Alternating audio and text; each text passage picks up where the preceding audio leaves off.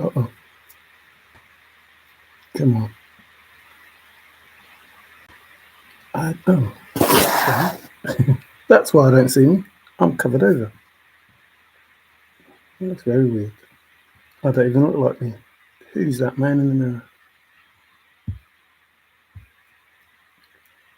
So, hello, nobody. Just chat to myself for a bit until people. Could be a long while. There might be nobody coming in. I hope you're good at talking to yourself, Mario. Another message.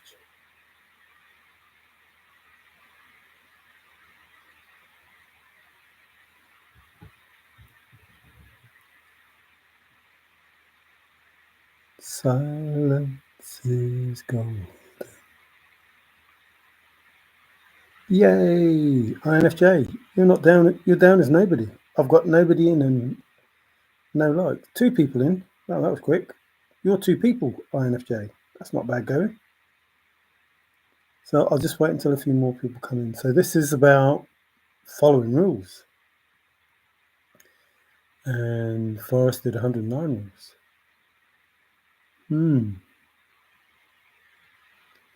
And the only way that this could happen like it's supposed to be is if somebody followed the rules.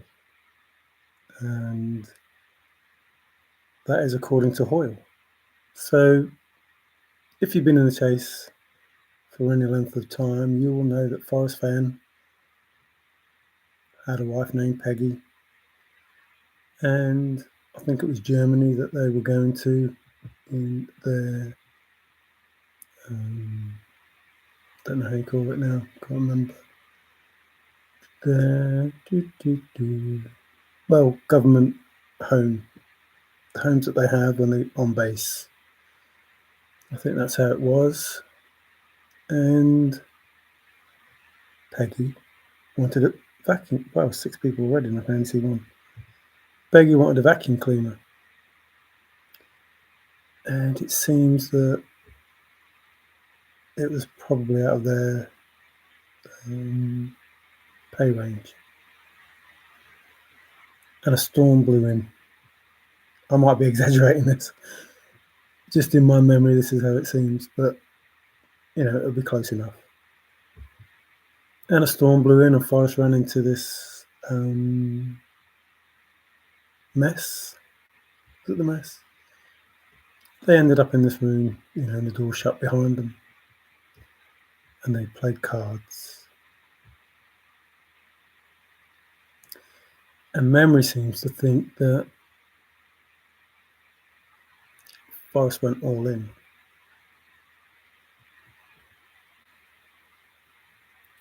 With the hand that he had. And he was playing against his superior. I think it was his superior. Yep. Memory says superior of, I would say, the base. And he went home and he said to Peggy, go get the vacuum. And obviously she was happy. And,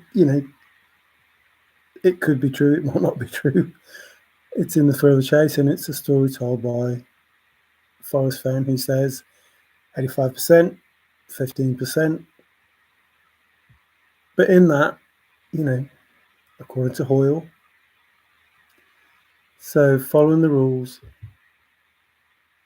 doing the right things, positive result. Maybe even clean up. So if it's following the rules, if it's done and nailed down, or even done,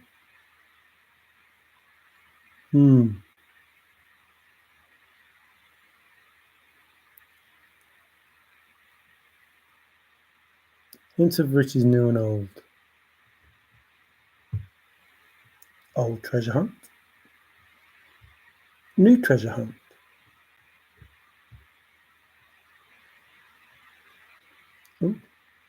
Is Forrest going to give us hints for this thrill of the chase? And does the thrill of the chase continue?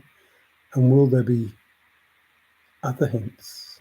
Or will the hints that you've had already stand you in good stead for what comes next? For the promise of new discoveries? All of those things were told to us by Forrest Fenn.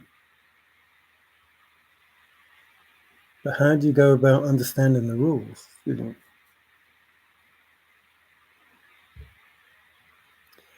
Well, in the Stoof.com song,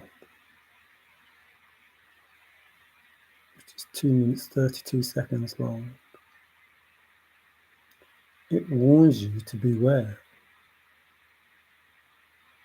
And in the poem, it tells you it's official. There's a man with a gun. Does it say that?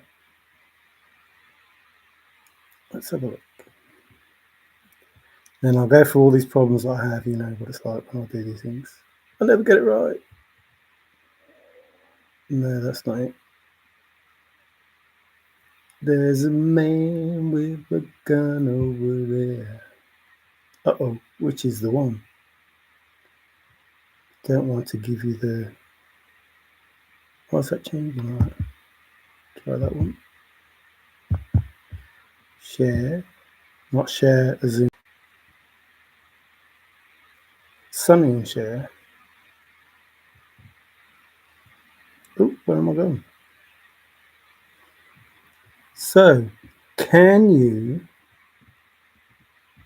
see the screen?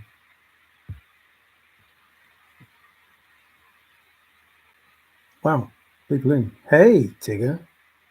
Hey, Woody. Well, hello there, Woody. How am I? I'm good. Thank you very much. And how are you? My laptop won't start. Have you turned the key? Have you put it in neutral? Foot on the, I don't know, electric eyes on the brake. I find lots of cool stuff on the poem. Yes, thank you, INFJ. I'll take it that's a yes, you can see me. So I am going to go to the poem. Can you see the word beware? Because you have to beware.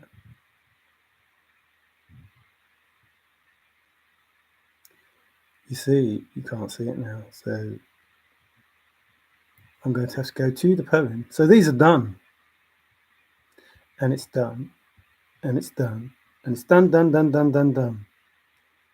And there's important information left where it's done that you don't know about because I haven't told you.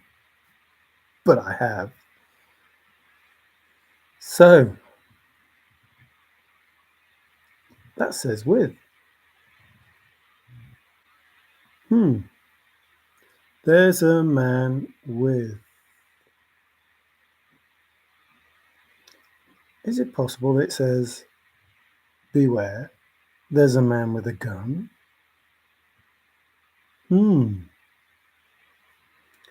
I don't know, but I've been told Forrest, here's the chest of gold. So now, hopefully, you can see the screen. Remember, contiguous, continuous, chronological. Uh-oh, I hate when I do that. That's exactly what I say to David. I press a colour and it's exactly the same as the other colour and then you can't tell the difference. So, there's a man with a gun. Now you might think, we've already done this man, but this is slightly different than what I've already done. And again, nobody's turned around and said, oh,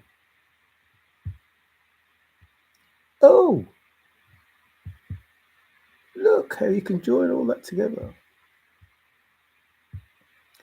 There's a man with a gun over there. T-H-E-R. Movie. Is there a stoof in here somewhere with a movie? There, so with, there's, it's too close to looking the same colour, and it's very difficult for you to distinguish what it is that I am showing you. So here I am told to beware, and here there is indeed a gun.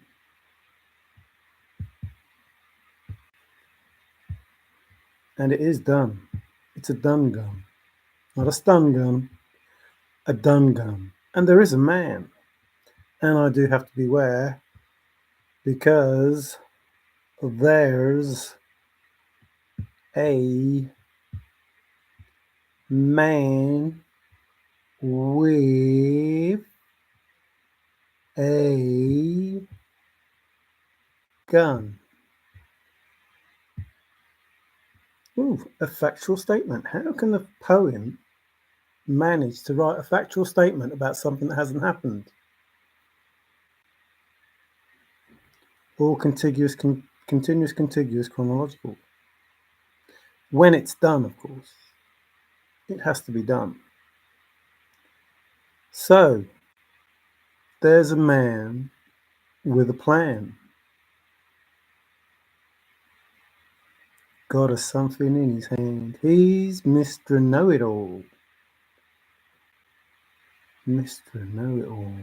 He's Mr. Know-It-All.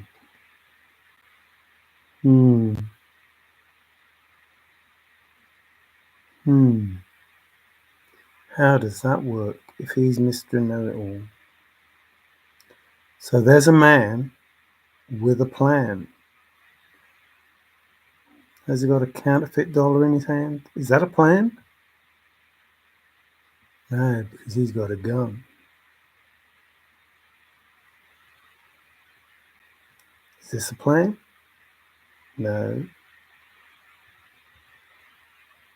Who's got the plan? Is this a plan? To take the chest and go in peace. So this stems from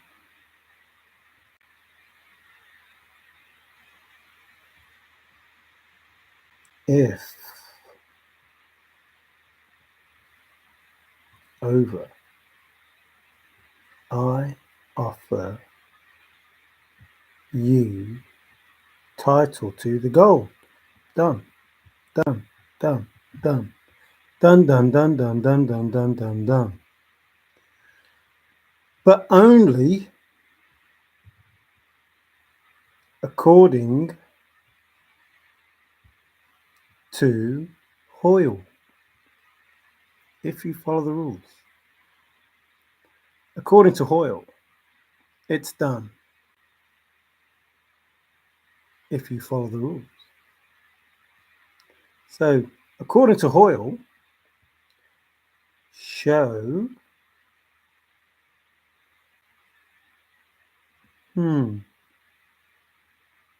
show who? Mario. According to Hoyle, show everyone. Done, done, done.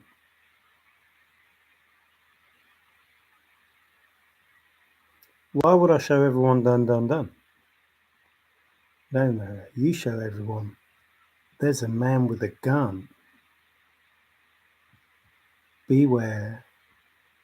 There's a man with a gun. Oh.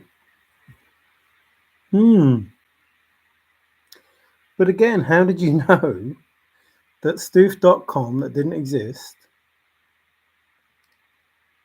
is going to have a man with a gun? Please listen. It may be needed in another hunt. How, with the different information Is it the same information? You see, it's still about stoof.com.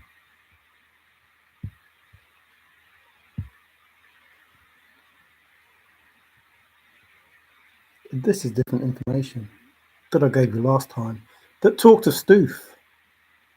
How does that work? How does Forrest change the information with different words?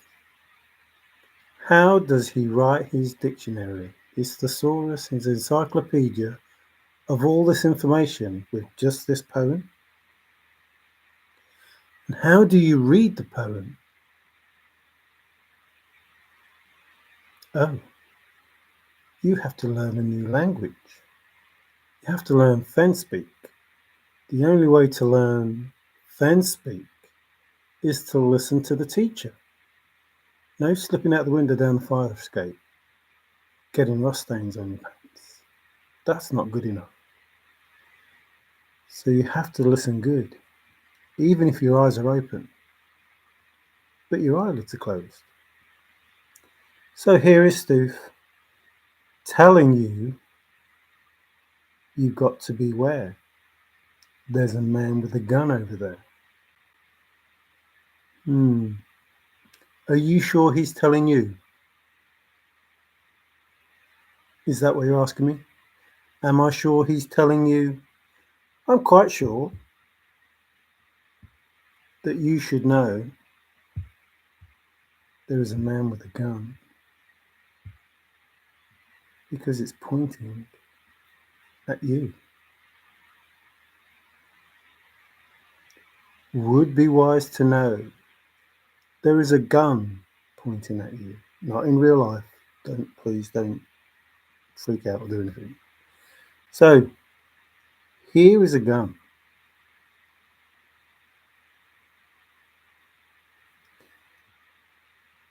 And it's directly at you.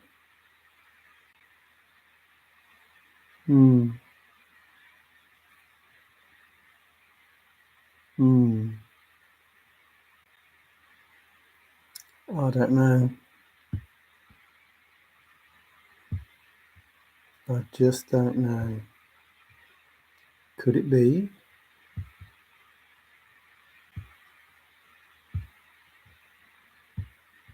P-O-P-O-I-N-T.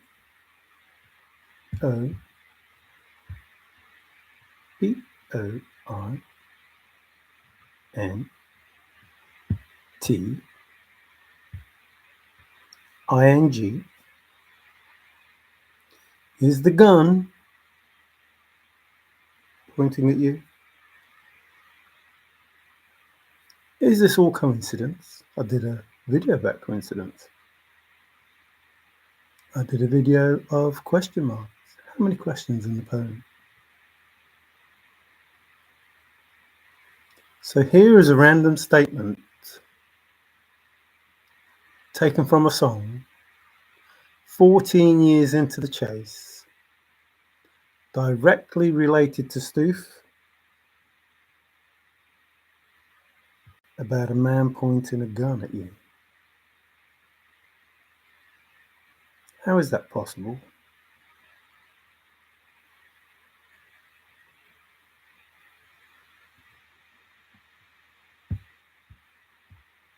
How is that possible? Is it possible? Is it pointing at you? Of course it is. Here is pointing. Here is you. But it's pointing at you. At you. So you can't get away from it. The gun is pointing at you. The gun in the song that has nothing to do with anything.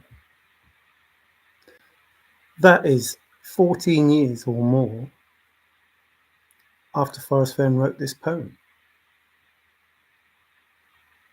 Did Forrest Fenn think of this song before he wrote the poem?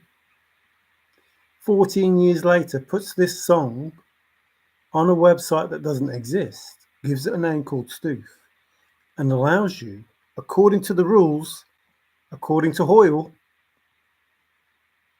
the finder must follow the rules according to Hoyle, and that person would find this information, which has nothing to do with anything other than there's a man with a gun over there telling me I've got to beware. Is he? There's definitely a there,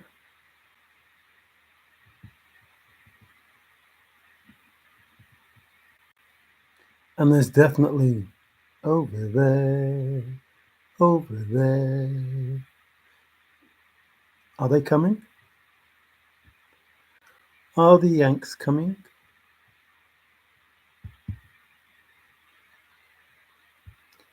There is even, it's done, don't forget, follow the rules. Follow the rules. Is there a there, my dear? Is there a there? Of course there is. So, there's a man with a gun over there telling me I've got to beware.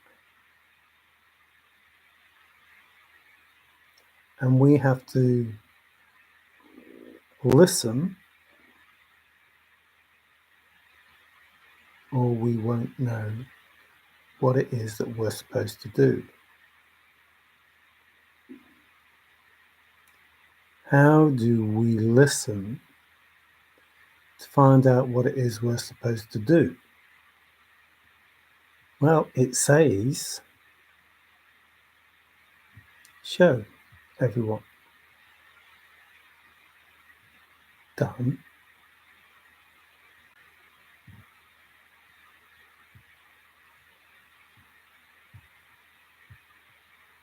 Done. You see, Forrest said, decipher the clues in my poem. What's a cipher? How do you decipher the 9 clues in the poem if you don't know what a cipher is? And how, then, do you go about deciphering? Well, it's all according to Hoyle. So the information given helps you navigate the poem, which,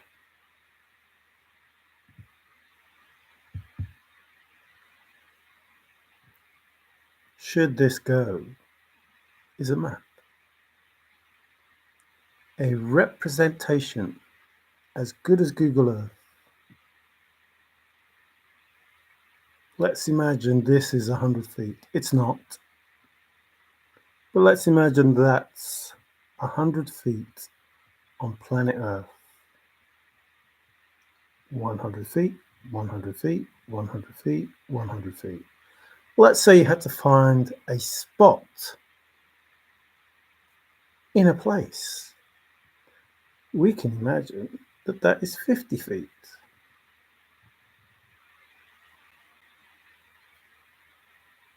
But Forrest said, if you get within 12 feet,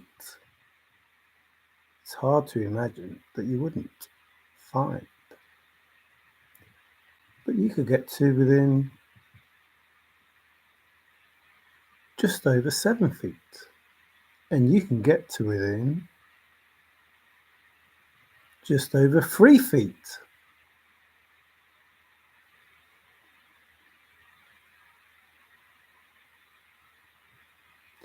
And you could get to the exact spot. I don't know why that other.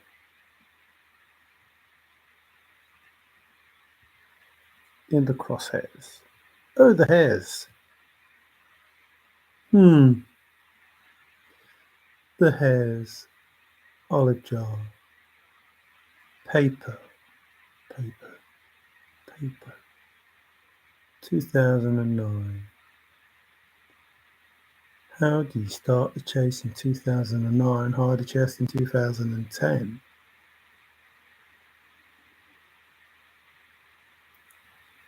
1021. 31.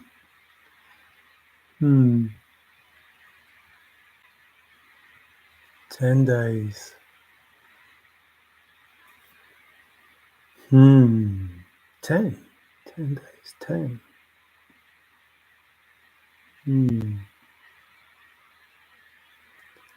So, the man with the gun over there. Uh-oh. I don't know what. Oh, there. Oh, you lot have been talking too much. Don't. Where have I gone now?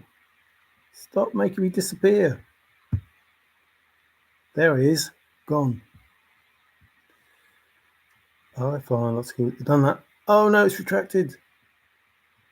But is there a watermelon? Yes, there is a watermelon. Is there a nuclear war? And if so, are we fiddling it? Fiddling? No, while it burns, not before it burns. Beware started about 2018 or earlier. Ooh, 2018. 2018. 2008 would be a good time to start. That was when I think the awareness took their first steps, in my way of thinking. So the awareness took its first steps. 2008 would be a good time to start. 2018. Everybody I know has guns. What, these sort of guns? Hi everyone, I'm driving but listening. Cool, nice to see you, Queen. Or read you. Don't shoot, don't shoot. Now, I'm not sure if Forrest was taking the mickey out of me. I told someone earlier that on my first trip, I had to beware. Well, my first trip, my only trip to America, because I walked onto somebody's land and they had a gun and told me to get off. So basically, I had to beware.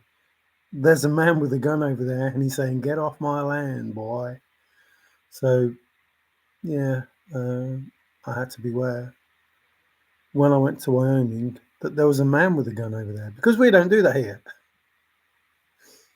And we're not aware of people with guns. So I'm not certain if he's taking the mickey out of me,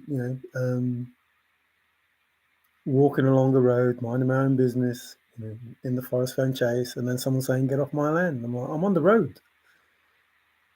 I'm not on your land, I'm on the road. The road's private property too. Like an idiot, because I wanted to find this chest. I said, it's a road. How could it be private? It's a road. The road goes to the top of the mountain. How am I supposed to get to the top of the mountain if I can't use the road? And so the road's private. You have to go up the mountain from the other side. And how do I get to the other side? Well, you have to go back down the mountain. And, a man with a gun, you need to beware, don't you? So you go down and start all over again. I have guns. Guns. Sounds like Stoof is scared of something. I was scared of something. I was scared of a man with a gun. What's some gunman in the chase doing what exactly? Well, what is a gun? It won't be the first time pointing at me. Well, definitely pointing. Like, you could say it's coincidence, but nah. When you put it all together and it all fits every time, nah. Nope. And it's totally random, has nothing to do with the chase. Absolutely nothing to do with the chase. And yet there it is right in your face. According to Hoyle, according to the rules, remember, as I have, and with V1, 1V, 5, 4, and 6. So you've got D, E, F. Sorry? DEF. Sorry? Said, hear me all and listen good. Deaf? Are you deaf? Here are your clues.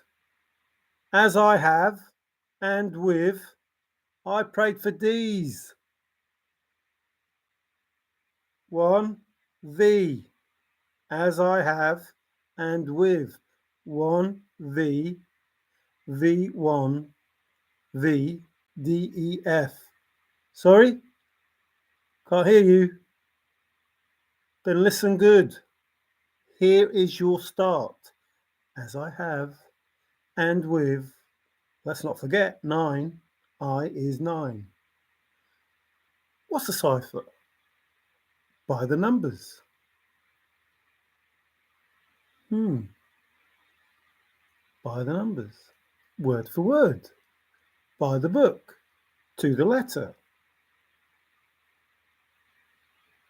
Word search. Hang on a minute. Are they things that I'm doing? Well, there might be. Is Davey doing the same thing? It might be. Do you think that's what Forrest said? According to Hoyle, follow the rules. You see, if you're going to look at the Forrest Fenn poem and the person who wrote you tells you to decipher it, maybe you need to get the right cipher. Because not any old cipher will do. You have to understand what a cipher is to decipher. See, there isn't just one cipher. There are lots of ciphers. And Forrest told you to decipher his poem with his cipher, his dictionary, his thesaurus, his encyclopedia, his story, his narrative. You know how long that list is? You know how epic that is? Of course you don't, because you haven't read the dictionary. That Forrest said he looked up all the words in the dictionary that he wrote. So he had to look up all the words in there because he wrote them. So every single word that he wrote is in his dictionary, because he said, what does it matter what the word is, as long as the reader knows, as long as the reader understands? So he changed all the words, made his own words. We call it Fenn speak. So you had to read all of them books, not necessarily the Thrill of the Chase, but all of them books in the poem you had to read, including the poem in the poem, including the ode in the poem, including the other poem in the poem, and including the poem itself in the poem, and including the hints from the book in the poem. Wow, there's a lot in that poem, isn't there? How did he do it? And why would anybody read it? Well, according to Hoyle, that's what he had to do. 109 rules. I wonder what they were. Don't make the alligator mad until you cross the river. Well, alligator is about 1,000. How many people left in the chase? Cross the river. Isn't that past the river? Die. Don't make thousands mad before you die. Well, Forrest didn't, did he? And yet when he did die, there were lots of people that were mad. Was he warning us? Like, if you listen to Fenn speak, Fenn words, those words make sense. Don't make people mad before you die. They're going to be mad after you die, but don't make them mad before you die. Think nice thoughts. Oh, isn't that a precursor to people being mad? Think nice thoughts. Don't be mad. Makes you wonder, doesn't it? Like this deep thinking, using logic, makes you wonder why Forrest said that. This cowboy punched him on the nose. And then he says, don't make the alligator mad before you cross the river. I don't know. What be the first? Oh, the red coat's coming. Hey, that's Butlins here. That's like a holiday camp. I don't let people get that close. Find me if you can. Uh-oh. We're not down that road, are we, Forrest? Ah, the rules. I think as I host, the answer. As I host. As I sit here before you, stand here before you, whatever, as we communicate, it is about finding Forrest Fenn.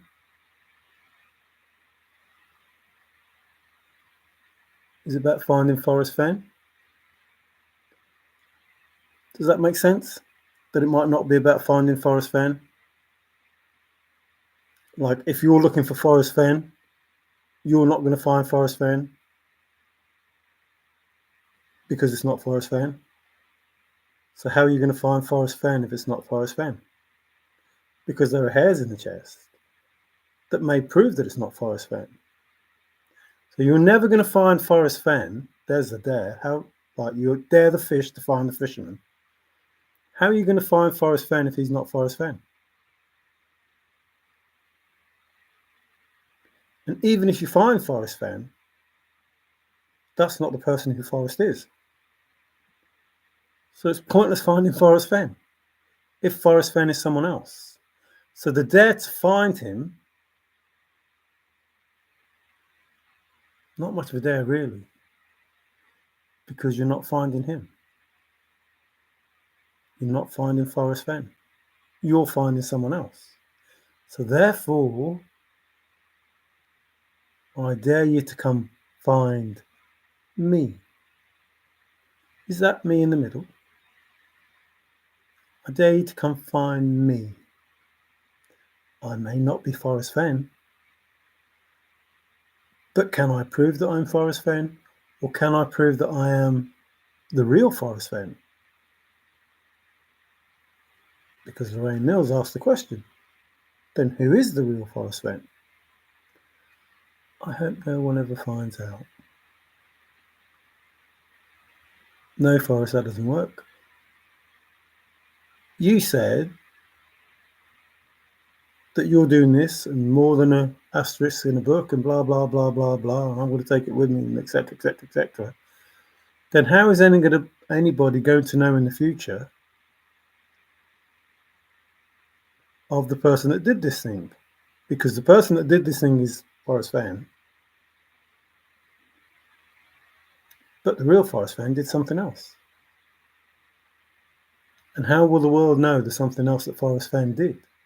The other Forrest Fenn, which is the real Forrest Fenn, or not the Forrest Fenn, like a pseudonym of Forrest Fenn, like a writer that writes a book but doesn't use their name, uses another name. Maybe an F, a little f, not a big F. Maybe the little f is about the fake chest, and maybe the big F is about secret treasure.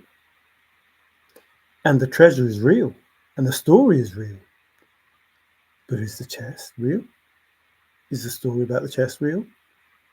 Or is it a pseudonym? What does it matter what you write as long as the person reading it knows what you mean? F. We knew that to decipher the poem was nowhere near easy. He was potentially distraught at the fact it was deciphered within a few years. And again, I'll go back to, when I saw Forrest was upset in that video, man, that shook me, that did, because I was I was expecting a happy person because that person was teaching someone how to do it over distance. Like, I'm teaching this person how to do this. And if I can do that, how good am I to teach this person without actually having any, connection or communication, face to face. So to me, I'll if it is, me and David B, I was in the mind of he should be happy. And then when I saw he was not happy, I was gutted. Like, I could not believe that he would be unhappy at the point that what he was doing was done. Not finished, but he managed to communicate something. I didn't get it. I really didn't get it. And I didn't see that video straight away. I saw it, after, months, probably a year after or so, that he wasn't happy. I heard people saying he wasn't happy, but I thought that was to do with something else, not the fact that he wasn't happy. So, howdy, folks. Hi, Tim. How you doing? Or even low Tim. Depends where you are, within 5,000 feet or 10,200 feet. Why does the alligator get mad because I crossed the river the first time? Tick, tick, tick, tick, tick. Or was that a crocodile? Oh, the shiny, whatever. Can't remember. How doth the... What was that? Poem you said? Whatever. Hints everywhere. Yes, even on the stair with the mouse. I saw a mouse where there on the stair. All I have left is my name. If not for my name, I have nothing. What is a footnote indeed? What is a title? If you did not find out who he is, that means you did not solve the poem. Hi, Sophia. How you doing? Woody Bog, hey there. I like the real him better than FF. So, the first video that I really saw and remember was the Moby Dickens interview. I think everybody saw that. I've heard snippets of the Playboy interview. Everybody's saying how good it was, but I was listening to Forrest already, so I never really got, through that. The Playboy one. I heard one, I don't even know if it's the same one, but the one that he did for Australia, I heard that one, not the one that Cynthia did, the one before that. I like the real him. What was it? Better than FF. So the FF, the chair in that video, like, that was FF. And I'm thinking, wow, look at all this information here in this video. These books on the shelf, the information that, you're getting from the questions and stuff like that. I'm thinking, what's going on here? But that worst bit that I keep going on about is like, Forrest Fenn walks in. Does anybody know about my secret treasure? And not a peep out of anyone. My jaw drops and I'm thinking, what? 3 years in, or 4 years, 2003, November 4th, or November 3rd, 2004. Keep getting those two mixed up. 2003, November 4th. Whatever. What? Nobody's asking him what secret treasure. That's crazy. That shouldn't happen. So, the spider senses start tingling, and I think, oh, hang on, they're all in on this. And you see all the names in the poem, you think, well, who are all these people? And Forrest even said, I don't know if he was talking about me, but I was basically saying, like, you say don't trust anyone, and then you see all these names in the poem, and they're obviously in that room, and you ask about secret treasure, and they all say they don't know, but they don't ask you what it is, or, what it's about. And you just start thinking, hang on a minute, what's going on here? I guess I missed the video. Don't know which video that is. I like the word. All roads lead to Vegas. Laugh out loud, they sure do. Oh, that's a song. Hey, Jordan. Guessing has no place. Yes, it leads to a thin wallet, says Forrest Fenn, which potentially is another hint. Anyone know how Charlotte is doing on writing his book? Well, I'm of the opinion that the 3 books in Forrest Fenn's drawer are going to play a massive part in the promise of new discoveries. And if the poem has an extension, I'd say it wasn't wrote by JCB unless JCB wrote the first part. And I don't know how Shiloh is doing writing his book. Hopefully it'll come out before 1021. Shiny scales. I thought he had shiny teeth or shiny claws. Shiny teeth. Smile. I don't know. I can't remember. November 3rd, 2013. November 3rd. That's the one. Why am I saying 2003 and 2004? Oh, maybe a Freudian slip. Is that the video? That's the video. Yes. Sorry, Sophia. That's me being silly. That's it. November 3, 2013, when they're all in there, and says, Forrest, you find yourself doing a loop? That lady's dangerous. Forrest, if I find... Sorry. It makes me laugh every time I think about it. Do I have to share it with my brother? So it's written in the poem. Like the question's written in the poem. And I'm thinking, you're just reading the script. You're reading the script and you read the poem and you read those questions and you think, what's going on here? These people aren't really searching. Do they know that Forrest has given the script to the poem, or don't they know? Like they have the poem, but do they know that Forrest is reading or giving them the script to read from the poem, as it turns out to be Jack as well. So you're reading the script out of the poem and you don't know you're reading the script out of the poem, and it's weird, very weird. Charlo got stuck on the opening sentence. He can't get past the semicolon. Somewhere I recall the solver's worst feature was brown teeth. I wonder if that is true. Creepy though.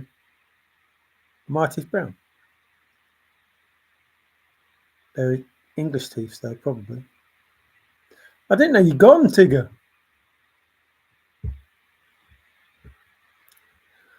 I don't even remember seeing or hearing that.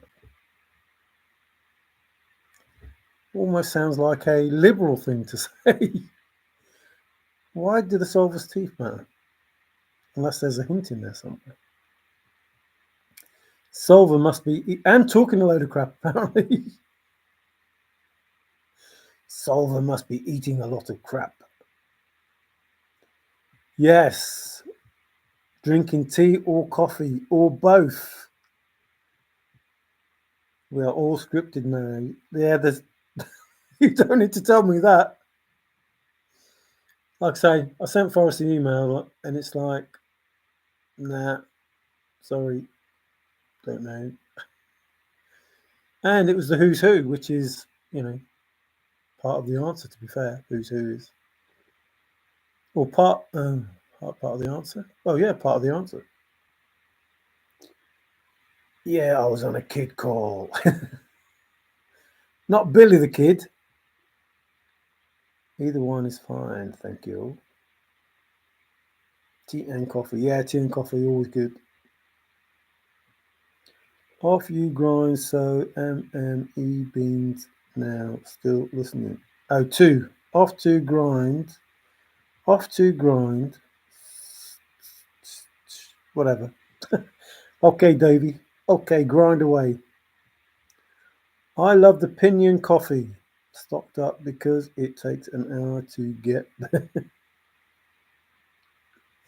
So there are a couple of things that Forrest did say that was like, what? So I wish I never said the word yes. These are all just paraphrased, just how I remember them. Don't keep, going back saying, oh no, we never said the word, whatever. But I wish I never said the word yes, or I hadn't said the word yes, or opinions. but she didn't say pinions.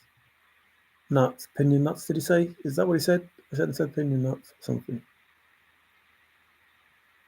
My kid, Cody. Well, there's two famous names there. You could have called him Kid Cody. That would have been a great name. Kid Cody. Or Cody Kid. I hate this phone. Hate is such a strong word. Pinion. Can't find that in Yellowstone National Park. Can't find it in Yellowstone National Park. Well, you see, the issue with that is you can't find it in Yellowstone National Park. Unless it was specifically grown somewhere in Yellowstone National Park. Like somebody decided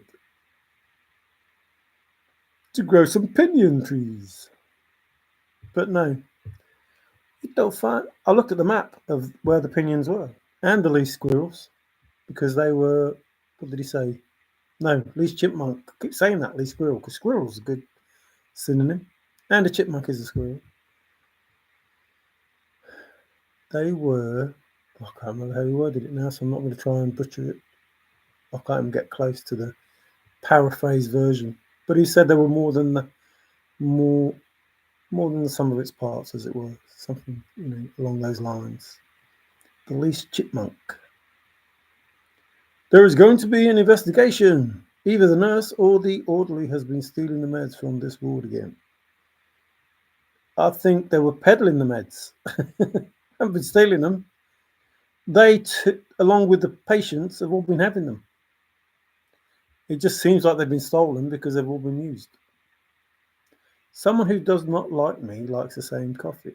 Maybe that is a breaker 19 good way to begin. Grind me some. Yo, Davey. To Davey. Hey, MJ. How are you today? Are you well?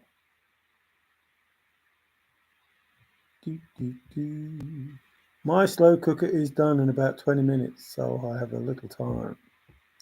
Well, that doesn't seem very slow.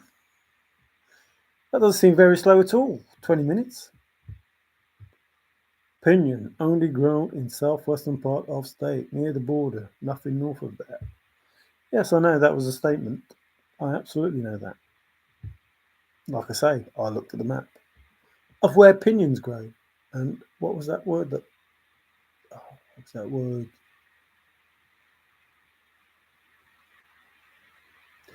So as I looked at the map, it was here on the right. Then there was a place in the middle here. And then it was all down here. And what was it? Oh, I can't even remember. Nope. Long time ago. Over 5 years ago now. But there was like a pinion map where pinion trees grew. And if you look at that, you'll see. You'll see. In fact, Frank, you can do that now. Get the pinion map out and have a look, see what it says. What was it in the middle? Oh. Don't know. It's gone. It's gone. Pinion trees only have a crop every 7 years. Good. I'm glad to hear it. And I am good too. It's daughter's birthday tomorrow. And party next week. We're having a party. Whilst we're looking forward, not really looking forward to it because maybe on, but you can't put life on hold. She's of a certain age where you have to make the effort to celebrate it. Oh, Mario, my cooker only has about 20 minutes left. Been 8 hours. Yes, very slow cooker. Now, since you put it like that, 20 minutes left. How has your day been, Tigger? Was that Forrest's major slip? Well, he is a major, so any slip would be major. Slip by major, so any slip would be major. Well, I don't know. I don't know. I don't know. Tigger, stop teasing me. I've seen the map too. Oh, is that the sequel to the map one? My day has been crazy.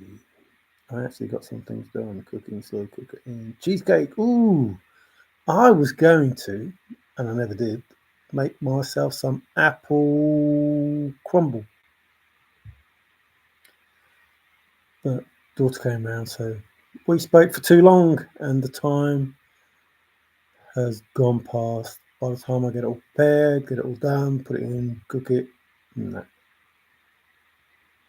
So it didn't happen. So it'll be tomorrow. But I managed to do the washing and the house cleaning stuff. I've decided I don't mind vacuuming, but don't like polishing. It's just no. There's got to be an easier way. You should be able to do it without doing all that flipping moving of stuff and polishing and putting it back and polishing that. And my way would be throw it all in the bin. And you don't have to, but cold, hot, no wind, windy, sunny, no sun. What? Yes, I agree. What the? Flying. Can't the weather make up its mind? Or are you telling someone, like, where to go? Nope, cold. Nope, hot. Excuse me. Sounds like my day. The split units cannot keep up with the temperatures. I need to divide the cheesecake into four. Oh, don't talk about cheesecake. I love cheesecake. And freeze 3 parts. Otherwise, wow, I can't be a piggy. Yes, you can. Yeah, I love cheesecake. I really do.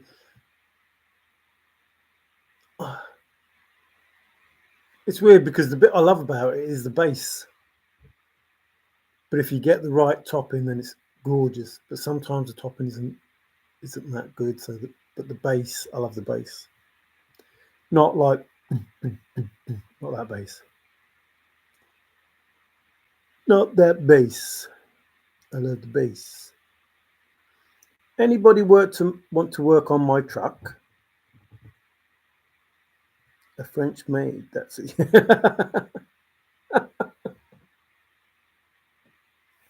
Yes. Yes. Can anybody afford me a French maid? But you don't have to be French.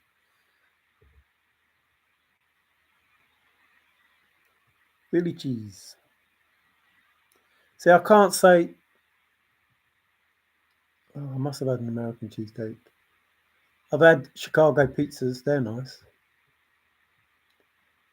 Deep, deep pan pizzas. But cheesecake, I think I've had American cheesecakes. But I love the base and the more syrupy, the better. An extra topping with sweetness. Tigger, I hope it hasn't been too crazy. What happened to your truck? Yeah, what's the problem with your truck? I'm gonna have to get another laptop soon. What, and put it in your truck?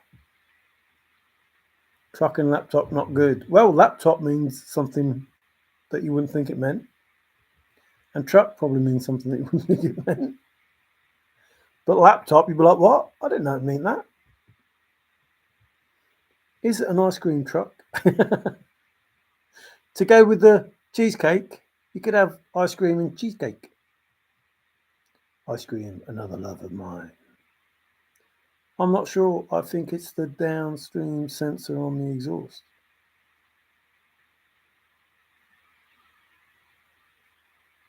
Yeah, that's almost like saying it's the downstream on the laptop. The stream is down. Talking about downstream, Ben, if you're in chat, I hope you and your family are doing well. You don't have to answer that if you are, just in passing. No, Dodge Ram 3500. Oh, knowledge without a D. That'd be Og. or just like Odge or Doggy,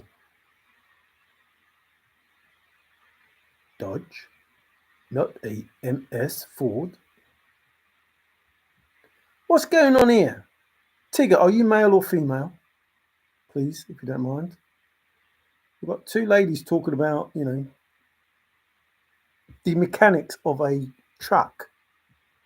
Not that there's anything wrong with that. It's just that not something I expect to see. I'm going to change it.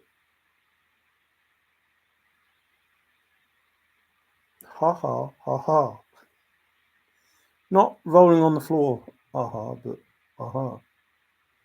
So I think I have talked about beware official gun. Oh, did I say official? Can't remember if I said official. Maybe I didn't say official. Plug in your code reader. If you don't have a code reader, buy a code reader.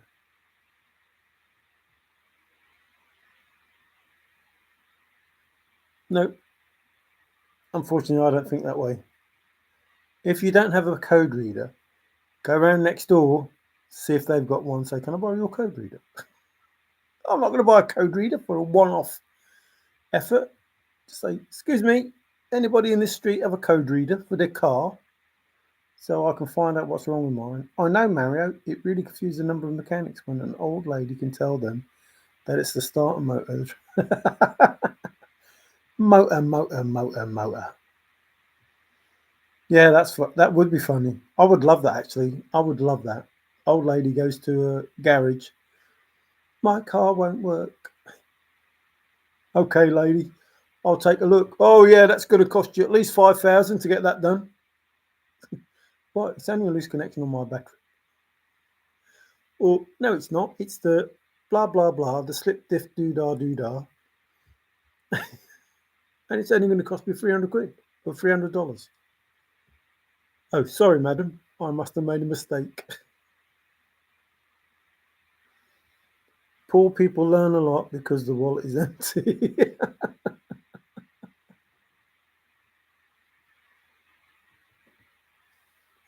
It's not funny. It's not funny, but it's funny. It's not funny because yeah, you get by because you do it yourself, and then you find out stuff that you didn't know. But yeah, it's funny, but not funny. Dang, yeah, yeah. My dad was like that. Excuse me. My dad was. Well, my dad did everything. It didn't matter what it was. I don't know how he knew so much. I really don't. But he would fix the cars, mind you. Yeah. Nowadays, it's most people have newer cars than older cars. Like you change cars more often these days. Before you used to have a car forever. Now, now you get rid of it before it starts breaking down.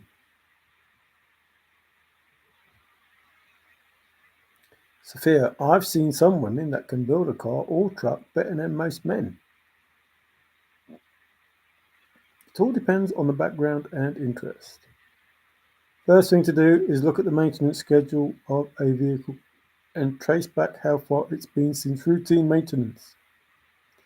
I can't remember the last time that I had a car that I took into a garage. Can't remember. That might change. Don't know. I would either lease a car or we had a Motability car, and they would change every 3 years. So I don't know. For the last 20 years, probably haven't had a car for more than 3 years.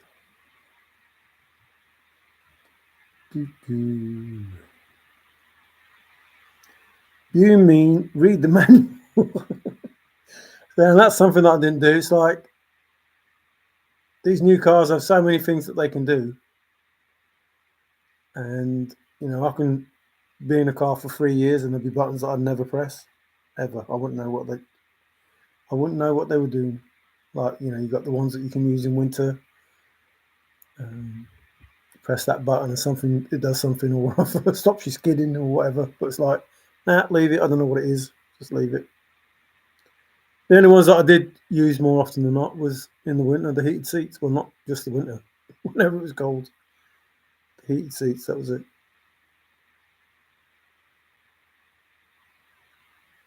The problems will be in there. Next is the restorative process. A code reader surely helps. Excuse me. Yes, one in the poem would surely help. A good code reader, preferably made in Fenland. The slow cooker just beeped and my spouse is still sleeping. Put it on again, make it beep again. See if we can wake him up. Hey, Zozo. How is you doing? Well done, but no, back, not the bottom. The back, like, my back doesn't like the cold. It really doesn't. Well, my body doesn't like the cold, but my back doesn't like the cold. So when you get in the car in the morning when I was going to work and you sit in a cold car, especially if you have leather seats, which I wouldn't have because it's too bloody cold, my back would seize up and just just trying to get out of the car was bad enough. So yeah, just like just make it more supple for when I got out and started working.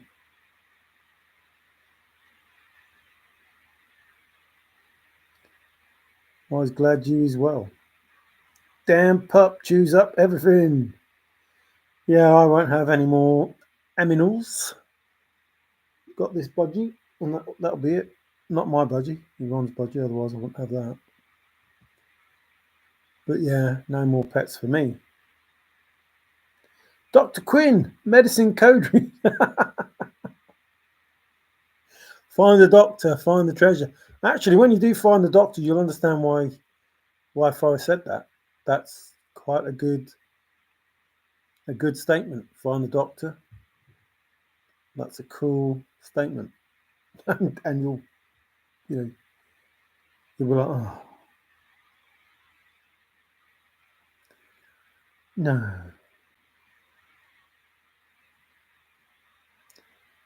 no, be like that. It'll be like that. I don't believe that.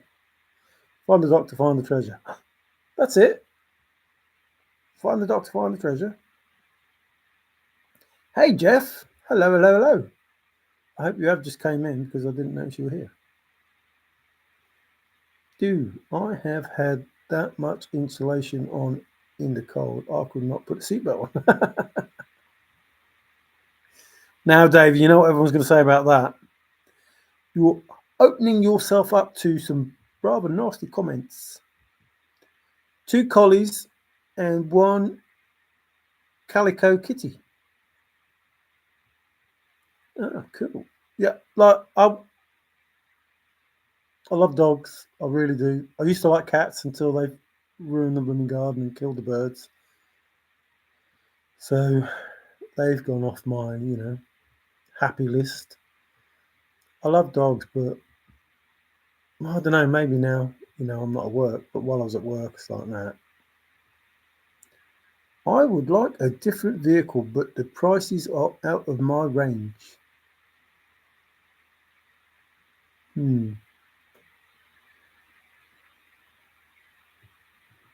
I would like a vehicle. A vehicle now. I am carless in Seattle. Now I'm carless in Stoke. I miss being able to just get in the car and go out.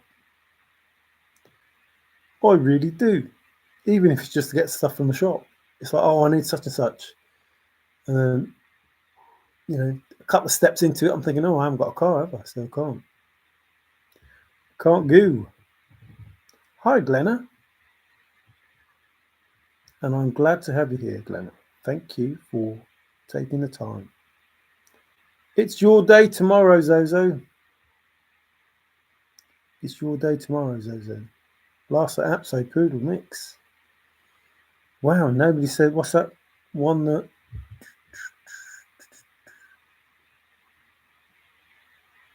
Pug. Nobody said a pug. I didn't say pork pies, did I? No, you said pineapple pies. Tig, Rosie the Riveter. Tigger, I'm back. Everybody's back.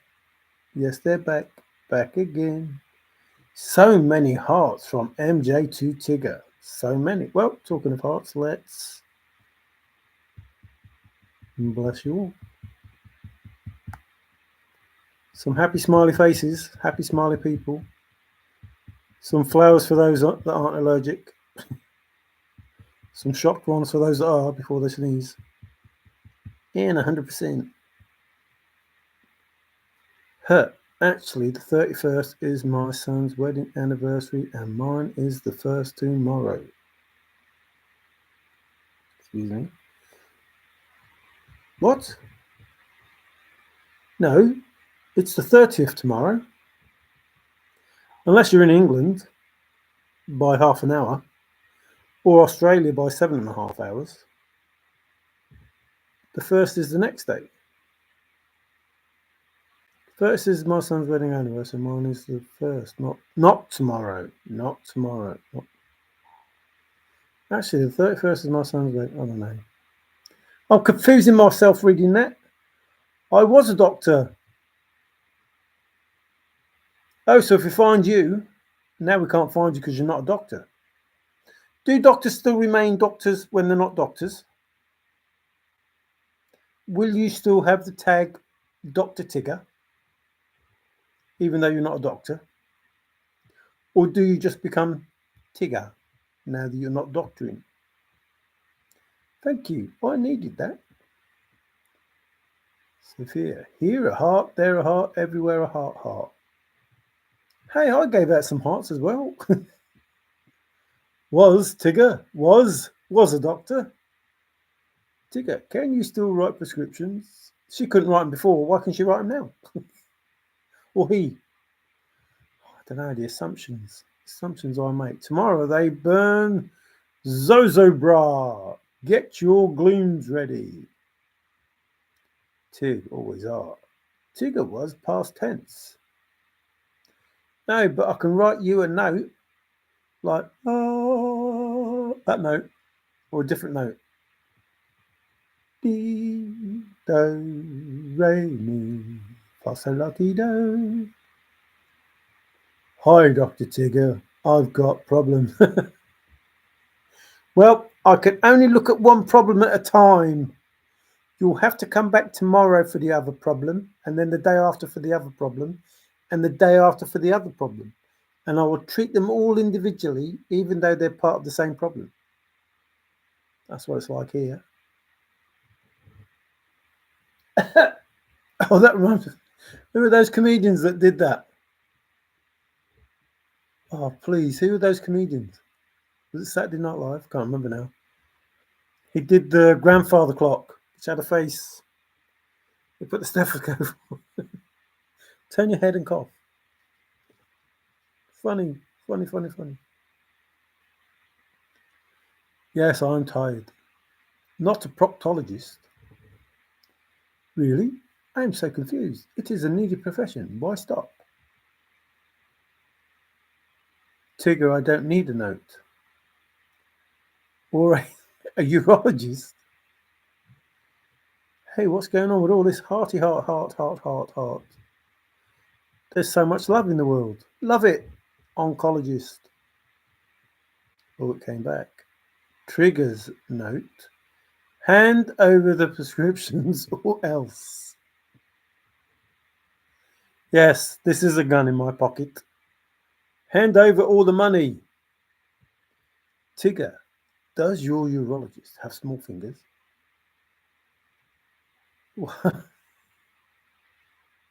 Sorry, Mario, I don't know. I don't know what you don't know. I don't know what I said that made you say I don't know. So I don't know either. So that makes two of us. We both don't know. Oh, that is right. 100th anniversary of the Zozo Bra burning. Never been to it in all my 20 plus years in Albuquerque. I don't have any regrets in life, apart from not going to a Zozo bra burning. Nope. Tigger, what's that? Ah, Dr. Love. Dr. My eyes. Calling Dr. Beat. Is there a doctor in the house? Or in the home of Brown? No, there's no doctor in the home of Brown. But Indulgence? Or Tarzan? Tarzan is Atlas. What? Atlas is poem? What? The poem is a map? What? And where do you go on that map? Anywhere. It is a good map.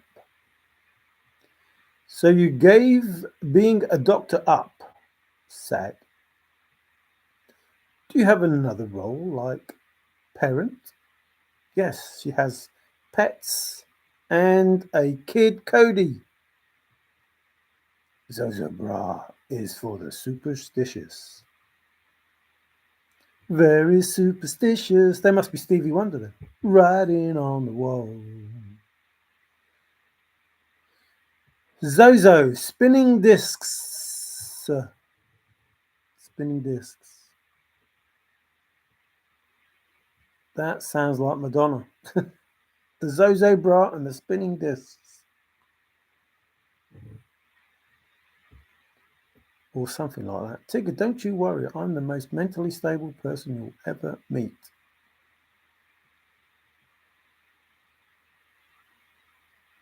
Meet? So much love and you haven't met? Wow. That's a bit scary. I met a dog once. She was cute and her name was Lulu. Her name was Lulu. There was blood and a single gunshot, but just who shot who at the Copacabana? Don't know the spelling. Did she shout a lot? Or did she make you want to shout? This Lulu. You know you make me want to shout. Same with religions, Tigger. Go. He couldn't help himself, Tigger. He could not help himself. He had to go there. Why do you go there?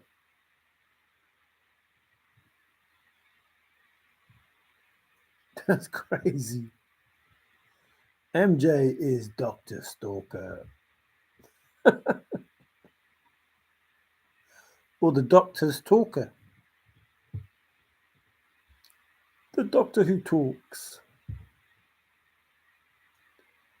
Yes, in a world where there are crazy diseases popping up here, there, and everywhere, we need as many doctors as we can get.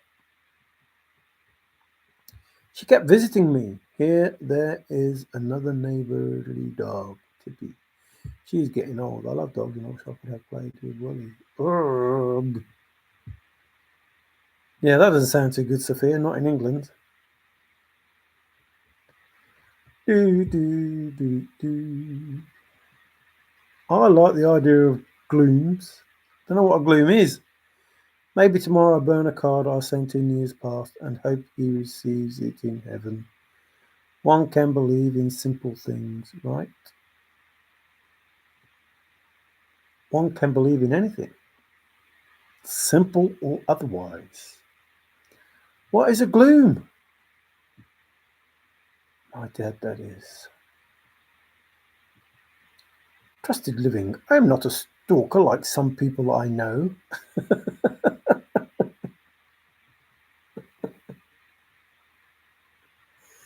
I'm not a stalker like some people I taught.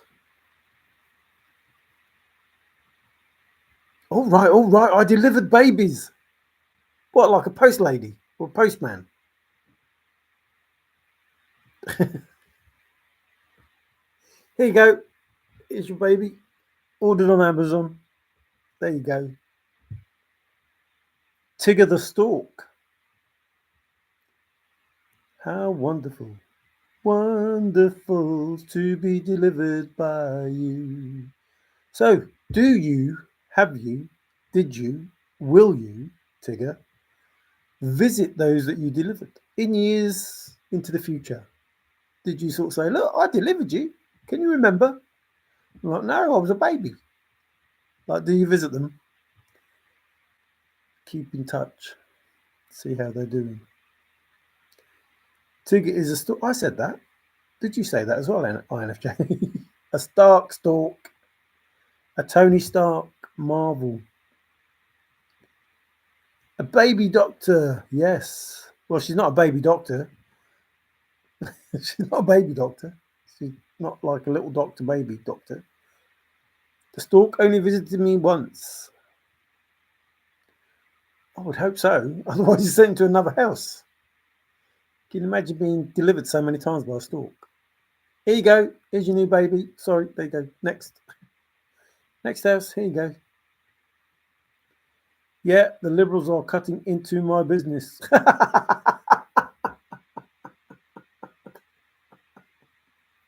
That's not funny. It's not funny, but it's true, so it's funny.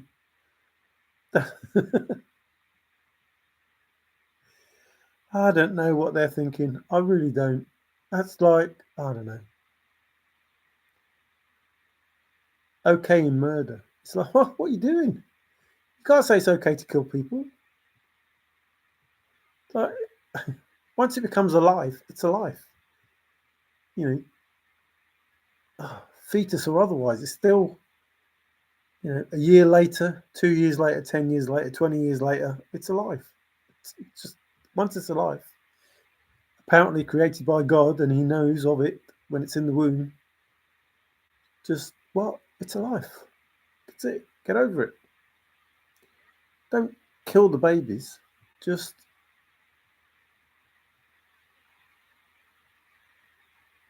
adopt them. Don't. Why are you killing them? I understand, rape. I understand those things, and that, should be separate to everything else. But don't have a baby and then kill it. What the? There's no logic in that. None whatsoever. Go through 9 months. Well, 5 months of not feeling too good to deliver it and then say, nah, kill it. I don't know. Yes, I did. Exactly when you said it. I hit send. Cool. Great minds and all that. Dr. Santangelo delivered me. I still remember. Well, I hope he didn't do it by the way that his name sounds and got you all tangled up in the placenta and stuff. Dr. Santangelo. West Nile virus is on the move in 30 plus states. Be safe, everyone. Yes, I'll echo that. Glad I'm not there. But again, that's what I said. With doctors, we need doctors. The world is full of people trying to kill people, so there's less people in the world so they can control them easier. It's like, that's how crazy the Liberals are. We were going to let all these people into America because we want to reduce the population, so we're going to have more abortions. Well, don't let as many people in. Then you don't have to have abortions. Don't let as many people in and let these people grow. Let these people in so you can kill these people. What the heck is that? That don't make sense. Oh, you don't want to go through the process of helping them grow up. And not being racist, but they seem to be, a different colour than most. I just read what the Rosetta Stone says, and it is amazing. Yes, it is amazing. And it took ages because it was in 3 different languages and stuff. But if that relates to the poem, then again, yes, it is amazing. What does it say? I had 2 severe heart problems. Oh, I'm so sorry. 2 good, pretty awful. I already do know it. I already do. I experienced strokes and a heart attack. Now it is cancer. I'll just take it as it comes. Yeah, I feel for you, Sophia. Yvonne was very much the same.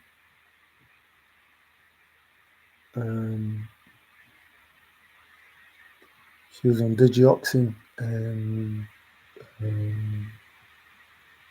no, I can't remember. She had an irregular heartbeat that would go, so fast it would make her collapse. Not good, not good. What other career can you do?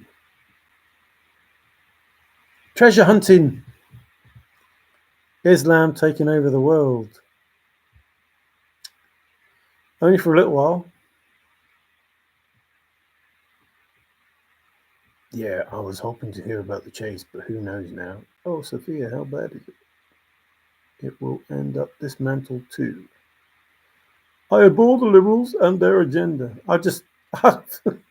There is no, well, I suppose there's an agenda, but there's no policy about how they work one to the other. It's just, let's kill these, let's, stop energy. So the ideas they have aren't too far out there. They're probably good ideas.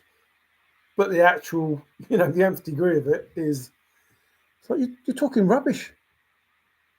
How you can't possibly exist. You just can't possibly exist. It's like owning a house, having an income of 30,000 and spending 100,000. No, that ain't going to happen. That's not going to happen. You might think it's all rosy, but at some point it just goes pear-shaped and you all end up screwed. And this, pro-life, they do mammograms on that. I can't remember what it's called now, but they don't. It's a lie. They don't do mammograms. What's it called? This abortion thing that they've made up. That sounds really good. It sounds so good the way they describe it, and it's called abortion. It's like, what? Makes it sound like they're really caring for someone, and I don't know. It's just crazy, absolutely crazy. Clean fuel and all this. You can't. You're screwing yourself over to try and please other countries. It is a great day to be alive when the sun's still shining when I open my eyes. Yes, always good. Well, it doesn't matter whether the sun's shining or not. It's still great to open your eyes. Good luck with that, Sophia. Our best wishes, they are. Very best wishes. Wait until the Conservatives lose their religion. Then the magic begins. I don't know if you can. If you have faith, it won't matter what happens, you still believe. You won't lose it. That's Fenn Benderzole, and don't eat that cheesecake. I plan to freeze the cheesecake and serve it for special occasions. Share it as in Strickland. Hey, Bill. I don't know what that means. I know Sonny and Cher, but I don't know that Strickland Cher. Yes, they want everyone to be gay and trans. So, yeah, they don't want no people. It's just crazy. You don't want any people, but you let in 20 million. What? Why don't you just have 20 kids? What the heck is... I don't get it. It's like, you don't... But they want those people that come in that will kill people. So I suppose there is something in that. We let all these murders in and they'll kill the population. There'll be less people. And we control less people. And plus we'll have more votes. Duh. Yeah, this gay... The illegals are here to vote because the blacks are reps now. Yeah. And that's all it is. Just Christmas is not...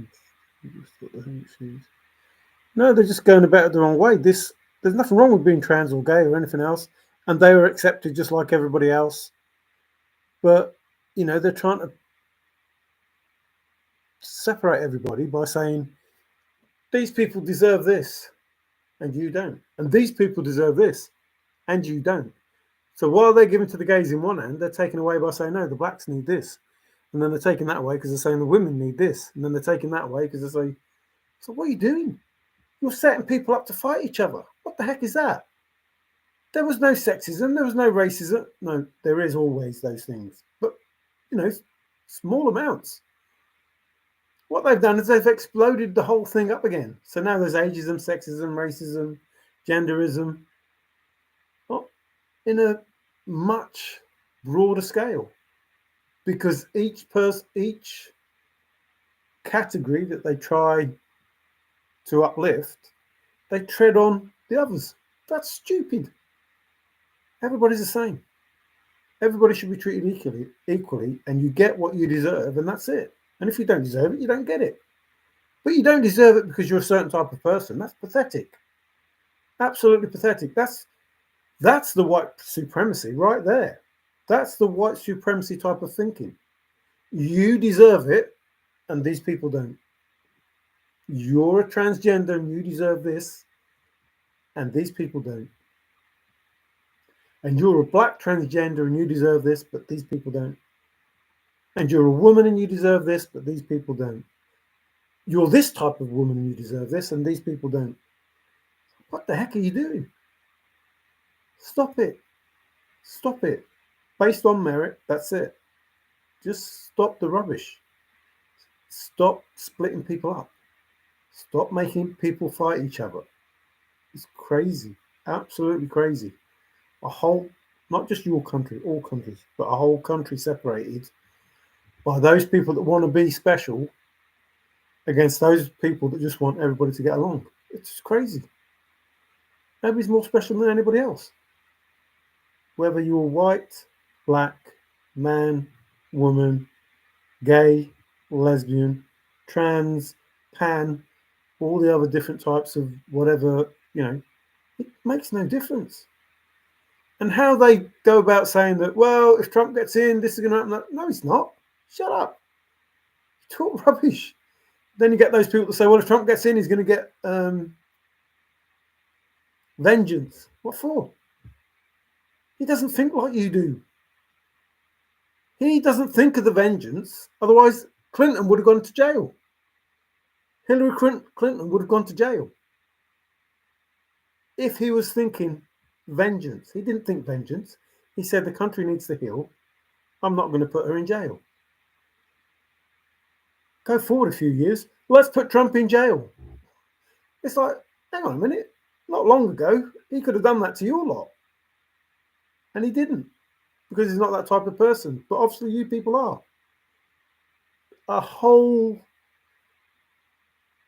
army of people, through the media and everyone, trying to destroy this man. And he manages to go through each piece. And they say he's a criminal. He's not a criminal. He's not a criminal. He's a persecuted man by people who don't like him, who are trying to stop him being president. It's got nothing to do with whether he's a criminal or not. And not just Trump, there's people all over the world that are getting the same thing. You don't think like me, and you're a very popular person, so shut up, we're going to stop you. That's the same with the Candace Owens. We don't like you, so we're going to take down your site. But I haven't done anything wrong. I don't care. Oh, okay, you haven't done anything wrong. Sorry, we made a mistake. Shut up. Anyway, don't start me on that. Why'd you start me on that? I long for this religion. Oh, so. Stop with your religions. There should be no division. I don't get it. I really don't get it. Damns up. They go on about the 2025. It's all bull. They make up what they think it's about, but they don't really read what it's about. Hope you have a good meal, the two of you. And yet there is plenty. Shows us all. No. It's a pan with links in it. Yes, there will soon be war against blacks and illegals. That's what they're hoping, though, isn't it? See, I told you so. Self-fulfilling prophecies. I will check to see if you all are still on after dinner. Thanks, Sophia. Don't rush. Enjoy it. You deserve it. Thanks for the heads up about the wonderful cheesecake, Tigger. I appreciate it. Hoyle is a deck of cards. One joker is dead. Hoyle is the deck of cards and the rules for playing those games. The joker is dead. One joker. Treat others as you would treat yourself. Terrorists don't. No, it's all just dinner theatre with the same understory. The elites get treated better than the commoner. Yes, but never be the victim. You have to go. You have to keep moving forward. You can't, like I say, you can't trip over the flipping future because you keep looking back. You just keep moving forward. You have to be who you are, and you don't need anybody else's say so. Like the elites, not the elites, yes, but these transgenders and people like that. Listen, you're the same as everyone else. We don't hate you. You hate us, but we don't hate you. What's wrong with you? We don't hate you. You're allowed to be who you want to be. Be who you want to be. No one's stopping you being who you want to be. But we are stopping you from, being male and going into the women's toilets. We are stopping you being male and fighting, ladies. We are stopping you doing those things because that's just pathetic. You're asking to be treated equal. You're saying you want to be female and you're not. So stop giving us the bull. Just if you want to be treated, in a certain way, then you need to act in a certain way. And if you don't, then maybe you need your own sport. Maybe you need to fight each other. You want to be separate from everyone else. Then you say you want to be like someone else. Well, which one is it? Either you're separate, you're a transgender who is separate, or you're not. Stop trying to be both. That's pathetic. But you're not even trying to be both. You're trying to be all three. You want to be a woman, you want to be a man, and you want to be a transgender. That really is someone who doesn't know who they want to be. But don't blame it on everyone else. Just crazy. Bill, the Joker's still in the box. In the box, get out the box. Get in the box, get out. Yeah, 4 cards and a Joker. But there is a whole card. Don't forget that. Gold hit over 2,500 yesterday. Wow, I bet that hurt them. What were they doing wrong? $2,500. You don't have no stinking apartments here. Nor no badges. I see no stinking badges. Build one, Bill. The whole card has not been played yet, and it is a doolie, in my opinion. I live in a 0x32 box. Living in a box. Living in a 10x32 box. Yeah, I didn't think 0x32 was going to be good. A doozy, yes, I thought it was a doozy, not a doolie, because I remember them singing, them doolies. Not according to the Conservatives. What's not according to the Conservatives? No, probably according to the Conservatives, but not according to the Liberals who say the Conservatives mean something. It's like, read what they say, not what the Liberals say they say. Read what they say. Did they take down Candace Owens' YouTube site? At one point they did, but then they said, oh, sorry, we made a mistake. It's okay. What you've been saying isn't incorrect. Yeah, because they were trying to say that she was a white supremacist.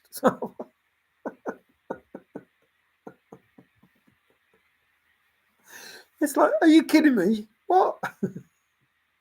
It's like, I think she went along the lines of, I'll be me. I've been me for so many years. And, I'm not a white supremacist, am I? It's like, they're just, if you have a voice and you're telling the truth, they shut you down. That's all there is to it. If you have a voice and then you're telling the truth, they shut you down. And that's crazy. It's like people going on about Elon Musk and his ex saying that he's letting hate speech and that go by. But you have a freedom of speech in your country. And you're allowed to say what you want to say. And if it isn't against the law, how can he stop people saying what they want to say? That's just crazy. So what they want him to do is censor people. Well, you can't censor people. It's against the law. So you can't knock him for not stopping people giving hate speech, even though it's not nice. It's up to the public then to censor those people. To make the comment to say, look, this isn't right, this isn't right, this isn't right. It's up to everybody themselves to decide what is correct, because that's what your country's about. It's It's amazing. It's like we the people, for the people, by the people. The people make the rules, and the people in government are there to listen to those rules that the people make. The government don't make the rules in your country. The people make the rules, and then the government decide through whatever process, Congress, Senate, blah blah blah, how those things take place. Have a kick-off thing about abortions, and they say, right, it's a state by state thing. Let the people decide, and you let the people decide, and they kick off. And it's supposed to be about the people. The people are supposed to decide, and that how your country works. And it's like, no, no, that's not how it works. I better go gold panning before it gets too cold. Yes, won't be long now. He had his thumb on the trigger, an inch over his left eye. He rang his own bell. Ding, ding, ding, ding, ding, ding, ding, ding, ding. When's the showdown, Davy B? Oh, the showdown. Drop it, Bill. Drop it. Do, do, do, do. It's hard to have a showdown if anyone shows up. Well, the man with the gun could have been Blondie. There's a man with a gun over there. Aren't you the Silver Shy guy? Why are you asking me? I just happened to see it. If it has been for a while, I did not know. So cool. Hopefully some folks are happier. Happier. Don't know. We don't need you doing politics. It's just hate. No, we should talk gold, not going up anywhere near what a loaf of bread did. No, I'm just talking facts. It's not politics. It doesn't matter. They're real facts. I've got no dog in the fight there. And it's the same over here. I have no dog in the fight because I don't believe anybody who believes that one way of thinking is correct. No, that can't be right. It can't be right. One way of thinking can't be right.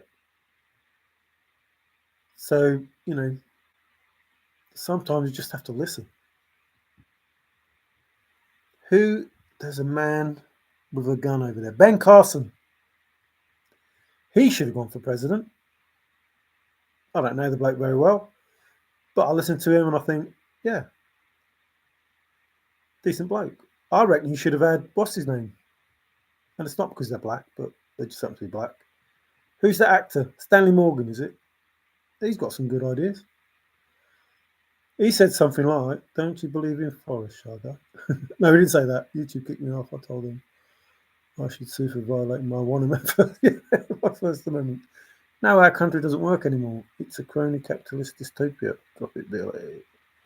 Leaving Maverick, this is all about Forrest making it happen. Move from that narrative and you fail. The two intellect levels in the new US Civil War are nowhere equal. The Union's even stronger than the Confederates than before. Yeah, but the past, you can't live in the past. AB, yes, believe in a Maverick, 100%. Your country is putting people in jail for saying what they want. Yeah, I'm saying, I'm not getting at your country. I'm saying everywhere. But there's no point in me talking about my country because only one or two of you will understand what I'm talking about. But you'll understand what I'm talking about when I'm talking about your country. I'm not getting at your country because I say in this stream that I've just been saying, same everywhere. It's the same everywhere. It's a agenda by communists, Marxists, liberals. It doesn't matter what you call them. The agenda's the same. Kill everyone, have less people to control. That's it. It doesn't matter what you do to do that. That's what you have to do. And that's the same everywhere. Just silence those people that can talk the truth and leave the people that feed you a load of crap. It doesn't matter what country it is. Davy B, no, I don't believe in Forrest. I believe in his creator.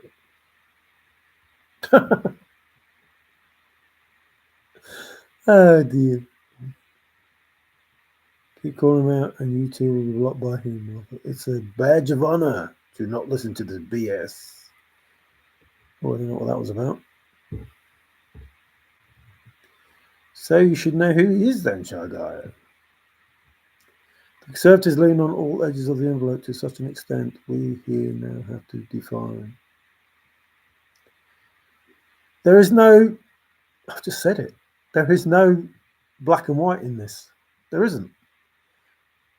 But what's happening is there is too far to the left and there is too far to the right. That's it, in both sides. There is too far to the left and too far to the right. That's it. Stop it. It's stupid. Absolutely stupid.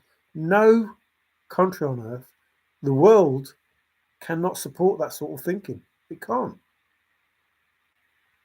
It's so close to World War III, it's unreal. If you reach out your arm, you will touch it. That's how close it is. It's a crazy place to be in. It really is. And it started in Egypt. It's just, it ain't long. You haven't got long. And then, to cry when it happens is too late. I saw it from about 100 feet.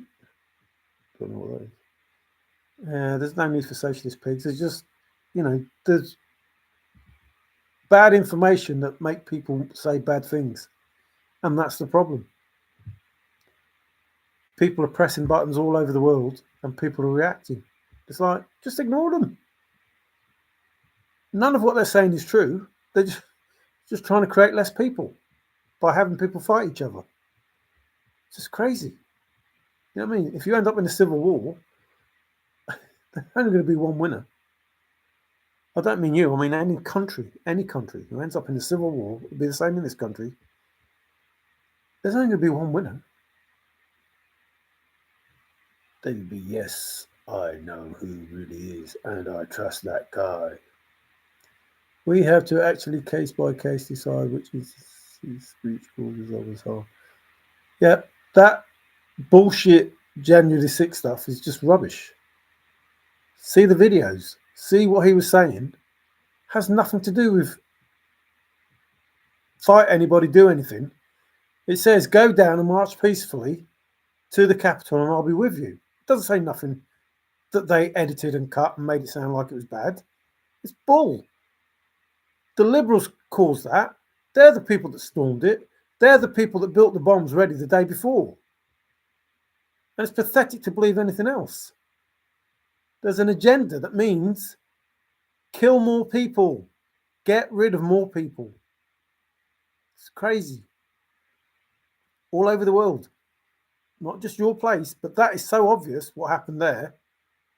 It was set up the night before. How does that go anywhere near somebody inciting a riot, especially when you look at the full video of what was said? It's got nothing to do with inciting a riot. Those people that caused the riot are far left loonies pretending to be Republicans. That's all that is. And if you believe anything else, I'm sorry, you are not listening. You're not listening to what's going on in the world. Be strong, Frank. Kindle that fire. Mario, the left has moved so far left, the middle left is now radical right. This is deep. Hey, Fendi, deep down. How you doing? Don't take any vax, guys. You don't need them unless they have weaponized the virus and vaccines. Even that is just to get rid of people. It's like, this is crazy. Every so often, go before AIDS, before everything else. Let's just bring something on the world to get rid of a few people. Well, millions of people. Well, we have no cure for it. And there'll probably be another one. Just because Jan 6 failed does not mean sentencing should find lenient. No, it isn't worth talking to people who don't want to listen. It's crazy. Absolutely crazy. You have the proof there that it was nothing to do with the Republicans. Nothing. Not even that much to do with Republicans. It was all about liberals trying to get Donald Trump put in prison. That's all it is. That's all this is. Everything you see, read, and hear is an agenda by a certain political party who do not like Donald Trump, the bloody DT something deranged syndrome. It's crazy. It's laughable. It's not even, there's no truth or any effort to try and believe that. Just crazy. And anybody who believes different is not listening. It's as simple as that. I live in a different country and I can see, and this country is the same. We just had it not so long ago. Some crazy idiot decides to put onto his stream that this immigrant killed these girls. That never happened at all. That's not what happened. But because he said that, he knew that real, normal, average people were going to be so pissed that they were going to kick off. And that's why he did it. It has nothing to do with the truth. It has nothing to do with the truth. It's just an agenda. There is no truth out there from these people. There is just a button-pushing rhetoric. That's all there is. And it's crazy to believe anything else. Everything John Adams warned against is coming to fruition. Everything the Bible warned about is coming to fruition. So, Genesis whistleblowers are coming forward. Yeah, Tigger, you don't need anyone to come forward. You look at those videos. Five Leaf, you're a liberal. Look at those videos in full and tell me if any of those videos have got anything to do with one man inciting people to riot. It has nothing to do with one man inciting people to riot. It has something to do with a political force trying to overthrow the republic. That's what it has. That's all it is. That is all it is. A political force that wants to be in power forever.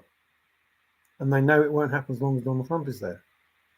To the point where they've tried to kill him. And don't say they haven't. There is no...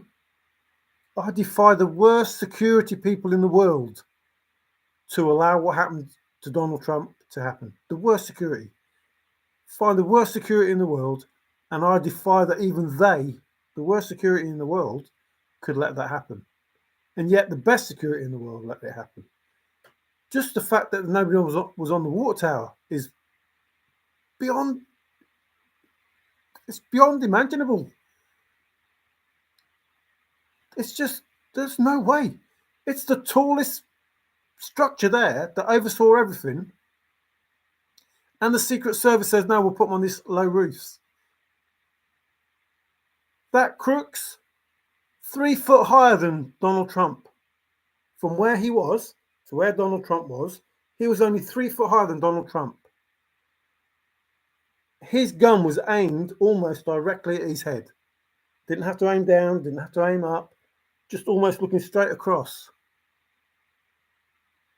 And those roofs that they were on were only a little bit higher than that. How much higher were they than Donald Trump? Not very high. It's crazy. Absolutely crazy. Oh, we'll just go outside and look for this bloke. What, you can't stay in the room and just look out the window and go, oh, there he is. It's crazy to believe any of it. Anyway, stop getting me onto that.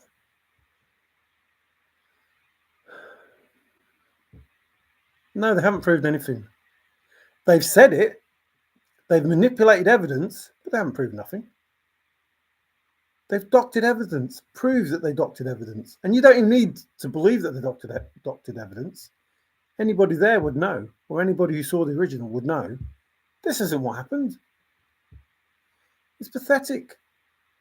And they don't want to hear about Hunter Biden and Joe Biden, who are selling services to these other countries, earning millions. What do they do? What's their job? Going over to China, getting millions from China. What's their job? What do they do? Build something? Teach something? No, they don't do anything. And yet they get millions. Oh, because Joe Biden shook somebody's hand? Because Joe Biden spoke to somebody on the phone? That's their job? That's what earns them millions? It's crazy. Absolutely crazy. If you want to talk about impeachment, there's your man, him and his family. That is so obvious from somebody outside the country. And again, I'm not just talking about your country. Our country's the same. All the countries are the same. They want to be rich, and China are offering money. They want to be rich, Russia are offering money. They want to be rich, the Hamas are offering money. Because they've got money now. They didn't before, but they've got money now. So let's pay people to do something bad. Just crazy. And people want to.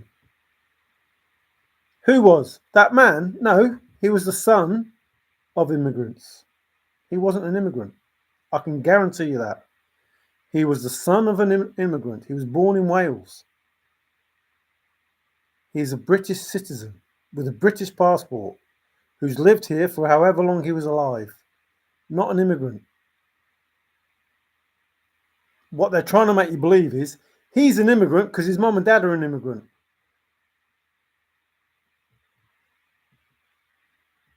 What? No, he was born here. He can't help it that his mum and dad are an immigrant, and his mum and dad are immigrants legally. They're not illegal immigrants. So to make him an immigrant by default, because his mum and dad are legal immigrants, that's crazy. And do you know what he said when he was told, the person who spread these lies? Oh, well, I got one fact wrong. What? He says, you're hating on me because I got one fact wrong. You got the most important fact wrong, you idiot. You set half a country up because you said he was an immigrant just come off a boat, and he didn't, and he wasn't. But you set half a country up because you said that's what he was, and you knew that's what would happen. And his only concern was, oh, I got one fact wrong. Yeah, the most important fact. He's not an immigrant who just came off a boat. That's the only thing that set people off. That important fact that you got wrong, that you're not bothered about. And this person has links with these far left loonies. And it's like, that's crazy. Why does anybody believe this person who says this stupid, outrageous thing? Because they've already planted the seed of division. I'm pretty certain that if somebody said, those illegal aliens that come into America, if they said, oh, an illegal alien came in and he stabbed 3 girls in a school, I don't think it would go down well. And then they turn around and go, well, actually, he's not really an illegal alien. His parents are, but they're legal immigrants.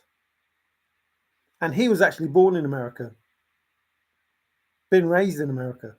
He is an American. The picture they showed of the person that's supposed to have done it, that the rest wasn't even the right one. Oh, I got that wrong. He wasn't bothered. He knew everything that he said was bull.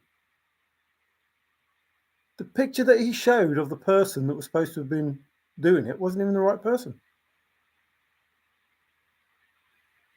It's just propaganda and agendas from people who want the world to go up in smoke, which is nothing different than what, the Bible says. And the more people keep doing it, the more the Bible will be correct. Whether you believe in the Bible or not, it's right. Everything the Bible says is happening. It doesn't matter whether you believe in it or not. You can hate everything about religion, you can hate the Bible, you can do all that, but it's happening. It doesn't matter whether you believe it or not, it's happening. What you need to be aware of, it's happening. And the only way to change those things happening is to be aware of it. And as long as you just ignore it and believe the things that you hear, see, and read, instead of actually, listening and trying to understand what's going on, which is a bit like the chase, but the forces that killed Kennedy have been in charge since Lyndon B. Johnson. Hoyle can't hint at bicycle. The SS people that were in charge that day are not even valid of security. No, it's just, and it's not because they can't do the job. Of course they can. Those people that were on the ground, they did what they're supposed to do, and they tried to, they put their lives on the line for the man. But it's as simple as that.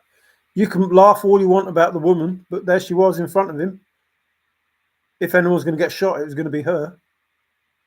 While she's not able to do the job that she's supposed to do because she left, half of him. You can't blame her being in front of him. She was in front of him. That's what she's supposed to do. That's what she did. But she wouldn't have stopped a bullet hitting him. So those people did their job properly. The people who set it up, them are the people that flipping failed. And they didn't fail. What was supposed to happen happened, apart from he didn't die. They made sure that crooks could get on that roof. They made sure that he could shoot at Donald Trump. And they made sure that when he did, he would be dead and couldn't say nothing about the money that they offered him and the bombs that they put in his car. He's a 20-year-old flipping student who doesn't go out getting super technologically made incendiary devices with a top of the range remote control thing to blow up. It's crazy to believe that that could possibly even be true. They said that he went with his push bike. He didn't. He went in the car. They said the push bike and the backpack, it wasn't his. They said he got a ladder. He didn't. It's like, what? How can you forget all these things that the media have said that happened that didn't happen? Those things didn't happen. He didn't use a ladder. The ladder came from the security people or the police or the whatever they were, security. That's where the ladder came from. And it's like, he didn't use a ladder to get up there. And these people that were on the roof that said it was too hot disappeared.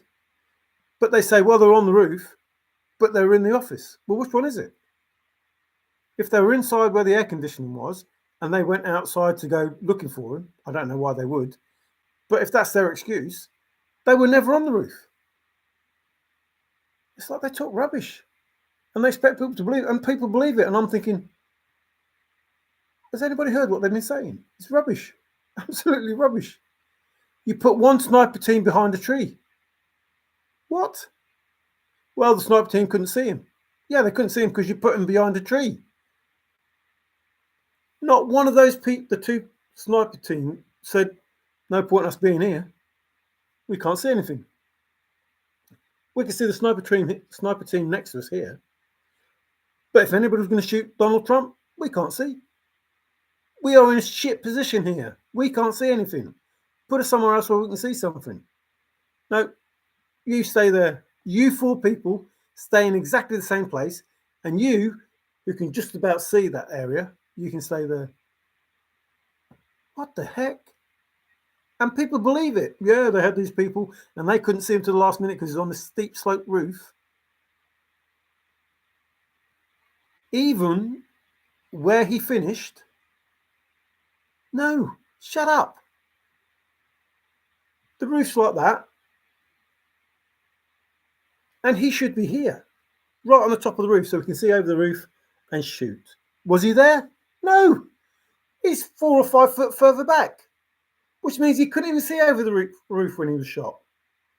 Bang, bang, bang, bang. No, bang, bang, bang. Bang, bang, bang, bang, bang, bang, bang. He should be on the edge of the roof, right at the top of the roof. That's where he should have been, right at the top of the roof, because he was looking over the roof to try and shoot Donald Trump. And yet they find him 3, 4, 5 foot further down. What, did he get up and walk? It's just crazy. Absolutely crazy what you're expected to believe. He didn't get to where he was supposed to get to, and if he did, he would have been there when he got shot. So something happened between him shooting and getting shot. It's just crazy. You hear the shots. When those shots finished, when he was shooting, he got shot. So how did he get from the top of the roof when he's looking over to shoot, so the person could shoot him? It can't be both. They couldn't see him, so they didn't shoot him.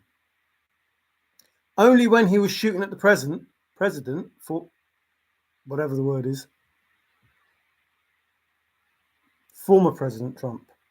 He was shooting at former President Trump. When he was shooting at former President Trump, then they saw him, so they shot him. So therefore, he should be at the top of the roof.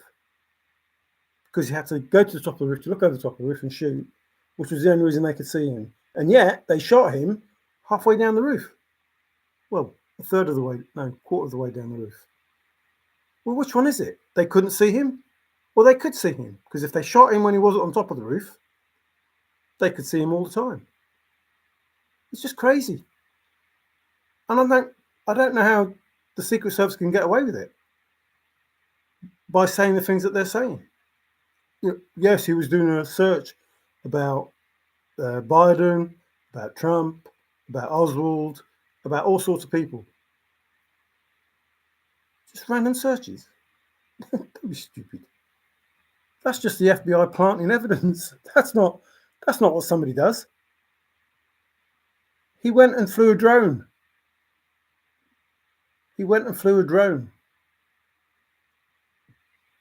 It's like, come on. And you had the option to, well, they had the option to fly a drone. Did they? No. Why not? Well, they didn't want to see. They did not want to have a reason to take him out and stop him doing it. One drone. They wouldn't need two drones. One drone. There's a man on the roof with a gun. Take him out. No, I didn't want that. Had a rangefinder. They couldn't find him. They took a picture of him, but they couldn't find him. They couldn't find him in a place where there's nobody there. Look at the film. You've got all these people taking film of him on the roof, and there's hardly anybody around. And these people were looking 20 odd minutes for this man. They couldn't find him in a place where hardly anybody was there.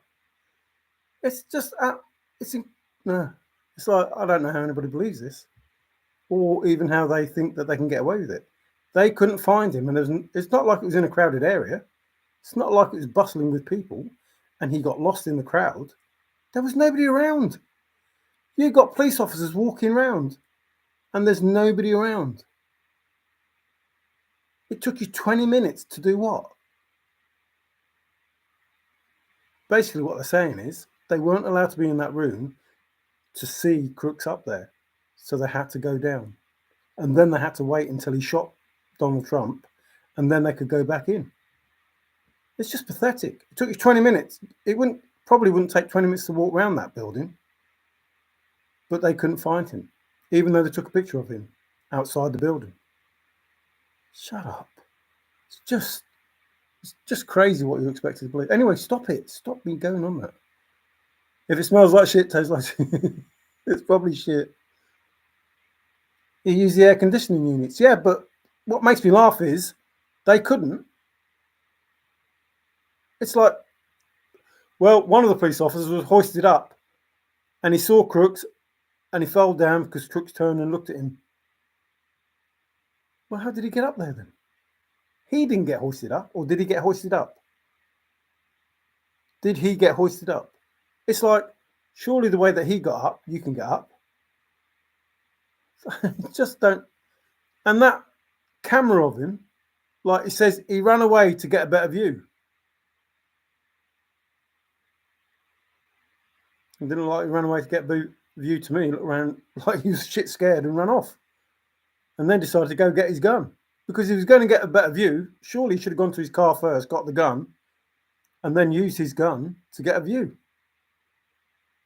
He ran off. I don't know where he was going. Then he goes back to his car, gets his gun, and then tells everybody where he is, and then hides. And then when they say, we've got a unit on the roof, he says, oh, lift me up. Well, why didn't you ask to get lifted up before, when you knew where he was? Go get your gun, get up on the roof and shoot the bloke. It's crazy. Absolutely crazy. The stuff is crazy. Yeah, I don't believe that they failed. They didn't fail. There is no way that was a fail. There was no way it was a fail. The only fail was they didn't kill him, because everything worked the way that it should have done. You know, their story would have been roughly the same, but Donald Trump would be dead. That's it. That's it. That's crazy. Anyway, everybody's going, I think, because I'm talking rubbish. I think Biden gave the go with his bullseye target remark. Yeah, the crosshairs thing, it's just crazy. Using that as an excuse as a means of... It should never have... I just don't know. It's just crazy to even try and believe that they couldn't... There was nothing in them that said, this bloke is acting suspiciously, apprehend him. That's it. You don't need authorization to apprehend someone and say, excuse me, mate, why are you using that rangefinder? Why are you acting so suspicious? We need to have a word with you.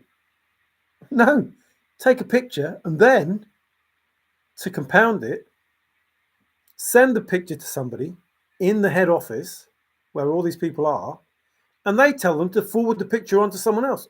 What for? So you can see if it's the bloke that you want to shoot Donald Trump and leave him there. You don't need the picture of him to be sent on. This bloke is acting suspicious. You don't need to send the picture on. You need to stop this bloke doing what he's doing. Somebody sends you a picture of a bloke with a rangefinder doing something suspicious. You say, right, apprehend him and we'll have a word with him. You don't need to send the picture onto a special number for them to say, yeah, that's the bloke that we want to shoot Donald Trump. What's he going to say at the other end? Thanks for that picture. He does look a bit suspicious, doesn't he? What do you think we should do? It's a good picture of him. Why would you forward the picture on? What difference does it make? The bloke's acting suspicious. That's it. You have the picture of this person acting suspicious. Tell them where they saw him and they took the picture. Anyone in the vicinity of that person, apprehend him. Job done. You don't need to send it off to another person for them to have a look and go, oh yeah, lovely picture. It's pathetic, absolutely pathetic. And then for people to believe it, it's like, no, you don't. Any other time, car backfires, that's it, get him off the stage. This 20 minutes of, there's a bloke we think is acting suspicious, we won't tell Donald Trump, we'll just leave him there and let this bloke carry on doing what he's doing. We'll send pictures of this bloke who's acting suspicious, and they will then tell us to send it on. To do what? Why does somebody need to know what this person looks like that's acting suspicious? They don't. You don't need to send the picture off to someone else for them to okay whether you should apprehend this bloke or not. It has nothing to do with how he looks. Unless you already know the person. Send me the picture. I want to know if it's crooks. If it's crooks, leave them alone. If it's not crooks, you can apprehend him. There's no reason to send the picture on to anyone else. Unless it's to say, leave the man alone. Let him shoot the man. It's just crazy. But Harris Murray thought, oh, no. No. No. No. No. The first, Biden couldn't find his way out of a paper bag, and you're in shit street. You're in shit street. People can't live. We're not much better, but you can't afford gas, can't afford groceries. She's in the White House now. When I become president, I'm going to do this. You're in the White House now. You're in there right now. Right now. The failures of the past government, I'm going to correct. You're in. It's you. It's you for the last 3 years. The people who have failed are you and Biden. When you become president, you're going to correct the things that you did for the last 3 years, 3.5 years. What? What sort of bull is that? And why do people believe that? You're in there now. It's you that created the problems that you're going to fix. Do it now then. You're in there right now. Fucking it up, excuse my French, for the last 3 years, 3.5 years. And you're going to put right what you already messed up. And that doesn't count anything to do with Trump, anything to do with anyone else. Here are the facts. Inflation's through the roof. You can't afford gas. You can't buy groceries. The person that did that is not Donald Trump. It's Kamala Harris and Biden. And for her to say she's going to fix it and do this, this, and this, it's you that created it. And you're there now. You're driving the bus. You are. Didn't you know? You're the vice president. And he's not doing nothing, but you're the vice president. If you want to make the place better, do it. No one's stopping you. They didn't stop you for the last 3.5 years where you screwed it all up. Fix it now. Oh, when I become president, I will do this, this, and this. You're in there now. Stop it. Talk rubbish.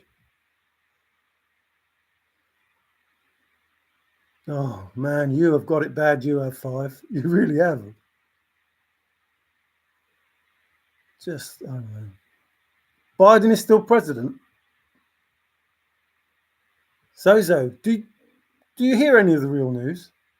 He could not be indicted or impeached because he wasn't fit enough to stand trial. He wasn't fit enough to stand trial. They couldn't impeach him because he wasn't fit enough to stand trial. And he's your president. You want him as president. This old man who's not fit enough, he was guilty. He was guilty, but he's not fit enough to stand trial. So let's not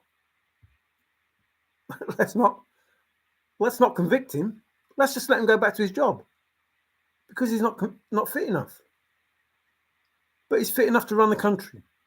That's crazy, crazy, absolutely crazy.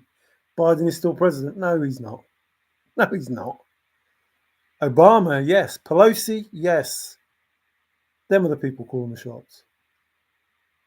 Biden, no. Absolutely not. Absolutely not.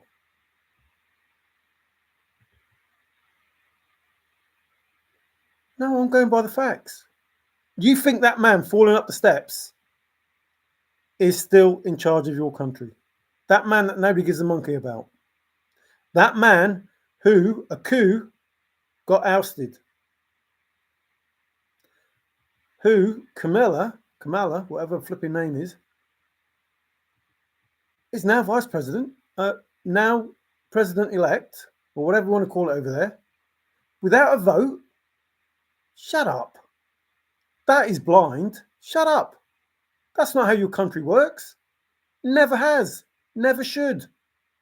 Shut up. She never got a vote. The only reason you're saying she's president is because you don't want to admit the fact that she never got a vote and she's in charge.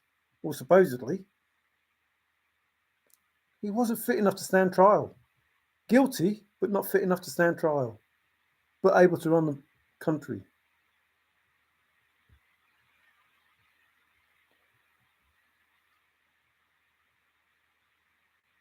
Yes, he was. He was threatened to, so he stood down. Listen to what he said. That was the threat. If you don't stand down, we'll use this. That's what was said. Listen to Nancy Pelosi. I had to do what I had to do. He didn't understand it, but I had to do what I had to do. He didn't want to go. They made him go, or we'll use the 25th. We'll say that you're unfit. He's already been said that he's unfit. He isn't running your country. No one will make believe that he is.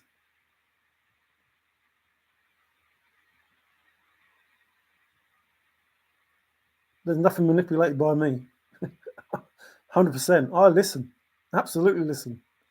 And I don't just hear one side, I hear all the sides. There is nothing in this world that says he is capable of running your country. Nothing. Absolutely nothing. And if you believe that he is, I don't know where you're getting your information from, but it isn't the truth. 3.5 years they lied saying that he was fit. He wasn't fit when he was elected. That was my thoughts from the outside looking in. He wasn't fit when he was elected. 3.5 years later, he's worse. And how his wife, the selfish person, can let him go on because she wants to be in the light, she loves it, can let him go on looking so, I don't know, that debate just, it shouldn't have happened. Should not have. If anybody cared for him, that debate shouldn't have happened. It shouldn't have happened. Not if they cared for him, if they cared for your country, it shouldn't have happened. To let the whole world see that your country was being run by that man. Shocking. Shocking. If that was my prime minister, and trust me, my prime ministers are bad. If that was my prime minister, I wouldn't want to see it. I would not want to see it. You are the people, do something. Yes, it's by the people, for the people, just, I don't know. I don't get it.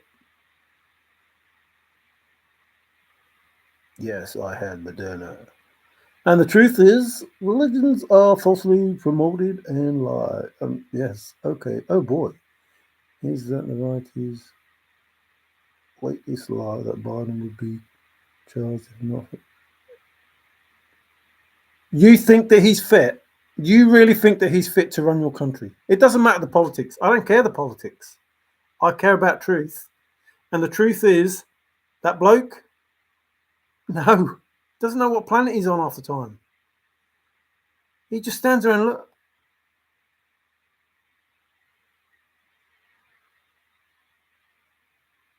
He doesn't know.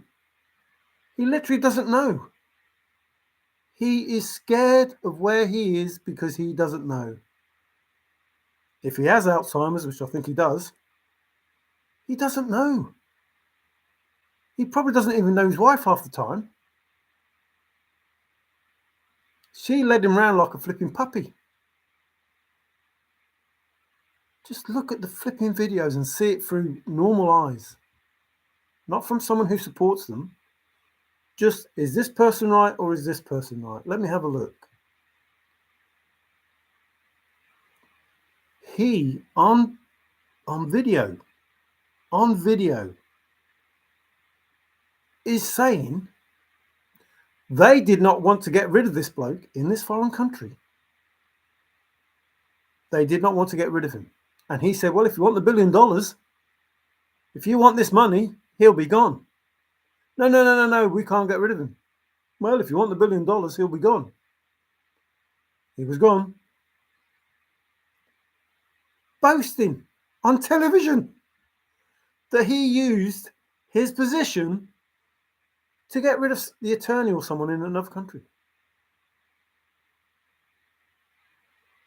Threatened that he would not give them money unless they got rid of this person. What the heck is going on? And nobody takes any notice of it.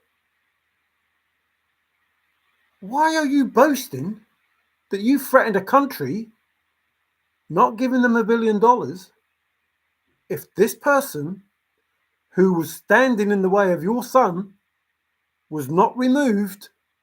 You wouldn't give him any money. No conflict of interest there, is there? It's on video for the whole world to see. Not CNN, though. They wouldn't put it out. They wouldn't put it out. They wouldn't put it out. Anyway, stop it. I'm not talking about that. Stop doing this. I think we have a system here that can declare the moment God and not. No, you have a system, but it's not in place. I feel so sorry for you. You abandoned faith. It is faith that has kept me alive this long. I don't think Tigger hasn't. Tigger has faith. Tigger believes. One of hate people who are not of the same values. Oh, well, if you're going down that road. Yes, I do believe that's why searchers have so much difficulty. They won't believe. The truth is not in their vocabulary.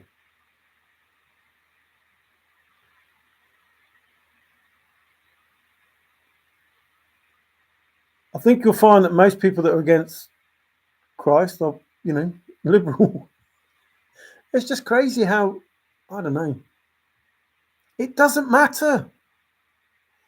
What the heck does it matter? This is how wars start. This is how people die. What does it matter? You don't believe. Those that believe, let them believe. They're not hurting you. You don't believe. Okay. That's it. You don't believe. Bit like the chase. You don't believe that there's a way and that the person who created it has shown the way. You don't believe. It's fine. You don't want to believe in a real creator, as in God, and you don't want to believe in the thrill of the chase creator, as in Forrest Fenn. Nothing anyone can do. Just don't believe. Don't argue about it. Just don't believe. But let everybody believe that want to believe. Yeah, what's this red button do? What's the code? I don't know. What code? The story of Lot is to not look back. You should be concerned about God's actions toward anyone but yourself. If there is a swift sword. See, now you're falling out within your own ranks. It's crazy.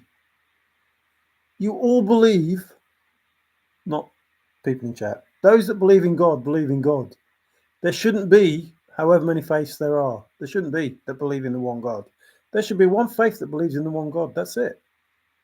But if you can't believe in all the little bits that have been added to the religions, the different religions, Catholic, Protestant, Christian, Mormon, the one Gideon, whatever it's called, what are you doing? Just crazy. Absolutely crazy. Catholic and Roman Catholic. You know, it's, I don't know. I have no idea. And it's, how people die. It's crazy. There's is it Muslims have Mary as the Immaculate Conception thing. Totally different religions, but the same person. And this person that is the equivalent of Jesus, and etc. etc. And it's like, I don't get it. Man is changing the truth to fit their own narrative, but there's only one truth. Same as the chase. There's only one truth. There can only be one thing, and the person that you have to believe in is the person that created it. That's it. Don't make up your own truths. Go back to the original word. Trust is quite good at that. Go back to the original word. Stop changing the original word. If the original word was written by God, then go back to the original word. Stop making your own version of what you think is the original word. But people can't do that. They want it to be what they want it to be. That's wrong. But it is what it is. Time for facts. You don't have any facts. That's what. No one was there. You go back to the original word. You can't have different religions of the same religion. It's impossible. You can't have 100 souls. It's impossible. So you have to go back to the original word. It's all in word. The chase, the Bible, anything. You have to find the original words. And there you have your answer. In anything. Whether God wrote those words or whether Forrest wrote those words. You have to go back to the original word.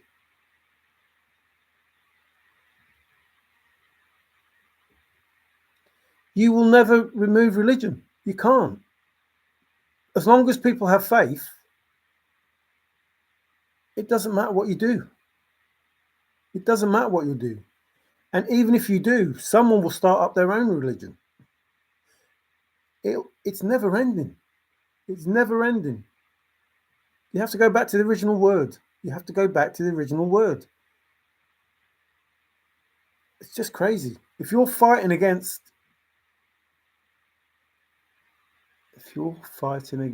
nature, created by something or someone, because it didn't just evolve, if you're fighting against that, you ain't going to win. You're not going to win. You're not going to win. Nature finds a way. You're not going to win if you're fighting against nature. Reagan had Alzheimer's at the end of his term also, but I'm not sure if that was selected. In contrary, and I'm not going to stick up for people when they're past the sell-by date or whatever. But it's just, if you just see the truth for what it is, it doesn't matter who's in power. The way I don't vote because I think no one says or does the right things. That tries to look at, as far as the big picture, and tries to do what's best, not for everyone, for the majority. You can't please everyone. You can't please. It's not going to happen. Like, even in chat now, people are falling out. If you try to do something to please the Christians, then the other people are going to get upset. If you try something to please them, they're going to get upset. If you try to please the blacks, then the whites are going to get upset. If you try to please the whites, the blacks are going to get upset. If you try to please them, the Chinese are going to get upset. If you try to please them, you can't please everyone. It's not going to happen. The best you can do is go back to the original idea of trying to do what's best for the majority. See if you can help the minority. But what are you going to do? Try and please the minority and upset the majority? What's that all about? You can only do so much. Because even if you try to help those people that are the minority, they won't listen to you because they want more. And that's where we are. These LBGQT flipping tea bags, whatever they want something that's impossible. These people that are pro-life, blah, blah, blah, they want something that's impossible and shouldn't happen. And they are truly the minority. And no one says they're going to be ignored. But they're not going to kill babies after they are born. It's murder. It's crazy to even think it. It's murder. It's a human being. It's murder. It's crazy to even think it. You are legalizing murder. That's pathetic. Absolutely pathetic. Even if you want to take the argument, that it's not really a baby, it's not really a human being until it's so many weeks, it's still alive. But if you want to take that argument, that's one thing. But up until the point of being born, what the heck? So if it's born, you can still kill it. If it's in the womb, you can still kill it. What are you talking about? It's still a baby. It's still alive. It's crazy to think otherwise. The only agenda is to kill more people. Has nothing to do with pro-life, has nothing to do with care. It has everything to do with just killing people, having less people. I don't believe, I really don't, how people vote for it. It's like, so you can't kill an adult, but you can kill a baby. You can't just go up to an adult and kill him and say, well, I didn't want him. I didn't want him on the earth, so I killed him. Or her. I didn't think they should be on the earth, so I killed them. It's no different than killing a baby. I didn't want it on the earth, so I'm killing it. My baby, my body, I can decide what I want to do. Well, it's out of your body now. Has nothing to do with you. Don't kill it. Adopt it. You don't have to kill it. Adopt it. You don't want nothing to do with it. Never see it in the whole of your life. Now that you're giving birth to it, you don't want it. You don't kill it. You just have it adopted. No, you've got to be killed. It's up to me. I'm the woman. I understand, rape and those sort of things. I understand, yes, you have a right to all those things. You don't have a right to just kill someone. The Lord of the Old Testament is Satan. Fact. God created humans and he can uncreate them as he wills it. But then you're saying that it's okay to be transgender. It's okay to be, a monkey. It's okay to be a cat. Because that's what people are saying. I want to be a cat.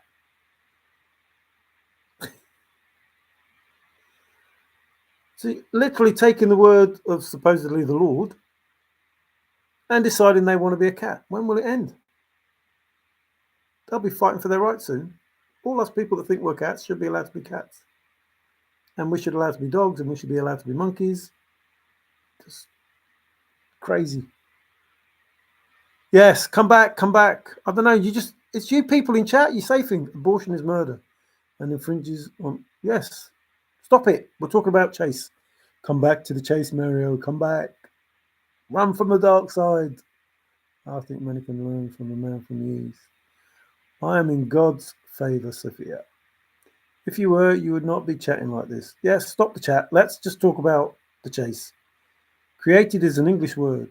Old Testament was not written in English.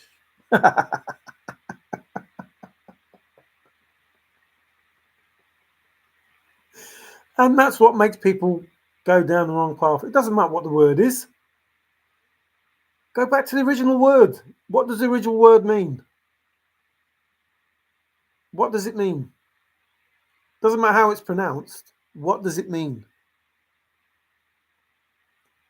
Doesn't matter if it's... it means created. What does it mean then? If it doesn't mean created, what does it mean?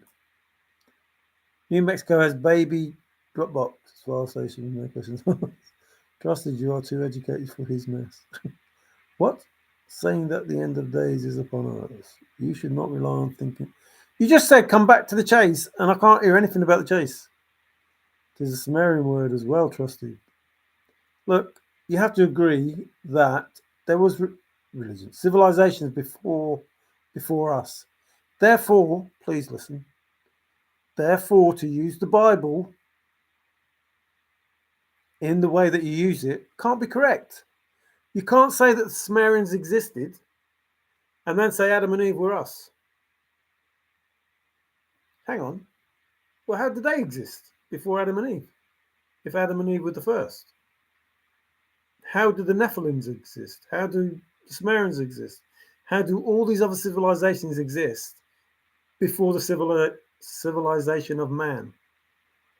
So then you have to go back to who created those beings? Who created those beings? Did God create those beings? And what is the narrative of that? Did he follow the same process? So you go back to the original word. Stop all this bull. It's like, I don't know. I don't know what it's like.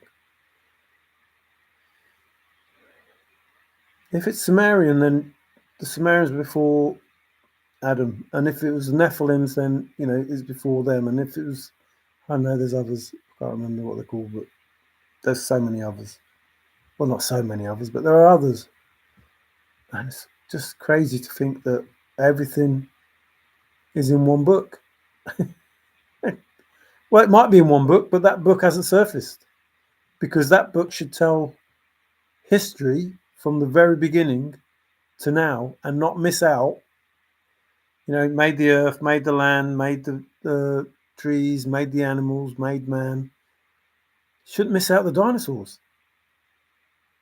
It should give the whole of history. It should give the whole of history. The one book should give the whole of history, not part of the history. So this is the history of man, the Bible, the history of man. From the creation, all right, we'll miss out all of this that happened before then. This is creation, this is man. But in between that and that, Sumerians, Nephilims, blah, blah, blah. Can't remember all the others. These people came in between the dinosaurs and man. Or before the dinosaurs and man. However that is. So you have a book that's written about a certain point in time. I'm not saying that, that discounts the fact that there's God. It means that the information you've got is one part of the history, and there is a different part of history that goes before it. They left the Garden of Eden and bumped into these people. Whoever they were, whatever they were. You can't leave the Garden of Eden as the first two people on the earth and bump into people. And then have incest and have kids who have incest and have kids. It doesn't work like that. So there's a part of the history that's missing, a bit like the Middle Ages. There's a part of history that's missing. And people are making up their own version of what that was, like King Arthur and other events that took place. Nobody knows if it's real because there's nobody there and no information that they can glean from to know the truth. It's like you're all making up your own agendas and believing whatever you want to believe, but not listening to what's actually there. It's impossible. It really is impossible to leave the Garden of Eden as the first people on earth and bump into other people. It's impossible. It doesn't discount God. It discounts the information that's written in the Bible by man who have changed the word of God that could have had a whole history of everything from the beginning of time up until 50,000 years into the future. I don't know. I don't understand why people do things. You are promoting falsehoods with using the Bible. No, the Bible is promoting the falsehood. I'm saying Hebrew was a dying language until the 19th century. The Zionists revived the language. They wanted, those guys, they are the Satanists committing genocide. This is what it is. You have to try and find the original word. Wrong, not a complete history account. Many fallacies. This is what it is. You have to find the original word. You can't have so many religions based on the same thing. It's impossible. If there's only one God, then the whole of those religions should be exactly the same. So therefore, you have to conclude that someone has changed something somewhere. The Mormons don't have the original version. The Gideons don't have the original version. The Presbyterians don't have the original version. And you just keep going back and back and back and back until you get to the original version. That's how it works. You have to go back to the original word. It's not difficult. It really isn't. Stop talking about that. We're talking about the chase. Stop making me talk about stuff that I don't know anything about.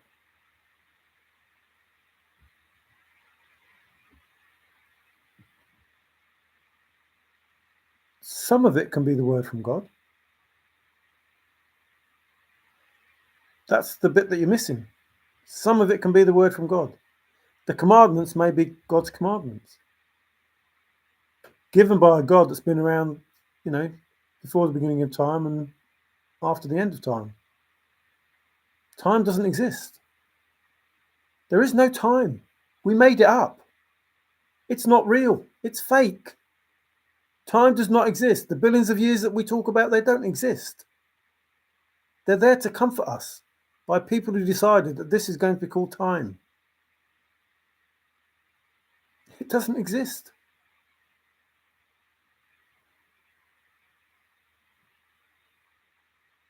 How does your garden grow? KDB, in my opinion, JCB is a remake of the failed TTOCC didn't fail. How can it fail? It hasn't failed. JCB is the end of the thrill of the chase and the beginning of the thrill of the chase. The thrill of the chase, I think, was a success, apart from maybe it was ahead of time, but I think it was a success. I'm in the Lord's army. I'm in the army now. I'm in the army now. Oh, I'm too young to march in the infantry, ride in the cavalry, shoot the artillery. I'm too young to fly over land and sea, but I'm in the Lord's army. I'm doing fine, Sophia. How are you? TTOTC never failed. C. Don't, Mario, I don't know what I am. I do. Yeah, I don't know what I'm talking about. I don't know what I'm talking about. No, you think you do.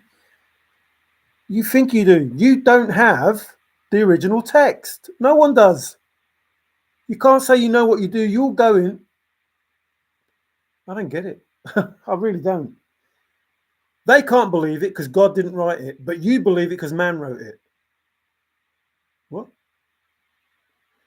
God didn't write it, so you're going to believe that something some man wrote about there not being a God. And some man wrote there was a God, and some man wrote there wasn't a God, and you want to believe the man that wrote there wasn't a God, and they're not allowed to believe the man that wrote there was a God.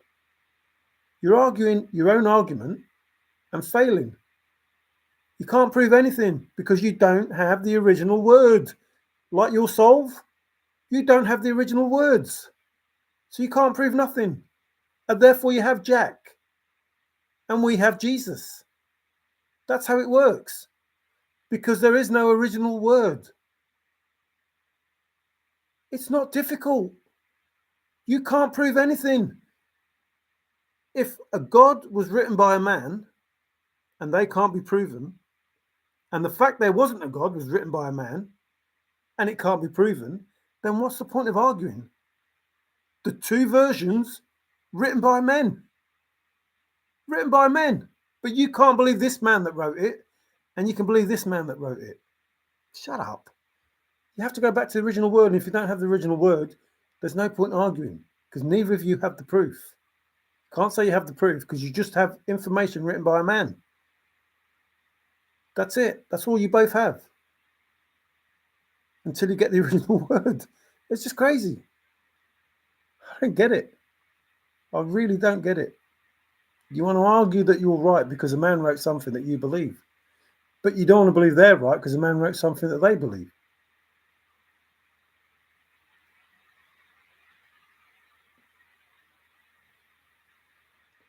You don't know the facts, Zozo. That's what I'm saying. You were not there. You were not there at the beginning of time. None of us were. None of us know the facts. None of us. Nobody knows the facts. What's the point of arguing? You don't know the facts. Just like the thrill of the chase. The only time you'll know the facts is when Jesus comes back. The only time you'll know the facts is when Forrest comes back. That's it. That's the plain and simple truth of it. Until that time happens, you won't know the facts. You weren't there. Unless you go back to the original word. Stop arguing. You can't argue because you weren't there. No one was. Well, apart from Trusted, he's old enough to be there. Ask Trusted, he knows, he was around.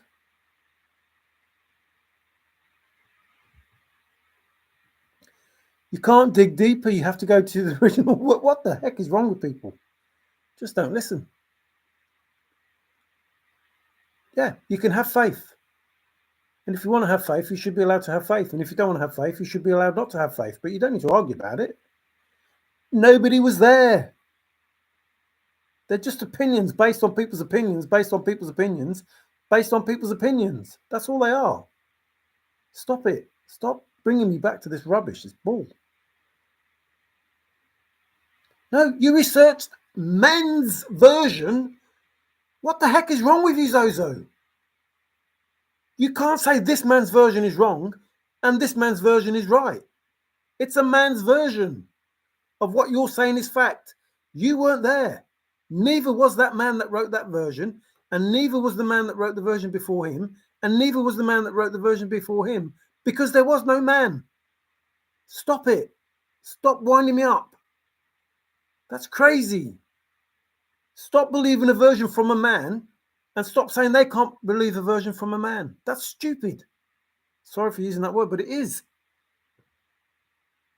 You only have a version of a man's idea of what could have happened. How is that any different from somebody else reading the Bible? It's not. It's no different. So let them believe what they want and you believe what you want and stop saying that you're right and they're wrong. It's no different than the chase. I'm right, you're wrong. The only person that can tell you whether you're right or wrong is either Jesus or Forrest, depending on what you're talking about. If you're talking about Christian, God, Sumerians, Nephilims, if you talk about these things, the only person that's going to tell you the truth is the God or Jesus, whoever that may be. And in the chase, it's Forrest. And if you go back to the original word, that's all you have. The original word, there is the truth. Not the word of man that was written by man. Pro or con, it doesn't matter. It doesn't matter. It really doesn't matter. It doesn't matter. If somebody says there isn't a God, it's just someone's belief. And if somebody says there is a God, it's someone's belief. And you either believe it or you don't believe it. But you can't say it's fact. You weren't there and they weren't there. And the people before them weren't there and the people before them weren't there. Until you go back to the original word, then when you get the original word from the creator, if there is an original word, that's as far back as you need to go. And that's the truth. And that's the fact. And nobody has the facts. So stop saying you have the facts. You either believe or you don't. That's it. That's the end of the argument. It's crazy. Absolutely crazy. I know. You don't know. You know what somebody wrote. The research you have is based on what somebody wrote. The research they have is based on the Bible that somebody wrote. Leave them to it. You believe what you believe, and they believe what they believe. Stop it. Stop it. It's just stupid. So again, chaos, is that God? Doesn't matter what the name is there a creator? From chaos, supposedly that is the first, there was, I can't remember her name, Nina or something, Nina, whatever her name is. It started from that. But then you end up having a similar story, the same as Jesus, but it happened way before Jesus. You have to go back to the original word. Whatever the original word is, that is the fact. That's the fact. The original word. The truth is from the original word. If you can't go back that far, you haven't got the truth. You haven't got the facts. You've got an opinion of what possibly happened from someone who wasn't there. A bit like, how did the fire start? Well, I was in another country and I think it started like this. Were you there when the fire started? No. Well, how do you know? Well, I've based it on, experience. I've based it on what people have said. No. Why are you listening to that person?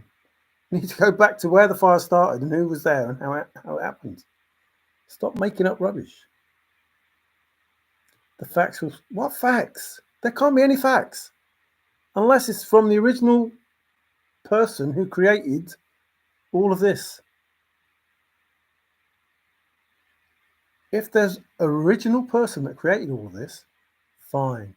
If there's the first person that decided, I tell you what, let's speak English or Hindu or Chinese or African.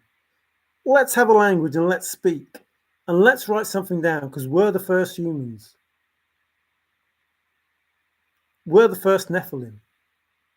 We're the first Sumerian. You have none of those facts. None of them. You only have what's been written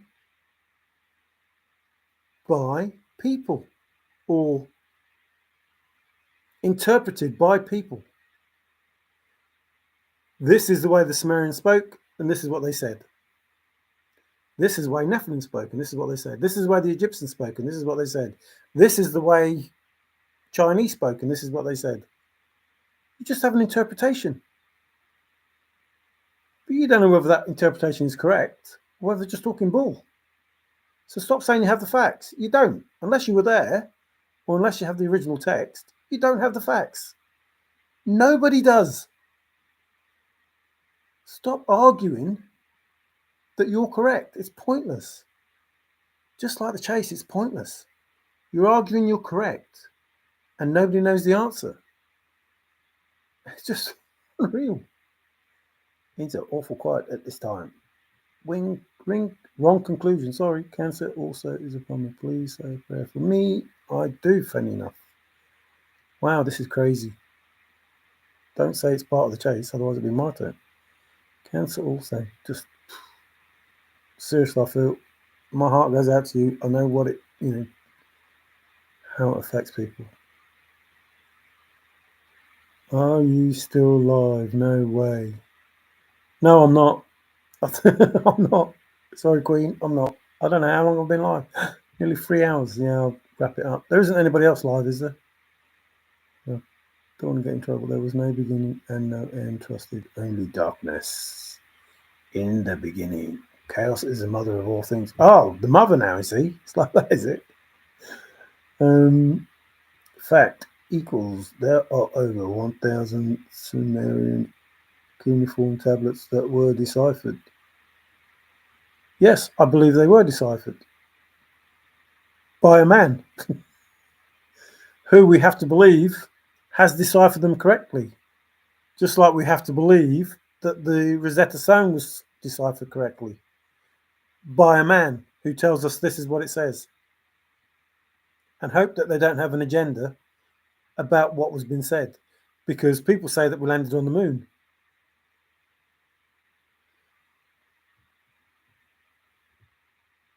Can't even do that now. We did it in 1969. Just crazy. That's such a long shot, but just crazy. I might have had, I think you've already had loads because you said have twice. No one knows who I am. No. Well, we know you're Tigger. We can guess who you are. Can we guess who you are? Can we guess? Would it be wrong to guess and say who we think you are? You mind is projected toward me. Hearts are organs. No feelings can be sent from it. Well, I don't know. My heart hurt. I know that. Where'd you get your feelings from then? Where'd you get compassion? Where'd you get guilt? Where'd you get, I don't know, any happiness? From the chemicals in the brain, etc., all that stuff I hear, but It's not the brain that hurts when things go wrong. It's not the brain that beats quickly when you're happy. Brain don't do any of those things. Time of 1 hour, 1 day, 1 year is an endless reality for the eternally ever existing. Time of 1 hour, 1 day, 1 year. Wow. Show yourself, Tigger. Step into the light and let us see who you are for who you are. And is Sophia your name or Merla? Thank you for confirming. Sarai. Sophia, Merla, and it depends on the computer used as to what one comes up related to an email, but Sophia is first. Sophia Merla, and depends on the computer used as to what comes up related to an email, but Sophia is first. You will see me. Ooh, you will see me. And when you do, Tigger, tell us what you are. Wow. Wow, let's not beat around the bush, Mr. Trusted. What you are. What is that supposed to imply? I wish you could full tablet found in case it was a receipt for furniture.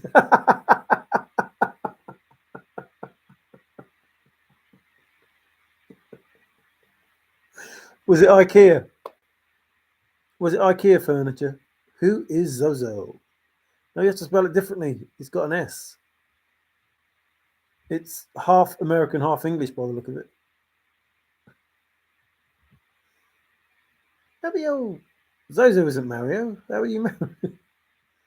Sure, you can guess Mario. Yeah, I can probably guess, but, well, I could probably say.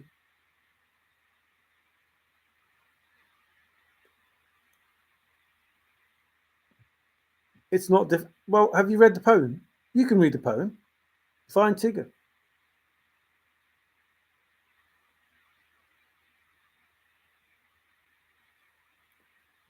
There are certain people who can read the poem who can find their real names. So if you can find your real name, then other people can. That's how the poem works. I haven't got a false name. My name is just my name. Tigger is a sculptor. On when one pretends to be the brother and then pretends to be the cousin, show yourself if you expect to be taken seriously by God. Yes. Who are who? Who are who? Who are you who? Who? Yes. Oh, Tigger. Who are you? Who? Ow. Who? I missed the who. Well, who is the pussycat if Tigger is the owl? Let me just I was just going to go to the poem and show you where it says Tigger. Tigger works with metal.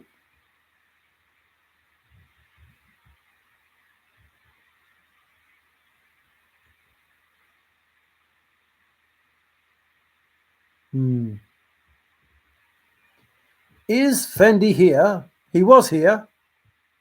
I don't know if he still is here. Normally he says goodbye, but he hasn't said goodbye, so I don't know. Was the tag removed? Oh, can I send it back?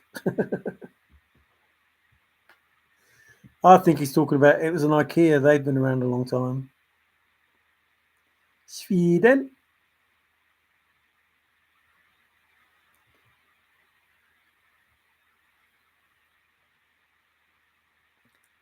It's amazing that it took so long for the Rosetta Stone to be deciphered. Considering how many, I can't say forgotten languages because they're not forgotten, but how many languages have been deciphered? So you have to try and work out the three languages that were written on there. When were they deciphered originally? Like Greek, when was it first? Everybody knows Greek. It's not. So what I'm trying to say is, if Greek was an easy language to work out. Why did it take so long to work out, the others, what they said? If indeed, in my belief it was Greek, but is Davy B here? He was, but he was grinding some coffee, or like the giant did, grinding some bones to make his bread. How can I trust you or even receive anything you say when you can't give your ID? And you can't.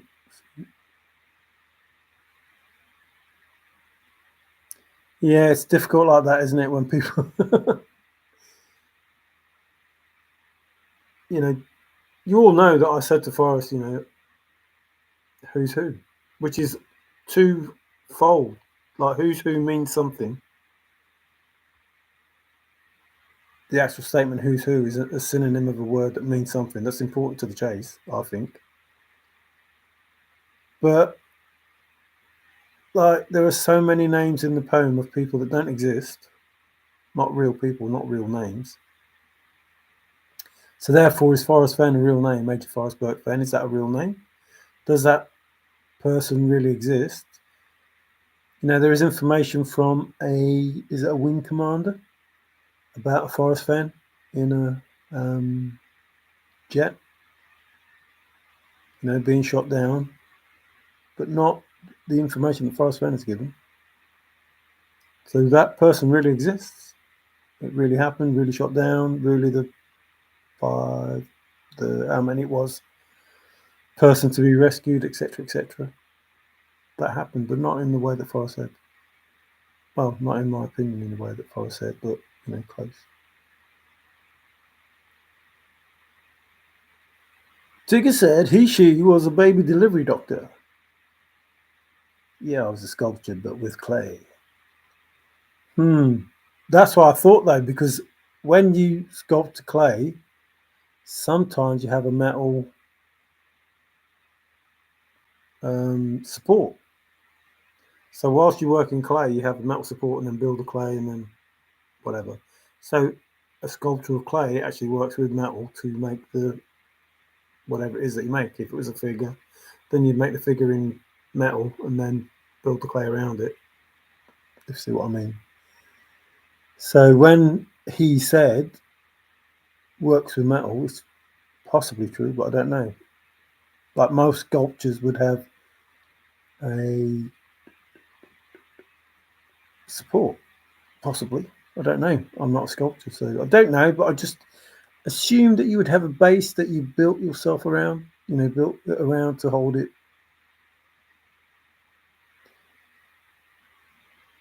Tigger BS's people. Oh, don't be like that. Tigger collects bottle taps. Bottle taps, bottle caps. Yep, but someone else gave away the real idea of Tigger. Well, that was the same with Ben. Somebody said Ben was pirate, and then Ben said, no, I'm not. No sculpture, no doctor, no heart problems, but did study business. No, I collected umbilicuses.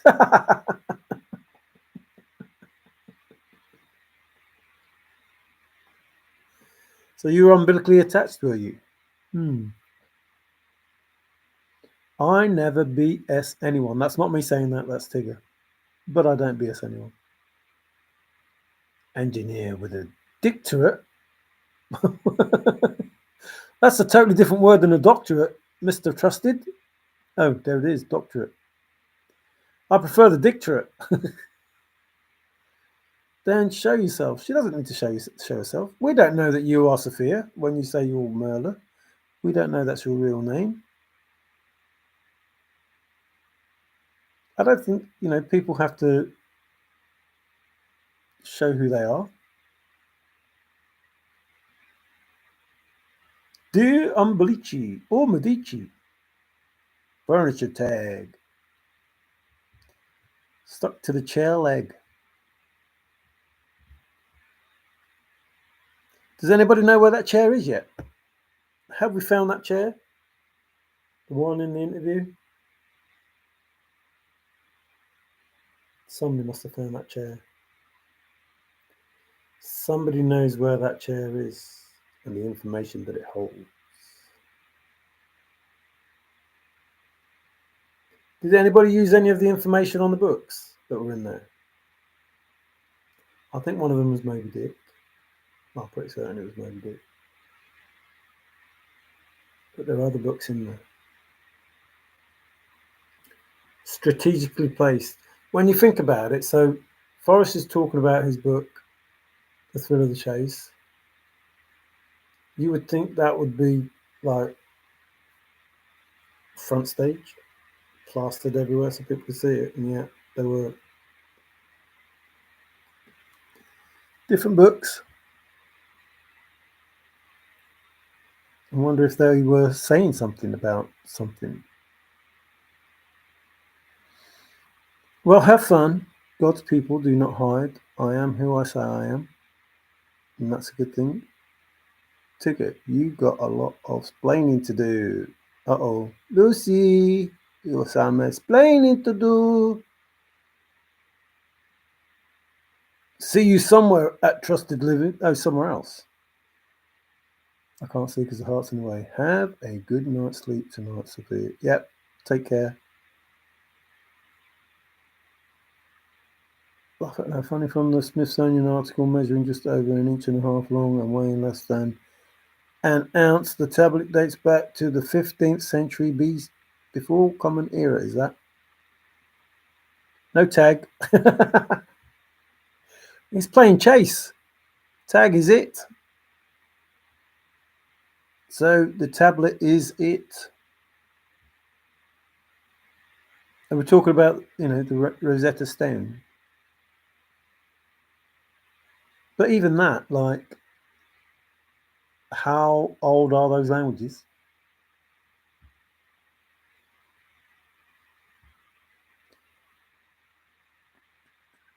Yes, we all do. And I'm sure her faith will help her. I hope her faith will help her.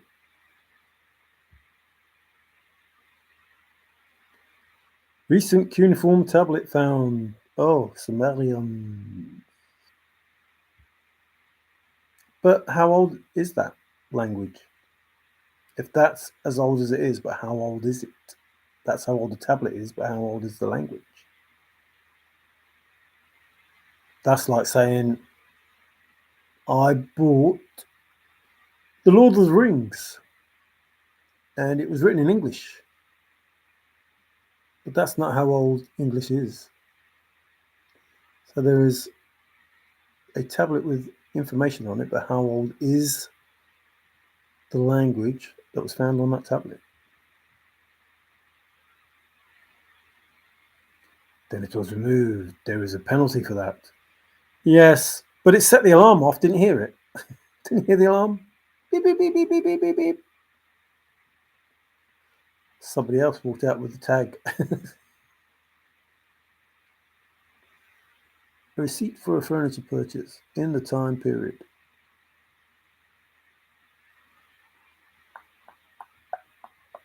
And what was the monetary value of that piece of furniture? I think it started in pre-3000 BCE. There are much older tablets. And therefore, that civilization went for a very long... What I'm trying to get at is, what happens is, in this Earth world, whatever it is of ours, there seems to be a cycle of civilization, which doesn't last much more than 3,600 years. Therefore, we would have to, depending on when our first piece of information started, look to the fact that if it's 3,600 years, we're due another extinction event. Do you see what I'm saying? That's scary, isn't it? So if there is a regular period of civilization where we have information from the beginning of it or from the earliest records of it to the latest records of it, And then we put that to one side, and then the next civilization comes along, and the earliest record and the latest record spans the same sort of distance. What does that say about our chances of going the same way? What does that say? How, because we weren't there, we don't know. But the evidence that we find can tell us how long it was. But then we find evidence of technology, which means technology doesn't save us. It can't save us because it didn't save them. So what is it that changes the civilization that we have on planet Earth? And how does a different civilization come about?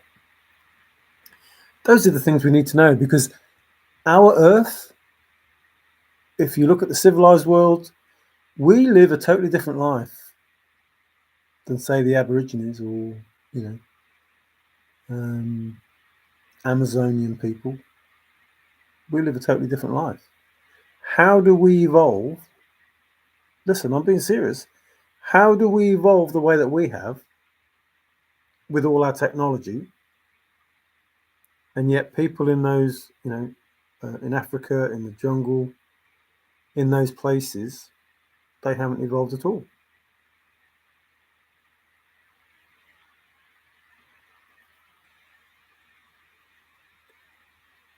Somehow, some way, somewhere, I don't think that we're that much smarter than those people that haven't, invented technology on their own.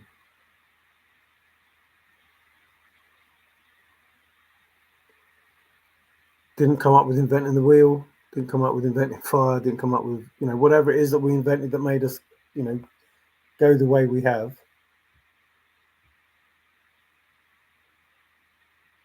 Something kick-started us, but didn't kick-start them. All over the world, different tribes do not progress the way that we have, left to their own devices. And yet they have the same brains as we do. They have the ability to talk the way that we do. And yet, if you look at the civilizations that we have, totally different. To say that we did this on our own, it's like, that's just silly talk.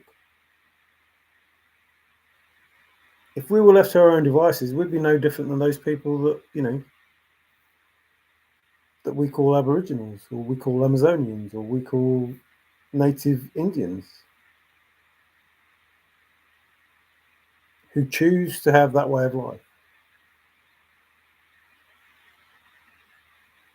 or do not have the capability to think outside the box and invent a smartphone or the wheel or iron, steel, whatever those various stages that went through, who cannot invent a pair of scissors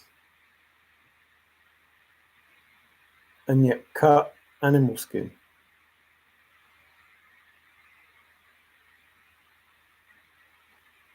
So whilst it's easy to believe that we evolve because of who we are, the facts don't support that. People all around the world don't evolve like we have. Left to themselves, they don't evolve like we have. And we evolve so quickly in such a short space of time.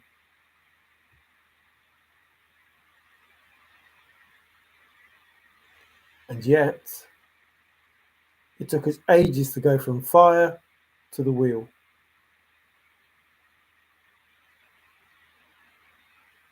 From the wheel to the engine.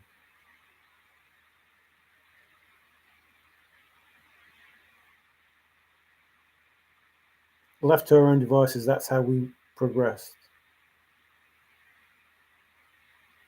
And then, all of a sudden, steam, telephones, electricity or gas, then electricity. All of a sudden, boom.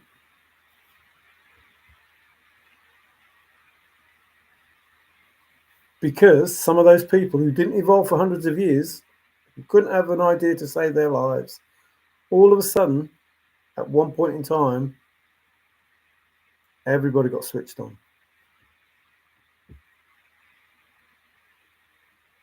In our civilization, not all over the world. Not everybody all over the world got switched on and decided to invent this, invent this, invent this, invent this, invent this. And then in a few hundred years, I'm talking to you from another point in the world. I don't know. I just watched a documentary and the architect said that the large, beautiful building in America were already here. The rich have taken credit for them. That's possible, which is no different than the pyramids. They said that giants made them. How large are they? Like, would the giants be able to enter and exit? Like, how big are the doors? How high are they? If that's the case, then it's possible. You know, I feel the same for. So some of the buildings around the world that they say were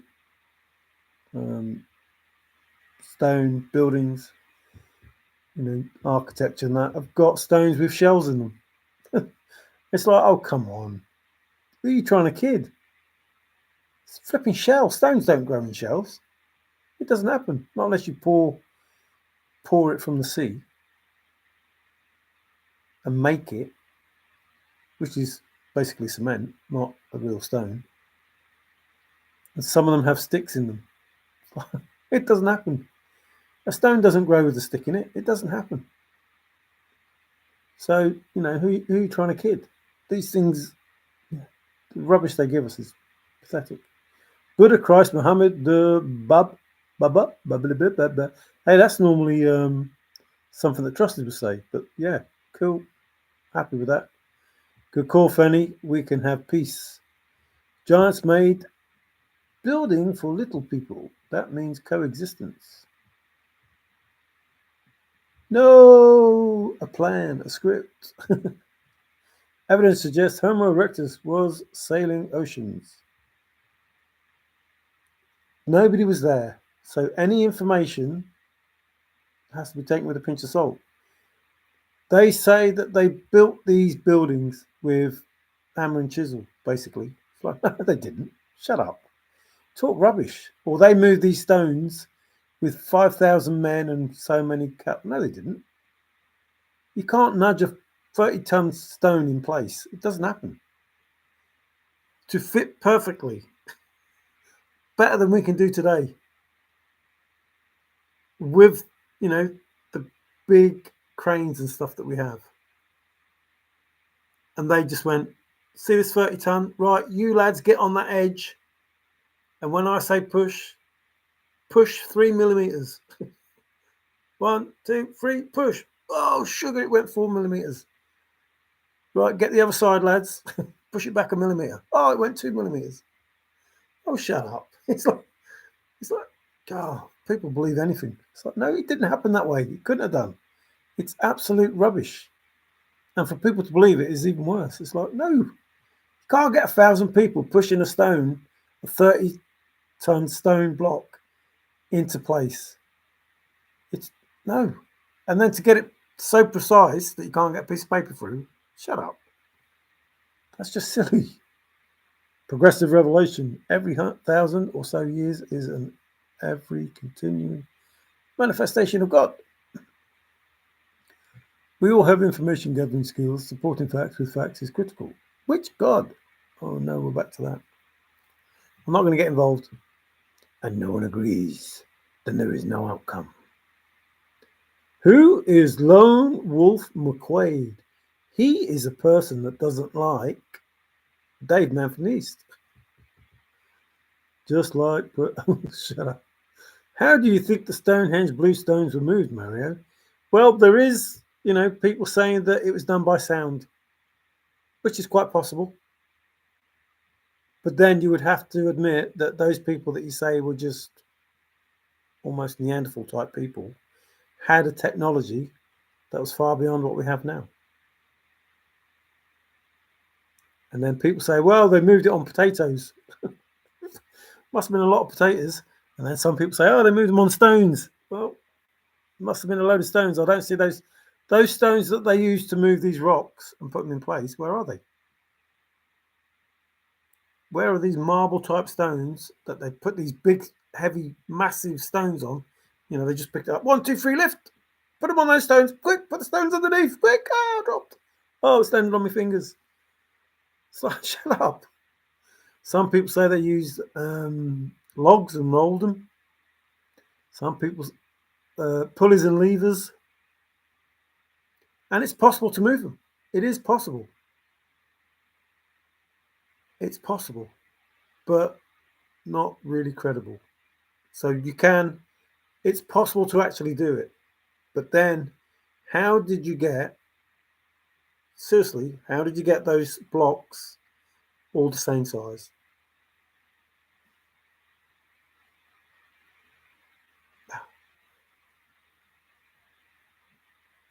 Nope. No, no, no. It didn't happen. It couldn't have happened. Those blocks are the same size. Up. Not, like that, big difference in size. They're the same size. And then you lay one across the top. It's like, no. But if they did use sound as a way of doing it, then you admit that they're not stupid. So I believe that's the way they must have done it, because there's no other way of doing it. And I don't mean that. I mean that because they couldn't have cut it. They couldn't have chipped those blocks to the right size. So there has to be a way of, what's the word? I suppose manipulating, but that's not the word. They had to have a way of affecting the stone so that they could cut it, like a knife, basically, and make it the right size. And then they have to have a way of moving it. So it might be the same technology to be able to move the stone and to affect the stone in such a way that it could cut it. But I don't know. I wasn't there, and that's what I say to people. Why are you arguing? You don't know. You only have an idea that you think it might be. And then for you, that's the right idea. That's correct. They moved them using potatoes. Or they used them moving stones. Or they used them moving, with timber.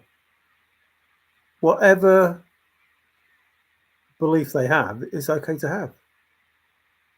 Because nobody was there. You can't say that your version of how they did it is correct unless you were there, or you have original source material that says this is how it was done. Which is what I think about the chase. That's exactly how the chase is. You have to have the original source material, which is from Forrest Fenn. That's the only way you can have an answer. It's the only way you can have an answer. And anything that contradicts what's been said by the creator is incorrect. The creator is not a liar. The creator hasn't forged anything, faked anything, maybe forged something, but not faked something. No, you can't blame the creator because you have a different information than he's given you. The information that you're given by the person that created it has to be correct. So therefore, you have to go back to the original word of the creator. Whatever was said in his original statement has to be correct. That's it. That's it. Whatever was said in the original statement has to be correct. There's no other way of doing it. The only problem now is you have to translate the original statement, which is no different than the Rosetta Stone, which is why Forrest probably brought it up. Don't you know that guy's proud? He managed to hide in a different language exactly what he was saying. Not much, just nugging Dave to pay for. Yes, Dave, we want your camper van and £100,000. I've said, David, I'll give it you if we win. You can have that camper van if you want it. I said I didn't know if you would. You know, I don't know if it would suit your needs, but £100,000 dollars will do good. And I can't believe that he's got the gall to say, if somebody does, Dave, your solve's wrong. Nobody believes your solve is correct based on anything that Forrest said. So therefore, you owe everybody $100,000 and a camper van. That's it. It's associated with a man-made structure. The chest is not wet where it was. There's more than one spot. What else? More than one spot. We've gone to 9 different locations. Specialised knowledge. Part of the other things Forrest. Just everything that Forrest said, no, your soul has in it. It's just crazy. Because hardwood trees don't grow in the desert. What's that for? And your argument is they use palm trees as rollers. You're on drugs. It would be pulp. Yes, hardwood trees don't grow in the desert. That's what you're saying. Yes. What makes you think gravity was the same when pyramids were built as it is today?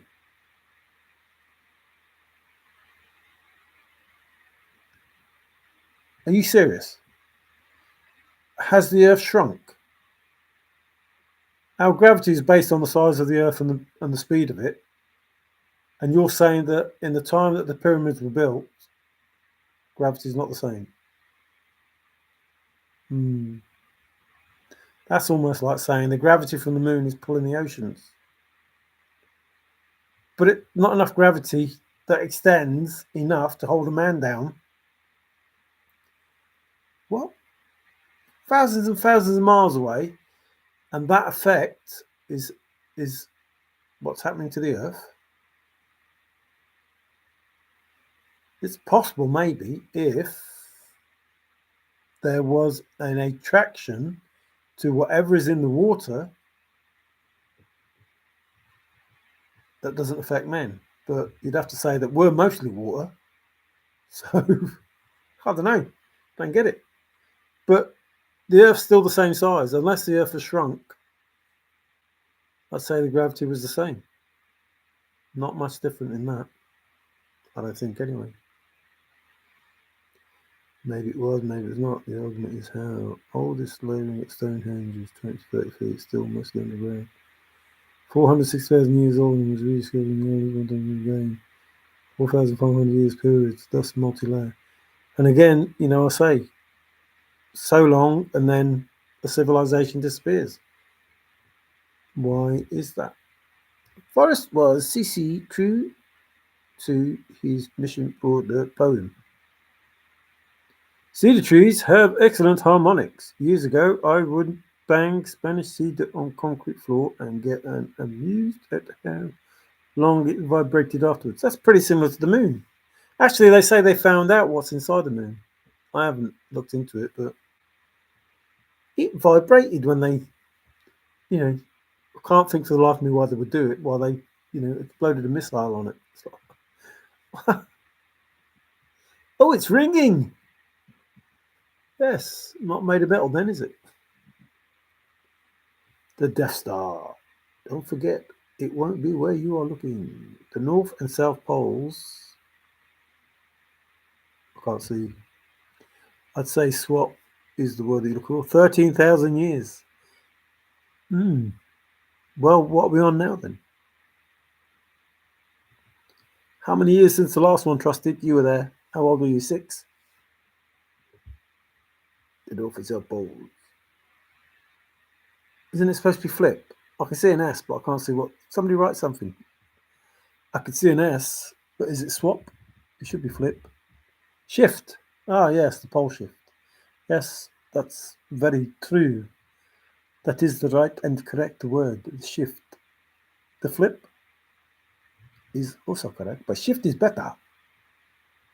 Hollow moon. Good night, Mr. Moon. Good night, chair. Good night, light. Good night. Made of cheese. A other alien satellite. Well, it could have been the Sumerians or the Nephilims or whoever had the technology at the time to do that. Maybe they wanted to block the sun.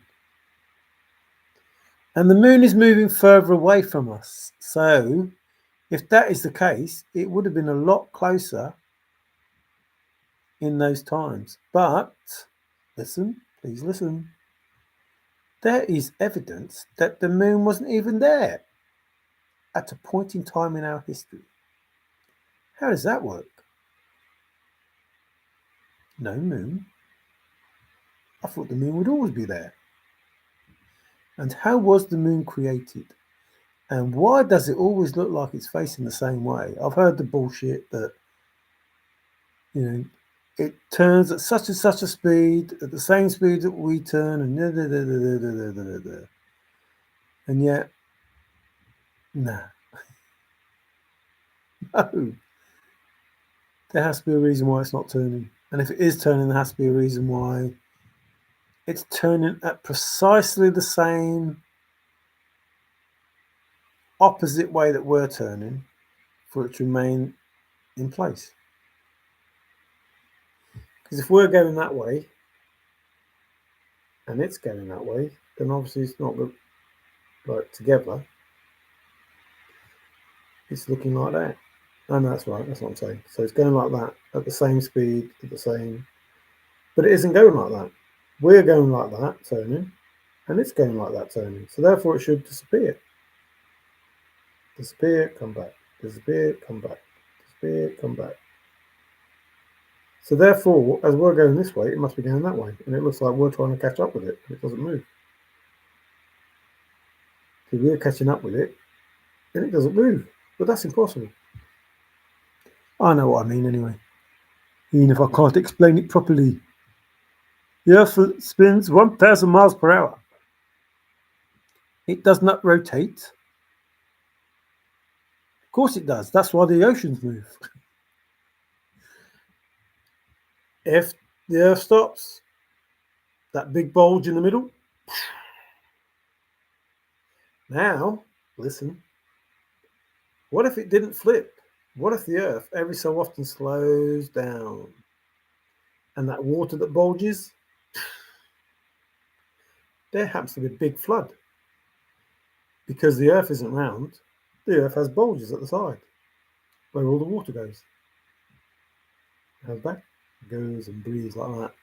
Now, if the Earth stops and slows down for some reason, then that excess water that's being flung to the side, and then there's a flood.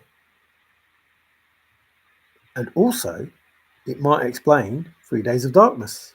If the Earth doesn't move, one part of the world will always be in the sun, and the other part of the world will always be in the dark. So the 3 days of darkness won't necessarily be over the world, but it could be just on one side of the Earth.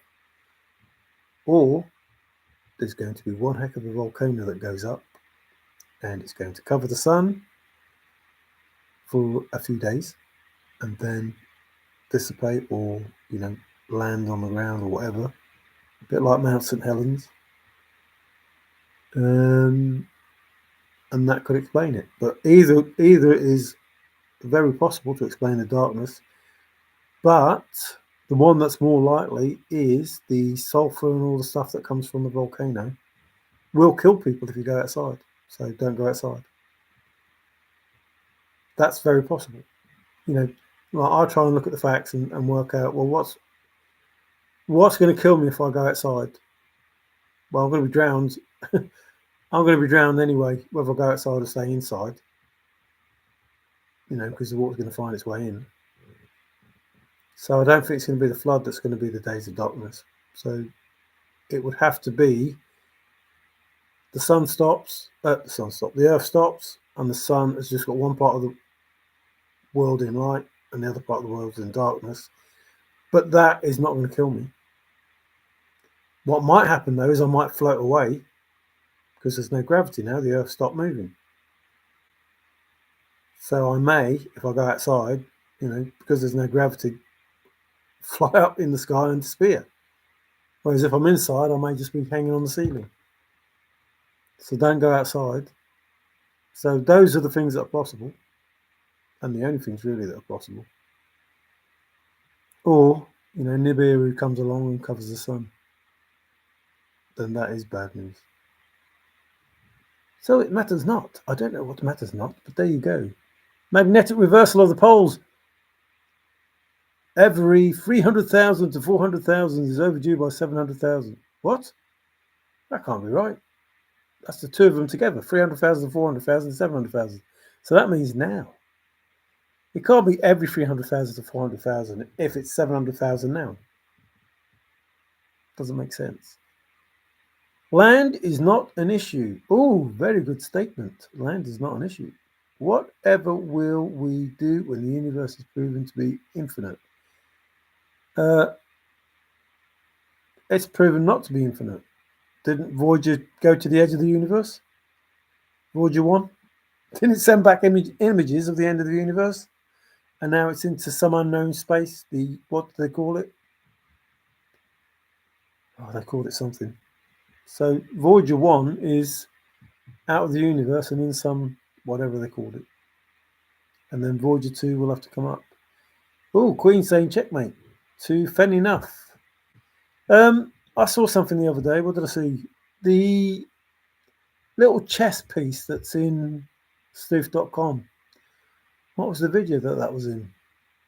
Same sort of picture. Oh, I can't remember now. Damn. I can't remember. Mario, are you making... Yes. I'm like that. I am like that. I can't help myself.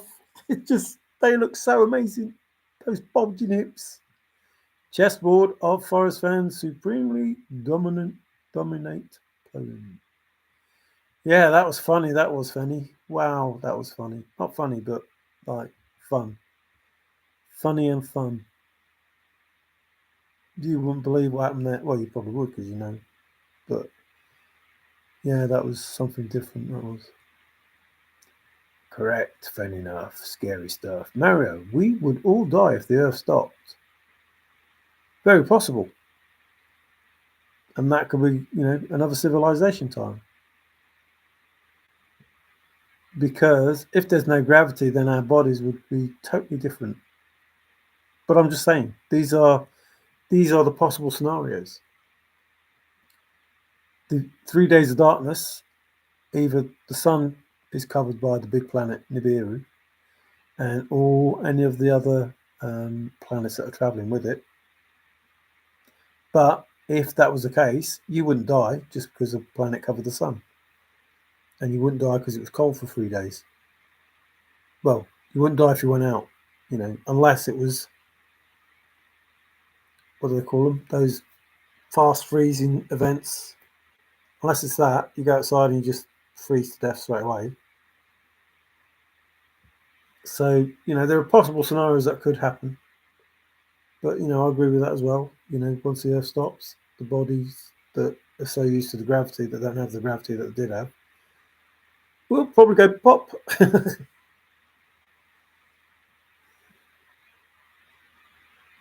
Fenny, is that your Fendi Chuck? I need stamps. Ooh, stamps. James Webb has just proven the universe is older than 14 billion years. And there you go. I think somebody had a picture of something and they said that might be God. So a while ago now, looking back into time. Yeah, and like I say, what's the point of arguing?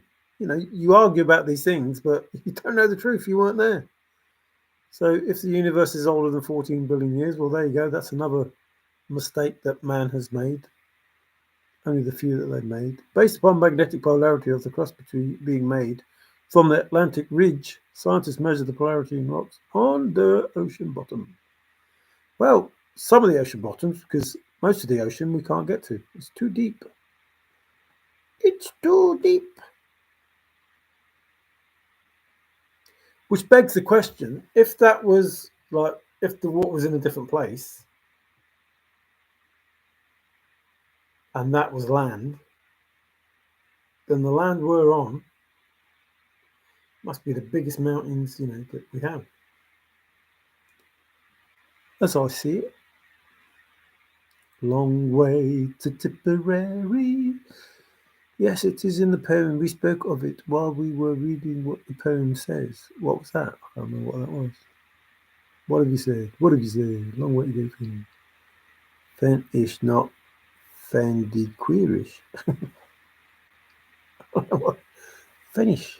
The Finnish language. Li Fengwei needs to be found. Li Fengwei? Why you say it? Zozo, could that be why the Great Flood happened? I believe the Great Flood happened because of something like that. Zozo, could that be why the Great Flood happened? Is he going to answer? This is the question. Ooh, sad horn. Pan like is actually David and Goliath, or David, son of whatever. See, and that's weird as well. Like David doesn't sound like a typical. I don't know. Doesn't sound like Joshua or Saul or Solomon or those sort of names. It doesn't sound like those sort of names. The son of David. I think an asteroid being hit, but I can only speculate. The Sumerian tests speak of a nuclear flood being being released upon man because man revolted against those leaders. I would believe in the flood device rather than the asteroid because a flood device is what's the word? What are those bombs that only take out so much? Forward facing it would only go such a way and you won't get hurt.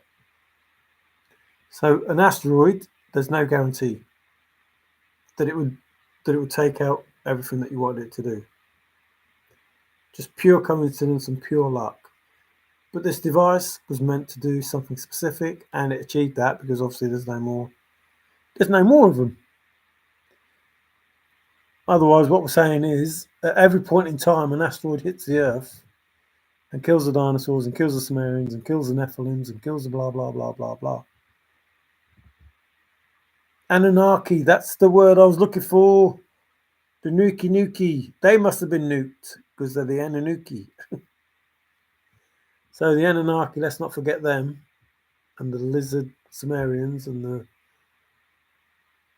I can't remember. Them ones on Easter Island, big ones there.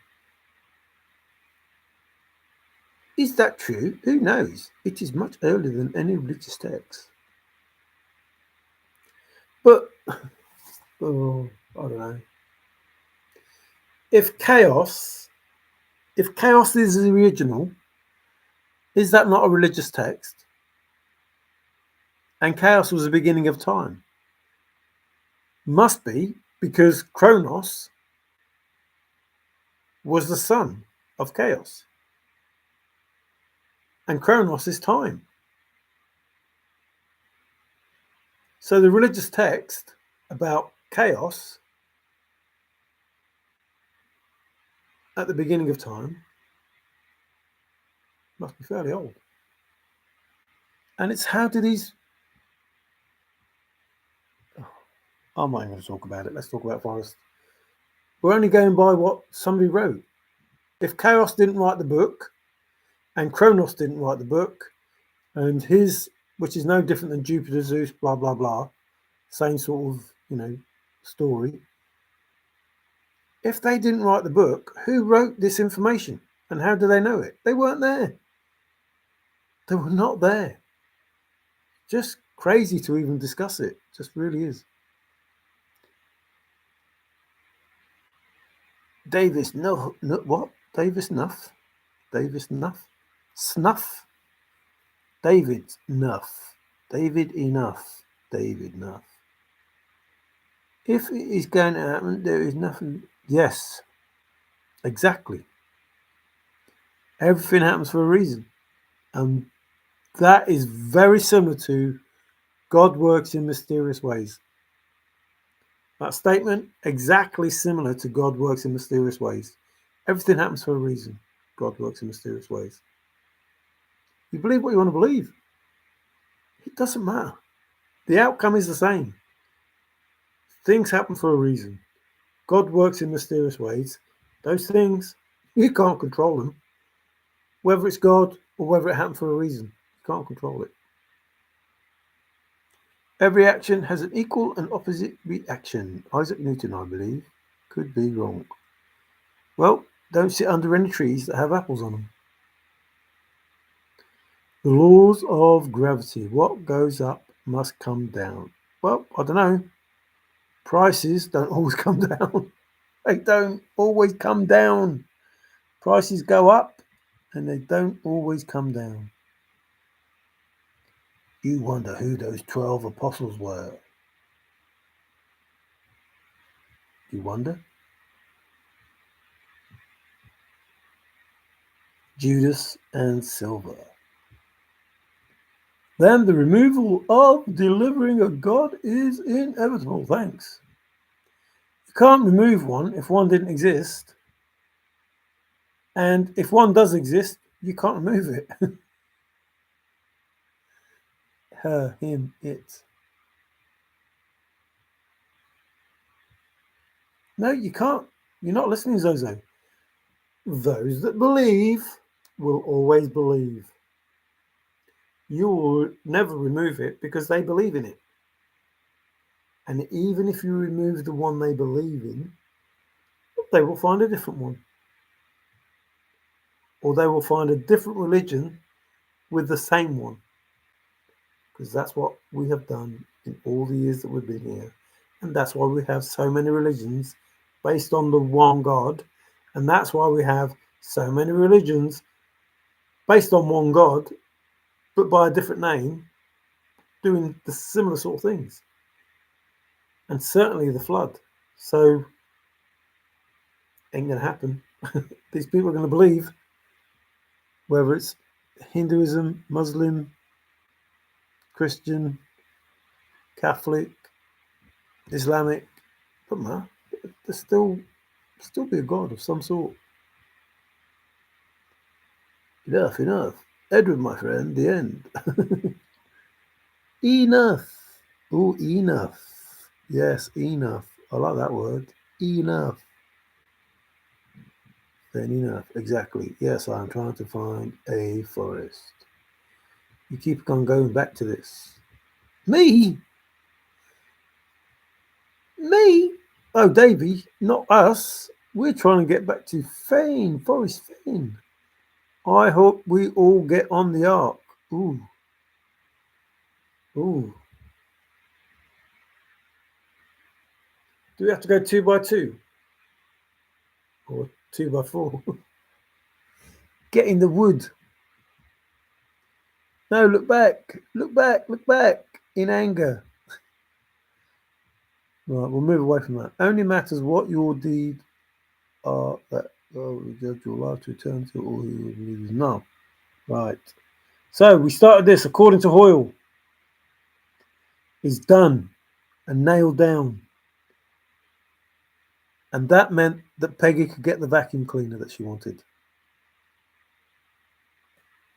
How is that relevant to the chase? Well, according to Hoyle, you have to follow the rules. And Forrest followed the rules and went all in, is my remembrance. And we were left hanging as to whether he won or not. But then he said that Peggy could get the vacuum so she could clean up.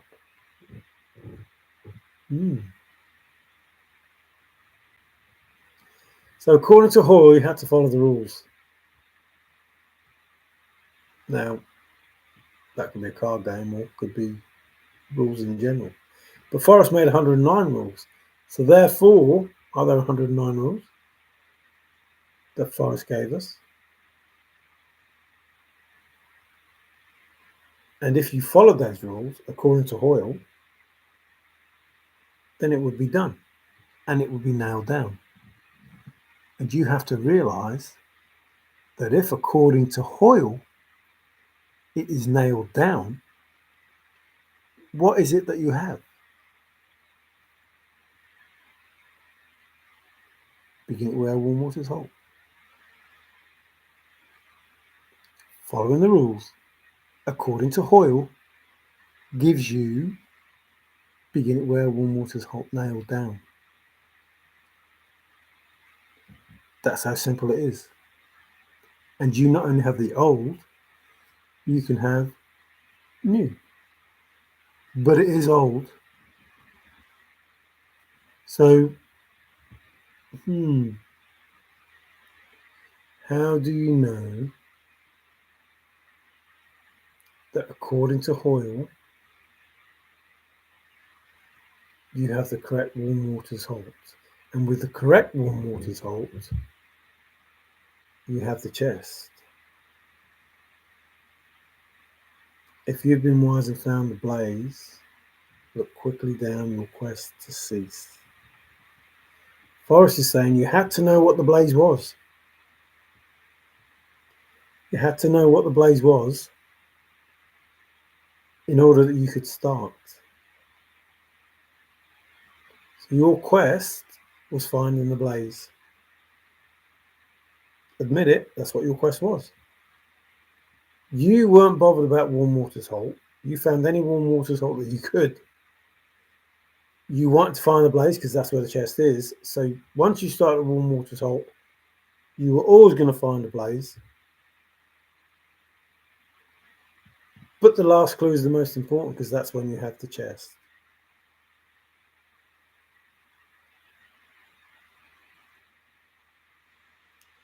Blaze, look quickly down. Now go to warm waters halt. No, now go to warm waters even. Or now begin. But now you know the place for the first time because you thought you were at the end with the blaze, but you're not. You're at the beginning. Knowing the blaze gives you warm waters halt. Knowing the blaze and giving you warm waters halt gives you the chest. You arrive back where you started and you know the place for the first time. No 9 locations. And you know that to be true because, according to Hoyle, it's nailed down.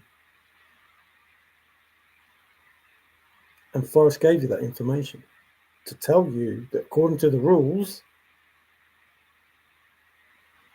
begin at where warm waters halt is nailed down. And you now begin the thrill of the chase. Now you found the blaze, you begin the thrill of the chase. Nobody entered the thrill of the chase. They went from warm waters halt to the blaze.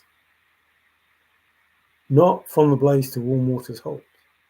Not from the end to the beginning. And know the place for the first time.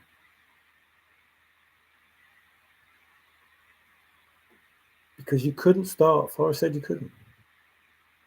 Begin it where warm waters halt. If you don't have that nailed down, you have nothing. So anybody who started without having that nailed down had Jack. The narrative of Jack. Begin it where warm waters halt. If you don't have that nailed down, you have Jack. Nothing. Zilch. Nada. You have a script, and that script is Jack. Having it nailed down gives you the correct warm waters halt. At the correct warm waters halt, knowing the blaze, the last clue, means you have the chest because you know the correct warm waters halt. If you have the correct warm waters halt, you have the chest. It doesn't get any simpler. It really doesn't. There's one location, you start the blaze, you go to warm waters, you go begin it where warm waters halt, you can begin. So from the blaze you can begin. And that's the only time you can begin, because that was what Forrest said. You had to have warm water salt nailed down, then you could begin.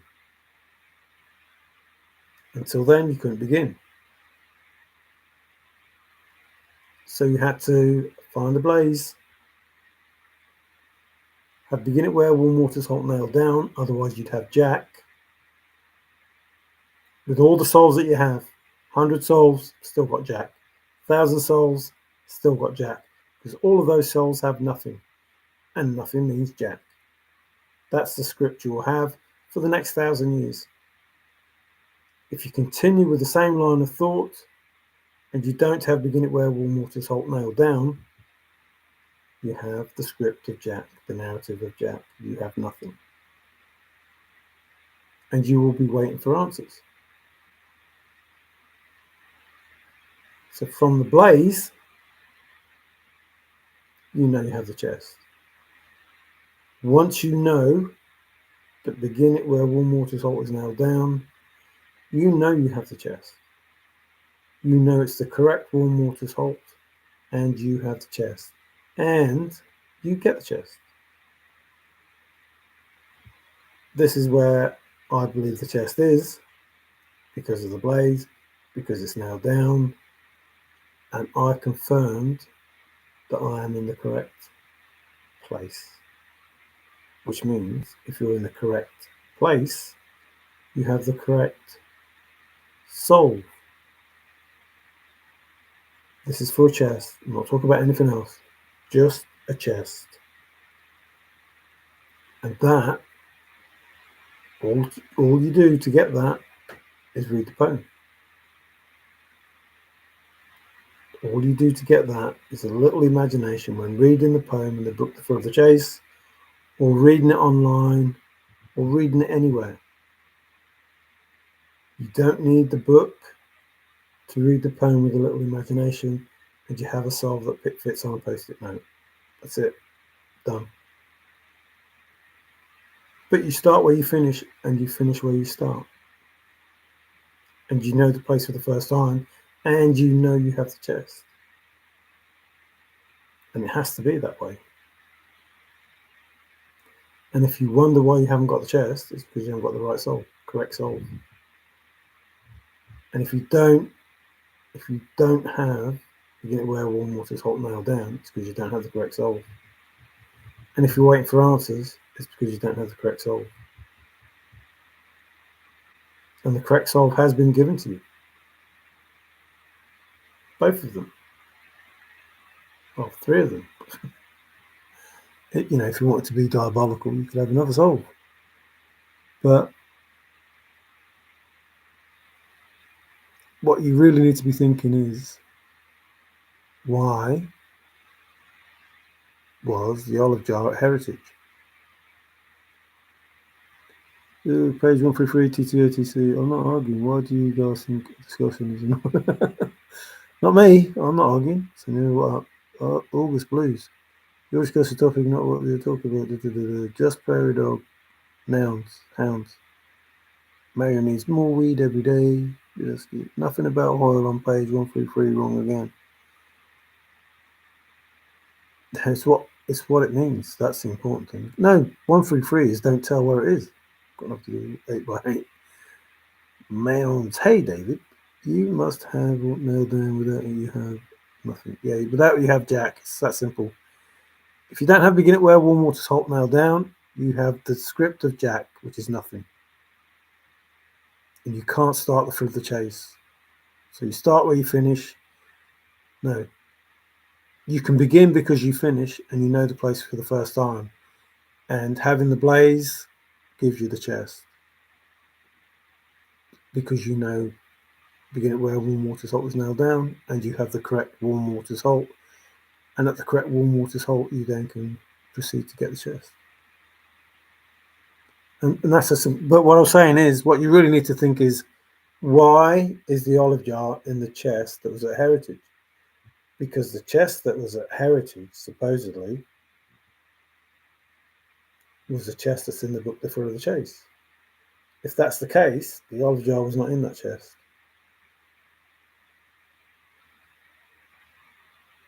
So therefore you couldn't buy it at a heritage auction. The olive jar was not in the chest in the Thrill of the Chase, which is what Jack said. Is this the book? Is this the chest that's in the Thrill of the Chase book? Well, if it is, all that's in there, what you could see was a frog and some gold coins and such, some gold. That was all that was in the chest. And that's all that went to auction. Probably the gold, whatever.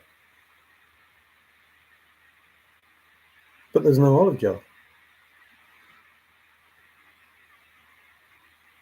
So was the olive jar supposed to be where it is right now and doing right now what it's supposed to do?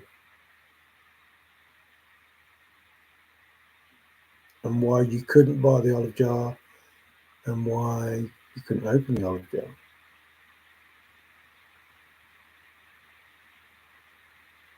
So the script has been set and wrote, whatever you want to call it, and you have to follow the script. And if nothing is as it seems, it's because it's part of the script.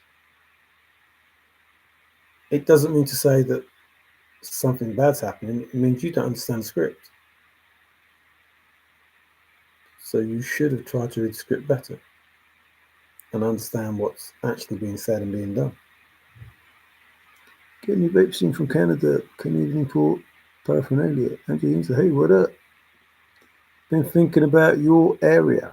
So I say 133. It is vital that no one shares my knowledge of the treasure location again.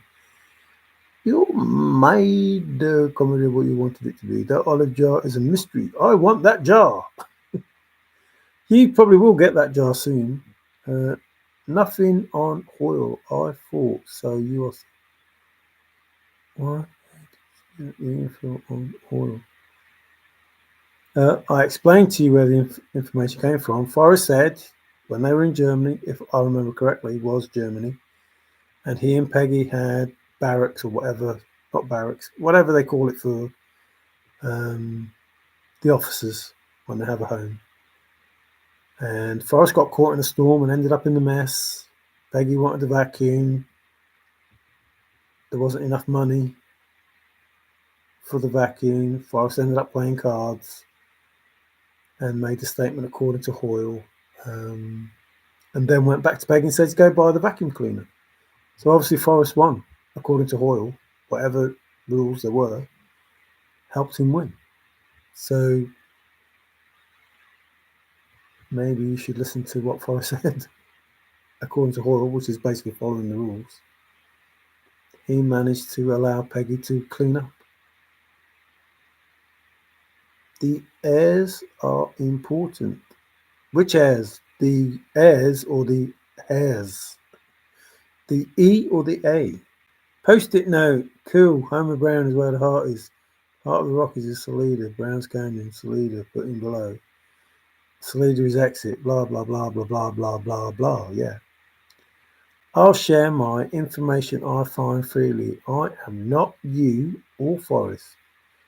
If someone wants me to stop, don't you think they will?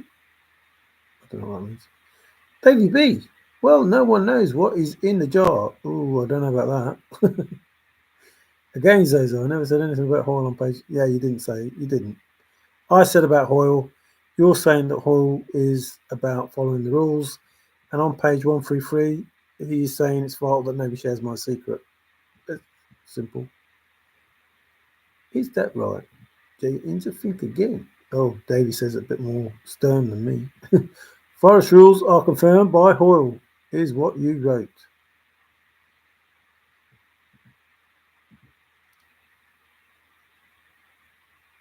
Ooh, 52 cards equals 2. Alphabet equals double omega 26 times 2. Yes, you did. It doesn't matter, does it? Whether you did or didn't. Peggy used the Forest Fenn playing cards I gave him. So now go on, ban me, show me you did. Not going to ban you, is he? Says yes, I said Hoyle confirms Forest Fenn rules. I did not say Hoyle was on page 133. Yes, different. Davy B. Well, what was written in the jar? But you did say that when I asked for a link. Peggy used bicycle playing cards. I looked and found nothing. Bill, that was sweet of you. Yes, the Joker deserves a second look. So Fate deals you 4 cards and a Joker, but nobody knows what that means. Like, I don't know. I don't know how many times I've said it. Even, religion, whatever it is, it doesn't matter. You have to go back to the original text to understand what it is that you're supposed to be doing, what you're supposed to be understanding. The information you're getting is not the original text. It's a narrative. So you need to go back to the original text to find the information that you want. The only original text you have. What is the only original text that you have? The only original text that you have. It's the poem. Because it's all you need. It's all you need. The only way you can solve the thrill of the chase is using that poem. Not the book. Those are your own ideas. Those are your own biases. You know that. Listen, please listen. You know that because 350,000 people using the book, along with the poem, ended up in 4 different states. Well, 5 or 6, however many states there were originally. It's impossible. You bring your own bias from the book to the poem. You have the proof. You have the proof right in front of you. There are so many solvers, it's unreal. You're all average. And you all use the same information. The information that was in the Thrill of the Chase book. You brought to the poem and made a solve. That took you to 4 different states. How is it possible that they can be a solve? It's not. That's just your own bias giving you a solve in a state. It has to be because 350,000 or 50,000, however many people had solves, did it the same way. Poem, book. Forrest said this, it means I'm in Montana. The same thing puts somebody in Colorado. The same thing puts somebody in Wyoming. The same thing in the book puts somebody in New Mexico. How is that confirmation that where you start is nailed down? It isn't. Because you believe it is? No. No. Not because you believe it is. Because 350,000 people believe it is. It cannot be. It's crazy to think that that's the case. I believe it's Warm Waters Holt because Forrest said this on page 17. I believe it's Warm Waters Holt because Forrest said this on page 17. But I'm in Montana. Yeah, but I'm in Wyoming. No, that can't be right because I believe it's what Forrest said on page 17 and I'm in Colorado. No. I believe it's what Forrest said on page 17 and I'm in New Mexico. How on earth can any of you believe that your bias is beginning where Warm Waters Holt nailed down? That's impossible. It doesn't take a genius to work that out. So many solvers. You've only got the book and the poem. You all have the same information. You all have the same information in the book, and yet you're in different places in the 4 states. So take the book out of the equation because you don't need it. Just use the poem and begin it where Warm Waters Holt nailed down. That's it. Because you cannot separate your bias from someone else's if you're in 4 different states with the same information. So the poem is vague. The book has many hints that you believe lead you to Warm Waters Holt, and that's impossible. Absolutely impossible. And Forrest said it was only difficult. So you're taking the impossible and saying that's your soul. That is beyond incredible to believe that you can think that could be possible. And then you factor in everything else that Forrest said, and that makes it more impossible. So you need to go back to the source, or in Forrest's words, back to the beginning. The beginning is where? Begin it where warm waters halt. That's the beginning. Go back to that beginning and have it nailed down, because if you don't have it nailed down, you have Jack. The script of Jack. That's all you have, because you can't start the thrill of the chase. If you have nothing to start with, you have nothing to finish with. It's not difficult to work that out. If you start with nothing, 9 clues later, you still have nothing. You still have Jack. The scenario won't change, the script won't change, because nobody has begin it where warm waters halt nailed down. So you will always have Jack. That will be what you have. You have nothing, and that is Jack Sugar. That's what you have. You have nothing. And as long as you have nothing, you have the script of Jack. That's what nothing means. It means Jack.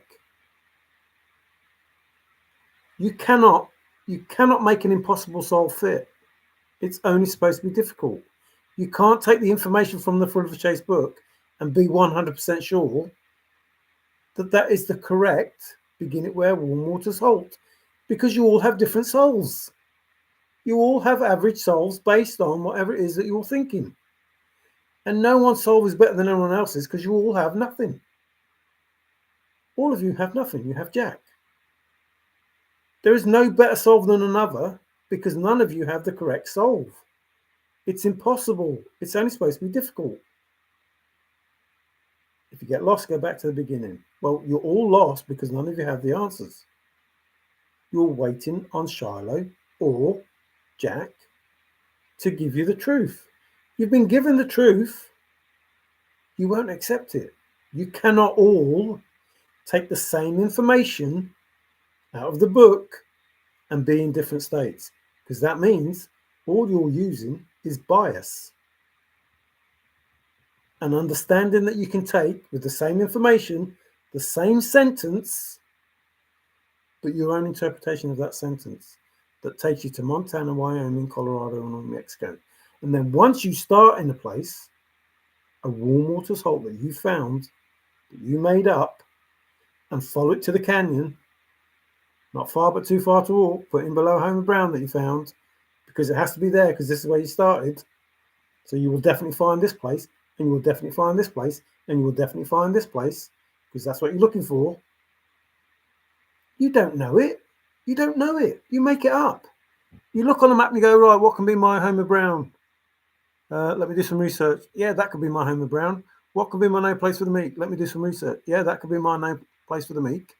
You have no confirmation of any of those places. None. None. Apart from the information that is exactly the same information that you took from the book, that everybody else took from the book, and we're in different places.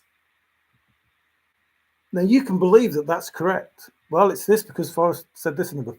It's this because Forrest said this in the book. And someone will say, no, it's not that. It's this. In a totally different state, in a totally different place, or even in the same state, in a totally different place. Once you start with your made-up warm waters halt, you find a canyon. You take it in that canyon down. You take it not far but too far to walk. You put in below a Homer Brown that you find. From there, it's no place for the meek that you find. The end is ever drawing nigh that you find. And you don't even know what it means, but you make up your own interpretation of it. That's absolutely crazy.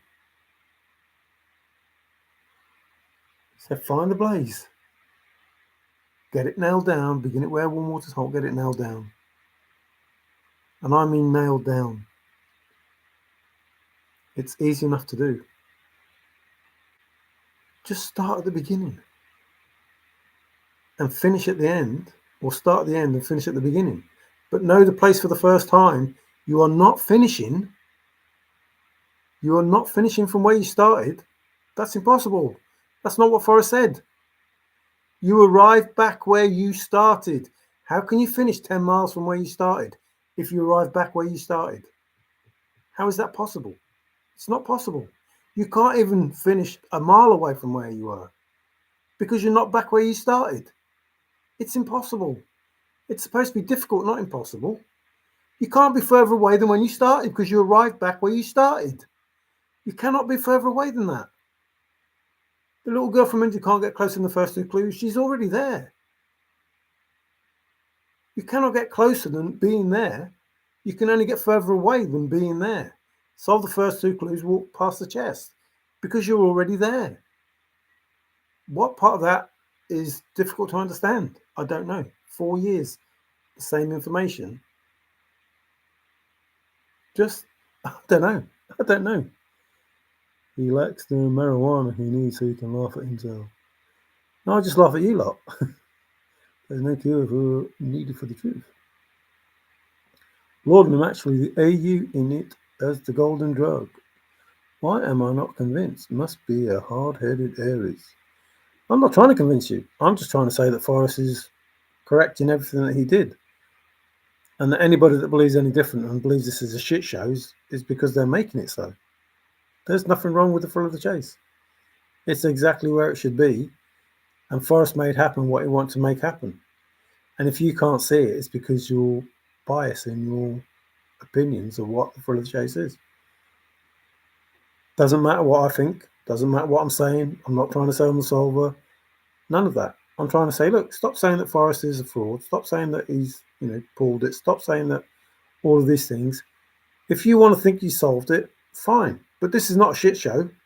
And Forrest has not done you out of anything because, in his own words, don't tell me you found a chest. I don't know what more you need. You're arguing that you found a chest. Forrest tells you he doesn't want to know. If you solve the poem, read him what the poem says, it's game over. There is nothing difficult about those statements that Forrest makes. If you really are the solver, do what he said, and you finished. That's do what he said and you finished. It isn't difficult, but you obviously can't do what he said because you didn't start the thrill of the chase. His thrill of the chase. You didn't understand his language. You didn't take the time to understand it. You didn't have the mettle and resolve to go through it. And you don't know what the answer is.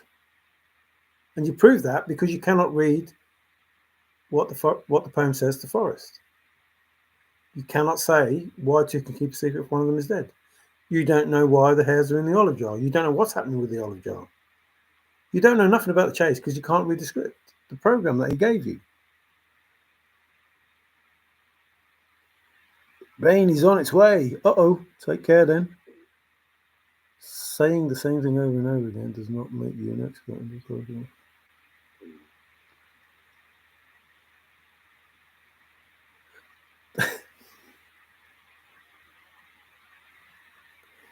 Saying the same thing over and over again just makes you deaf.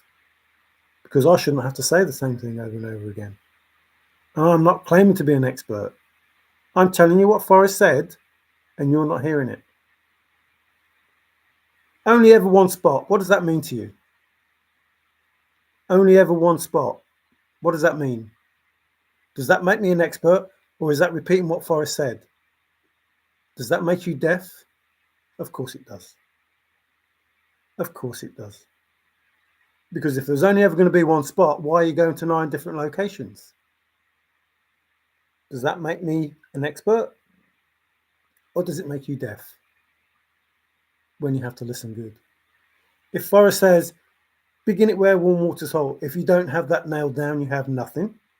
Does it make me an expert when I say you have Jack, which is what you have? I'm merely stating fact that you have, that you can't see, that you don't understand. But it's fact. If you have nothing, you have Jack. A narrative of Jack, which is the poem. You don't understand nailed down. That's not me being an expert. That's you being deaf. You don't hear the information that is telling you how to solve this. It's in a place people do not normally go. That does not make me an expert. That makes me someone who listens good and tells you to listen good to the information that Forrest gave. Not me. It's not my information. It's Forrest information. If it's in a place that people don't normally go, anywhere that you people go for your souls, it's not there. And you won't find it there, which is what Forrest said. You won't find it there because people do not normally go there, including you, the person that's going there, including the people that you see there when you go there. They shouldn't be there because they don't normally go there. Do you know why they don't normally go there? Because no one's going to stumble on it. Nobody will stumble on it if they're not there. Doesn't make me an expert. It makes you deaf. You do not hear the simple truth. What is wrong with you people? I can understand jealousy. I can understand, missing out on something. You were part of something. You thought you had it. You had the information. You were there early. You should have done it and you didn't. I can understand all of that. But I don't understand the deafness. It's in a place people do not normally go. I hear people say it's in the Taos Pueblo, and I think, hang on, don't people go to the Taos Pueblo? Of course they do. It's not there then. It's not there. What the heck is wrong with you people? How difficult is it to understand those statements? No one is going to stumble on that chest. Exactly the same as it's in a place people do not normally go. Exactly the same. Exactly the same statement. Because you don't understand one statement, he makes the same statement a different way, and you still don't understand it. Nobody goes there. No one. Nobody goes there, including you, with your stupid souls that have 9 locations, that don't hear what Forrest Fenn is saying. I'm not an expert. I am merely an interpreter of Forrest Fenn speak. You don't understand the simple truth. Nobody will stumble on the chest. It's in a place where people don't go. I interpret it to you. And you say, oh, what makes you an expert? Not an expert. I'm merely an interpreter of something that Forrest said that is the actual truth. And you don't want to hear it because you're deaf. Listen good, he says. If I told you the home of Brown, you'd go right straight to it. If you have the home of Brown, why are you worried about Warm Waters Holt? If you know the home of Brown, why are you worried about the Blaze? Where is the difficulty? Where is it? Where is the difficulty that you don't understand? It's all the same thing. It's the exact same thing in the one spot that it was going to be. How is that difficult? 4 years of telling you the same thing that Forrest Fenn said. I'm not an expert. There is nothing expert about me repeating what Forrest Fenn said. It's just that you're deaf. There was only going to be one spot. If you know the home of Brown, why are you worried about the Blaze? The last clue, the important clue. If you know the home of Brown, why are you worried about the Blaze? If you have the home of Brown, why are you worried about the Warm Waters Holt? The first clue, the most important clue. And yet, the Blaze is the important clue. Warm Waters Holt is the important clue. The home of Brown is the important clue. Guess what is worth knowing and what's not worth knowing? Guess what is important and not important? There was only ever one spot. They're all the same spot. It's one spot. Not an expert, merely somebody that listens to Forrest and says, well, hang on, Forrest. Excuse me. Hang on, Forrest. If I don't need the Blaze because I have the home of Brown, and I don't need Warm Waters Holt because I have the home of Brown, which is the most important clue, then how important is the home of Brown? If I don't have where Warm Waters nailed down, how important is the home of Brown? And how important is the Blaze? And if they're all the same thing, if I know the Blaze, I know the home of Brown. And if I know the home of Brown, I know Warm Waters Holt. And if I know Warm Waters Holt, guess what? I go and get the chest. I go and get the chest. And I arrive where I started because I'm at the exact same spot that I started. But you are too deaf to hear that. Do you see why I get loud? Not because I'm angry. Not because I'm really frustrated. Because you are deaf. You don't hear simple truth. See, simple truth is spoke to you like this, in this manner.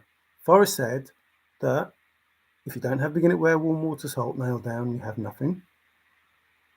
You don't hear that.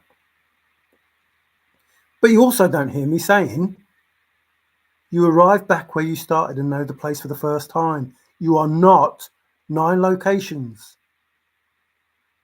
You're not 9 locations. You can't be, because you're not back where you started and knowing the place for the first time. That's not me being an expert. It's crazy to even make the statement. How is that me being an expert? By explaining to you what Forrest Fenn said and you not being able to hear it. Not just once, not just twice, not 3 times, not 20 times, not 50 times. It just makes you deaf. It doesn't make me an expert. I'm trying to help you. You're trying to insult me. That's crazy. That's crazy. Really is crazy, David. Really, really is crazy. Please get off your high horse, all of you. Have a lightly. Forrest wrote in the poem, American searchers won't solve this, because you cannot all be that deaf. There is no way. No way. No way. Really isn't. When I finished talking, I pissed myself. I absolutely pissed myself for believing that you think that I can take on board anything you say when you don't hear what Forrest says. Only ever one spot. Only ever one spot. One spot. Not 9. 1.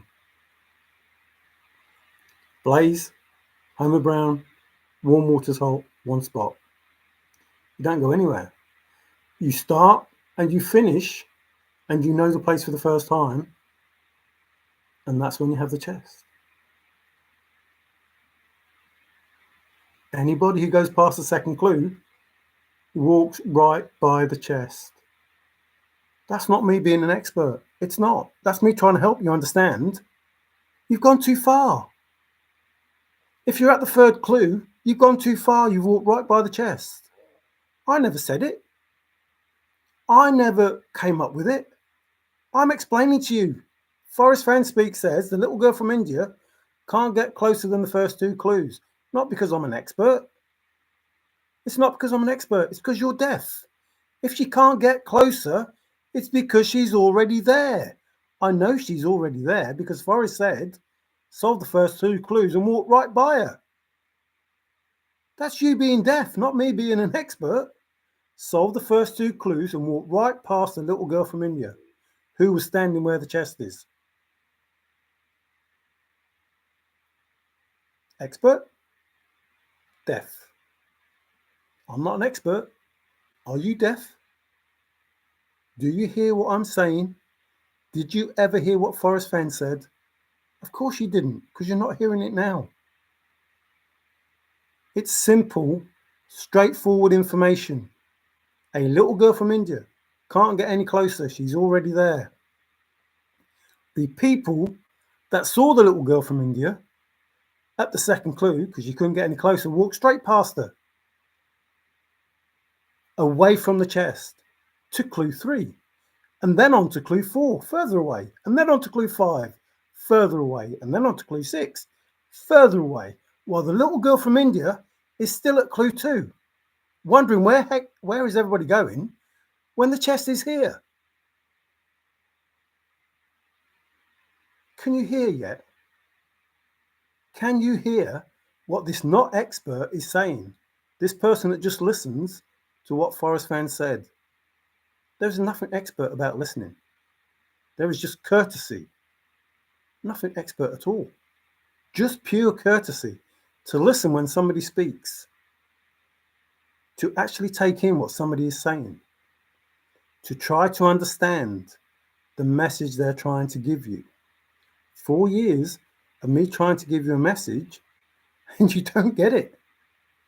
Now, you're either very, very, very, very, very ignorant. That's not me saying it because I want to insult you. That's me saying, I've done this for 4 years. And you say, why should we believe you? You're not an expert. I haven't told you to believe me. I don't know how many times I told you don't have to believe me. I said you had to have faith in Forrest. And I've told you the words of Forrest Fenn. and he told you where it was, and you don't want to hear him tell you where it was. And I'm trying to explain to you, he's telling you where it is, not because I'm an expert, because it's simple fact. A little girl from India, he said to you, cannot get closer than the first two clues. Why can't she get closer than the first two clues? Because she's in India, because she can't fly over, because she can't do this and blah, blah, blah. No, it's because she's already there. That's why she can't. Nobody can get closer than the first two clues. No one. If you were from Wyoming and it was in Wyoming, you couldn't get closer than the first two clues. You couldn't get closer than the first two clues. You are already there. And any step that you take away from that clue, you're further away, walking right by the chest. A clue that he gave you, a hint that he gave you to marry together, to say this clue and this clue, exactly the same. The Homer Brown clue, exactly the same. Exactly the same. No, I'm not an expert. I'm just saying, if Forrest tells you, if I told you the Homer Brown, you go right to it, then go to the Homer Brown. What's difficult about that? Go to the Homer Brown. Which clue was it? Was it your second clue? Go to the Homer Brown. That's where it is. Or, better still, go to begin it where warm waters halt, which is nailed down. Or better still, go straight to the blaze, because that's where the chest is. What the heck is wrong with you people? I am not an expert, but if the chest is supposed to be where the blaze is, listen, if the chest is supposed to be where the blaze is, then surely if you go right to the Homer Brown, that's where the chest is, what Forrest says. If you go right to the Homer Brown, where do you think the blaze is? Is it 7 clues away? Or is it where the Homer Brown is? Is the blaze 7 clues away? Or is it where the Homer Brown is? If you're going to the Homer Brown where the chest is, the blaze has to be there. It has to be there, which makes it, the Homer Brown and the blaze, one spot. But you have to begin it where warm waters halt. If it's only one spot, doesn't that make sense that when Forrest says, if you have the Homer Brown, why are you worried about warm waters halt? Oh, I don't know, Forrest. You told us it was the first clue, and if we didn't have that nailed down, we had nothing. But I also told you, if I told you the Homer Brown, you go right straight to it. Oh, maybe they're all the same thing. Maybe the first clue and the last clue is all the same thing. And if you have the last clue, which gives you the chest, it gives you the chest because you have the correct warm waters halt. Therefore, I see the blaze, I look quickly down, I go get the chest, I come back out, and I am at the place and know the place for the first time. Because I know that knowing the blaze is my warm waters halt. I'm not at the blaze, I'm at warm waters halt. Although I am at the blaze, and I'm also at the Homer Brown. I know it for the first time. I'm at all of these things that I thought was just one thing, separate, but I'm at taking the canyon down, not far but too far to walk. I'm at put in below the Homer Brown. I'm at from there, it's no place for the meek. I'm at no place for the meek, the end is ever drawing nigh. There'll be no paddle up your creek, just heavy loads and water high. I'm at all of these things. I'm at all of them. I'm in the one spot. There was only ever going to be one spot. I am in the one spot that it was only ever going to be. And all of these clues are about one spot. They have to be. Because I started at Warm Waters Halt, I've finished at the Blaze, and everything in between is all one. Because the Blaze is at Warm Waters Halt, the Homer Brown is at Warm Waters Halt, which means anything in between all of that, guess what? It's at Warm Waters Halt. And you know the place for the first time. And what the heck is wrong with you saying that I'm an expert when it's simple, deep thinking, using logic, simple, straightforward. simple, simplified information. Don't go past the Homer Brown. Do not go past the little girl from India because you're going away from the chest. There is nothing expert about it. Just, what's that, Forrest? Begin it where warm water's hot, yeah. And take it in the canyon down, yeah. Not far but too far to walk, yeah. Put in below the Homer Brown. Is that where you put it, Forrest? Below the Homer Brown? Okay, from there it's no place for the meat. Oh, right. So I'm not going to go anywhere, but at the Homer Brown, it's no place for the meat. Nearly finished. Oh, right, nearly finished, yeah. The end is overdrawn, yes. There'll be no paddle up your creek, so I'm going down. Heavy lows and water high, yeah. If you've been wise and found the blaze, yeah, look quickly down. Okay, right, okay, hang on. Right, so I know I have to find the blaze before I can start. That's the whole point of being wise and finding the blaze.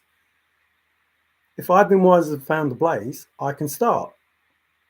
You had to know the blaze before you started. That's the whole point. So now I know what the blaze is, yeah. Look quickly down, yes.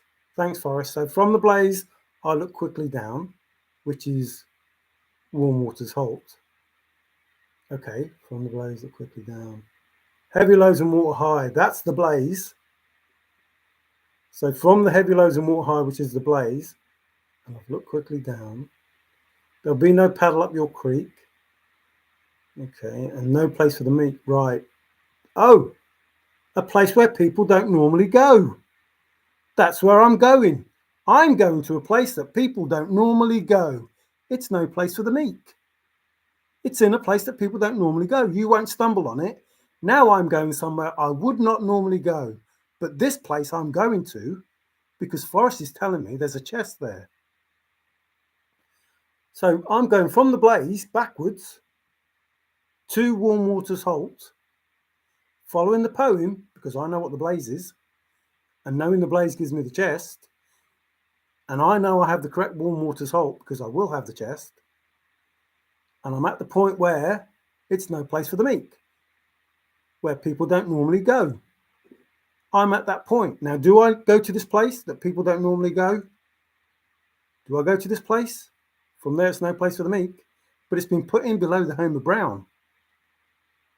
So I have to go to this place because it's been put in below the Homer Brown.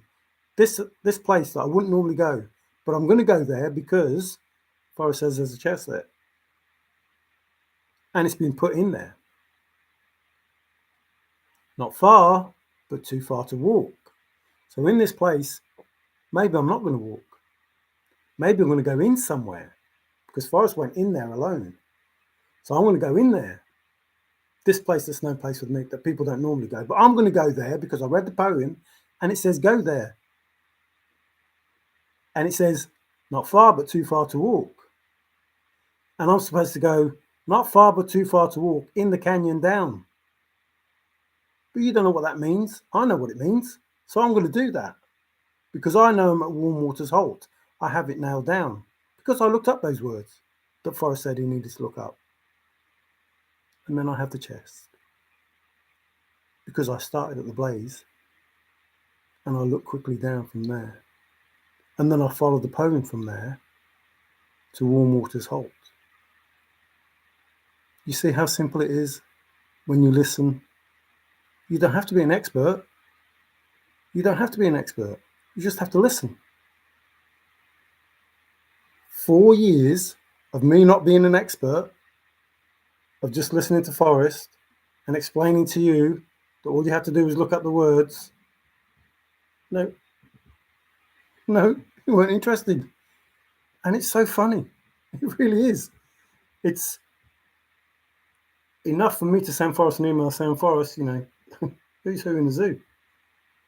There is no way that these people who had a head start with the poem, who should have finished it by now, who jump up and down and say all these crazy things, who are very insulting, how they haven't solved it. it's impossible for me to believe, Forrest, that this is real.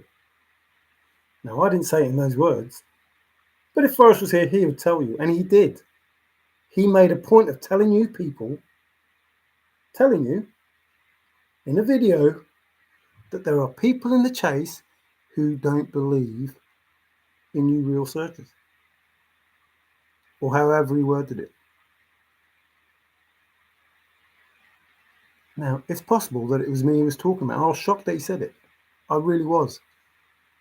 But he said it. Because it's hard to believe that you don't listen. It really is. It's hard to believe that the information in the poem that says American searchers won't find it, how Forrest can make such a statement about the searchers in his country. But he must know you people pretty well, because you've just had the audacity to say that I'm an expert. I'm not an expert. I have never professed to being an expert. I have told you, you do not have to believe a single word I say. But what I've given you is fact. What I've said to you is what Forrest has said. What I have showed you are words that mean what you think they do. Because you don't understand the words that Forrest gave you. And I explained them to you. And I'm sure when you find out the answer, you will go, oh my flipping, what the? Why did it take me so long to hear what was being said? I don't know how long you all people have been in the chase, but I know absolutely that I've spent 4 years explaining to you the simplicity of finding a chest, of having it nailed down, give you the words, give you them, showed you them, put it on a screen right in front of you and said, look, these are the things that you need to look for. You didn't hear. I'm trying to stop myself laughing, but you didn't hear. You really didn't hear. And then you've got the audacity to say, what makes you an expert? Have I once said I'm an expert? Have I once said I'm the finder? Have I once said I'm the solver? Have I once said that you are not right? I've told you all right. You're all in the same place in the poem. All your names are in the poem. All your souls are in the poem. And they find a chest, just not the chest. The reason they don't find the chest is because you go to 9 different locations. There was only ever one spot. One spot. Simple. Go to that spot, get the chest. There's no boots on the ground searching. Oh, if you've never been boots on the ground, you don't know nothing. No, if you've gone boots on the ground, you don't know nothing. Remember somebody went boots on the ground? Who was that somebody that went boots on the ground? Oh, it's me. It was me. I went 1 boot on the ground and realised you're not searching for this chest. No one's going to stumble on it. If you go looking, guess what? You stumble on it. If you go looking, guess what? You're in a place everybody else is looking. And it's in a place people don't normally go. So guess what? Maybe I'll think differently. Maybe I'll actually listen to what Forrest is saying. The last clue is most important. That's when you have the chest. Which clue is more important to you? Which clue is more important to you? Begin it where warm waters halt, the one that you have to have nailed down. If you don't, you have Jack. Is that the most important clue?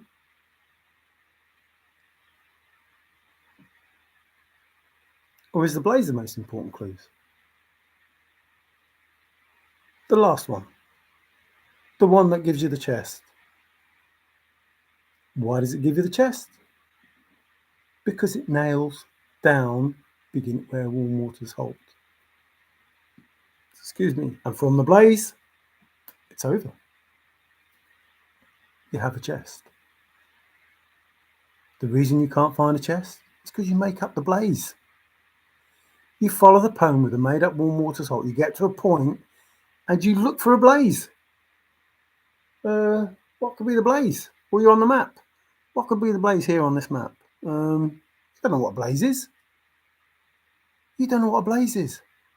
But if you know what the blaze is, you know what warm water salt is. And if you know what warm water salt is, you know where the chest is. And if you know where the chest is, guess what? It's a chest. Now, I'm 100% certain, more than 100% if you can be 100% more than 100, where the chest was, is, could have been, because I understand the words that Forrest Fenn gave us. I am not an expert in that way. I am just a person that listened to what Forrest said. That's it. I listened to what he said. There is no cleverness. There is no expertise. That all came from Forrest. The only difference between me and you is you lot are deaf.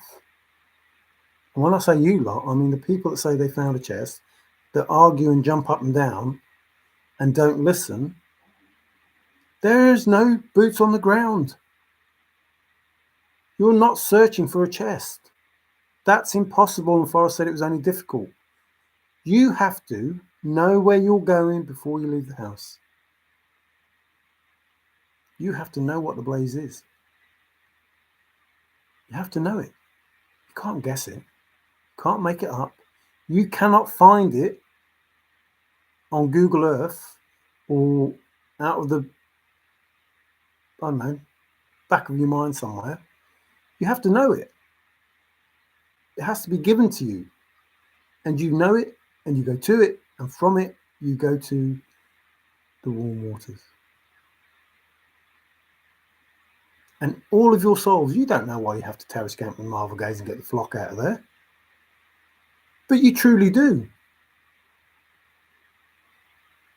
And it's important that you know what the blaze is. And I have told you over and again what the answer is. It doesn't make me an expert. It just makes me someone who listened, who has an answer. There's no expertise involved. Merely, listen to this, please listen. I looked up all the words in that poem. How do you solve the Thrill of the Chase poem?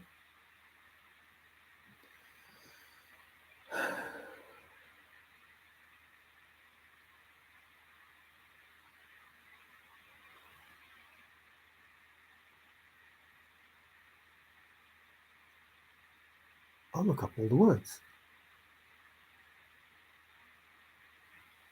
Douglas Preston saw a draft, said that's too easy. Was that the first version of the poem? Was that the real words in the poem?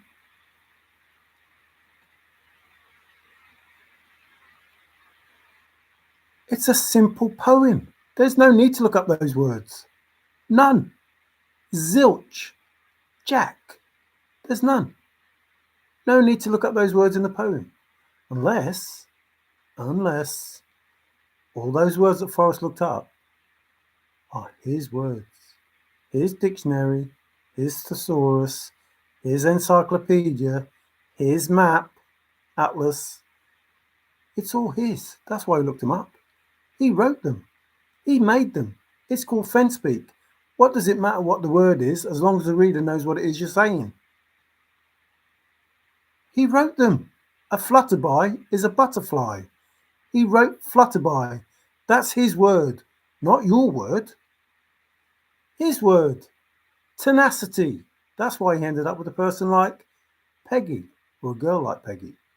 Tenacity, not passion, not romance.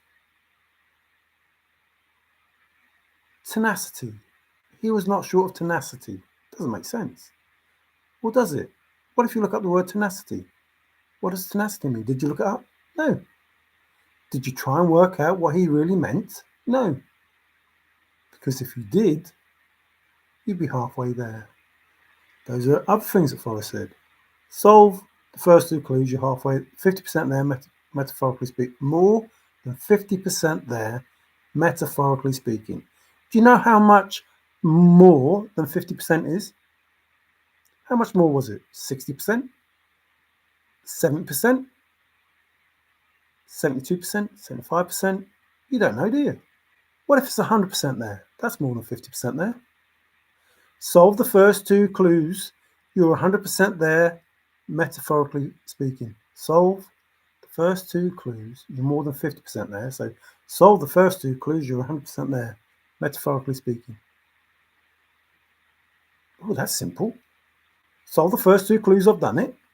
Well, that's where the little girl from India is. Solve the first two clues, it's academic. Well, that's where the little girl from India is. Solve the first two clues, you won't walk right by the chest, because that's where the other people did. Solve the first two clues, you'll understand the importance of the first clue, because they didn't. They had the first clue, but they still walked right by the chest, because they didn't understand the importance of it. Do you know what that means? They didn't have it nailed down. That's where you're going wrong. Because if you had it nailed down, you wouldn't go past it. If you had it nailed down, you'd know what the blaze is. See, that's where you're going wrong. You believe, with your guesswork, that you know the answer to the first clue. But you don't know it. You can't know it. Because there was only one spot. And if there's only one spot, guess what? That's where the chest is. That's where the chest is. If there's only one spot, the first spot that you go to, that's where the chest is. That's where the blaze is. That's where the home of Brown is. No place for the meek. The end is ever drawing nigh. There'll be no paddle up your creek. Heavy loads water high. It's all there. It's all there in the one spot. Does that make me an expert? No. Of course it doesn't. But it does make you deaf. 10 years of Forrest Fenn telling you what to do. 4 years of me explaining what Forrest Fenn was hiding from you. He hid it from you, but he told you what the answers were. You didn't see it, and I don't get it. Hi, Luli. I didn't see you. Hi, Jeff. I've missed everybody saying that. Sorry, but how can you keep saying the same thing? And that's just it. How can I say the same thing and over and again and believe people will believe you? You're so deaf, it's unreal.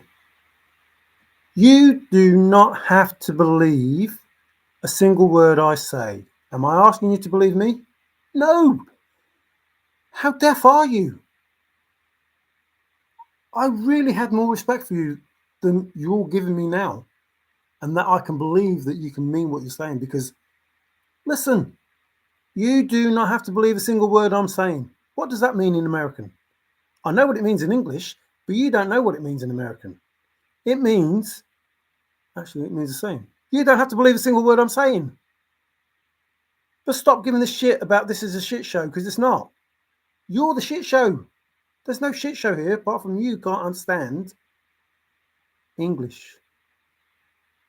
Because it was written in English and you can't understand it. And I'm explaining it in English and you can't understand it. And I'm not telling you to believe me. I'm telling you to believe Forrest. And these are the words that Forrest said. And I'm explaining them to you, the exact same words. And you still can't understand it. And Forrest writes in there that an American searcher won't solve this. And he's 100% right. Because 4 years later, hearing the same information from Forrest Fenn, and now from me, you still don't understand it. And it's beyond belief. It's so funny. It's crazy. I literally roll over some days when I think of some of the things that people say. I shout now because you're not hearing. I shout because you're deaf, not because you're upsetting me. It's because I do not believe. I don't believe you're real searchers. I believe you're real searchers, and I believe you're in it from the start. I believe all of that, yes. But that you say these things and don't question other things, That's pathetic. Absolutely. And again, just in case you didn't hear, you do not have to believe a single word I'm saying. Not one. But you have to stop believing that this is a shit show, because the only shit show is what you're making. There was only ever one spot. It's easy enough to find. And it's over. It was over 4 years ago. Still over. There was a secret treasure, which you didn't even bother looking for, that you have no idea what it's about. And I'm trying to explain to you that the promise of new discoveries, that's coming up. And if you haven't listened to a single word I'm saying, guess what happens going forward? You'll be exactly where you are now, because you haven't heard a single word I've said from Forrest Fenn. You see, going forward, maybe the information I've given you might be helpful, but you haven't heard it. Maybe in the John Collins Black, stroke Forrest Fenn, Thrill of the Chase continuation, maybe you need to understand some of the stuff that I've said, which is why I've been shouting at you. I don't care. You don't have to believe me. But there is a promise of new discoveries coming up. And you have no idea how to go about solving that. And that, to me, is crazy. You were in it at the start. You had an opportunity to do something and you couldn't do it. You've been told how to do it and you still can't do it. And now there's another opportunity and you still can't do it. And I'm stupid enough to go, well, I don't really want to find all the stuff that's in there. It's not fair. And I'm starting to think, well, maybe I should just, find everything. Open your ears and listen. What the heck is wrong with you? What have you got to lose? You doing it your way, what do you have? Jack. Doing it your way, you have Jack. What have you got to lose? To think, what if? Every now and again, what if? You've got nothing to lose, because that's what you've got, nothing, Jack. So you can lose Jack. If you do it correctly, you lose Jack. That narrative is gone. 9 Mile Hole, gone. If you think, what if you do it correctly, the narrative of Jack has gone. Because you know the answer. Jack no longer exists because you know the answer. Jack doesn't exist for me. Jack never existed. He was always Jonathan Stoof. Part of the narrative that Forrest Fenn wrote in the poem. For you, he exists. For you, you do ping data and do all this stuff, do the 9 Mile Hole stuff, do the heritage stuff. You do all that. For me, I just read the poem and go, yeah, okay.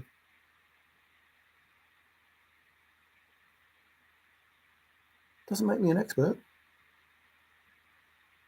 Doesn't make me an expert. It just means that I hear what Forrest Fenn is saying. That I bothered to look up all those words that he was talking about. And you didn't. That just makes you deaf. Doesn't make me an expert. It really doesn't. And it's funny that you say that, because it's like, well, that just proves that you really are deaf. Uh-oh. Why? I don't know what that means. You cannot divide us. We speak true words and do not care. Yeah, it doesn't matter. It doesn't matter who you are. Only, yes, who they think you are. This is about Forrest, not who found it or who solved it. Wake the F up. Jeff, I did that show for years. My family does it every year. I'm busy taking care of sister. Well, say hello for us, Lily. Sorry you have to hear that, Lily, but, some people just don't want to hear the truth. I can't wait for the letter. Connect on JCB. Yeah, we've done some of that already, Moisture. The answers are simple. They really are. The solutions are varied and many for different things. It's just, I've said to Davey, he's here now. He'll tell you, I don't want to win everything. I don't want to win everything. That's not why I did this. I don't want to insist that I'm the solver. I don't want to insist that I'm the finder. I'm not claiming to be the finder. I'm not claiming to be the solver. Forrest is the finder. Forrest is the solver. Forrest made it happen. That's it, as far as I'm concerned. And there is a promise of new discoveries. But you seem to forget, as has been said. You forget that he said, think nice thoughts. You forget he said, that's me taking flack. You forget all these things because you're selfish and greedy people.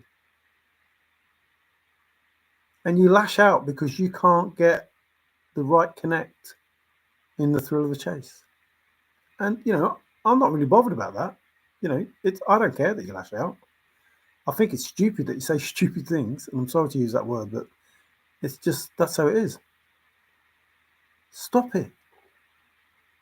Just for once, in the thrill of the chase, just let go of the chest. Forrest doesn't care that you found a chest. He doesn't care. He knows the answer. You can hide it again in the same place. No one's ever going to find it there.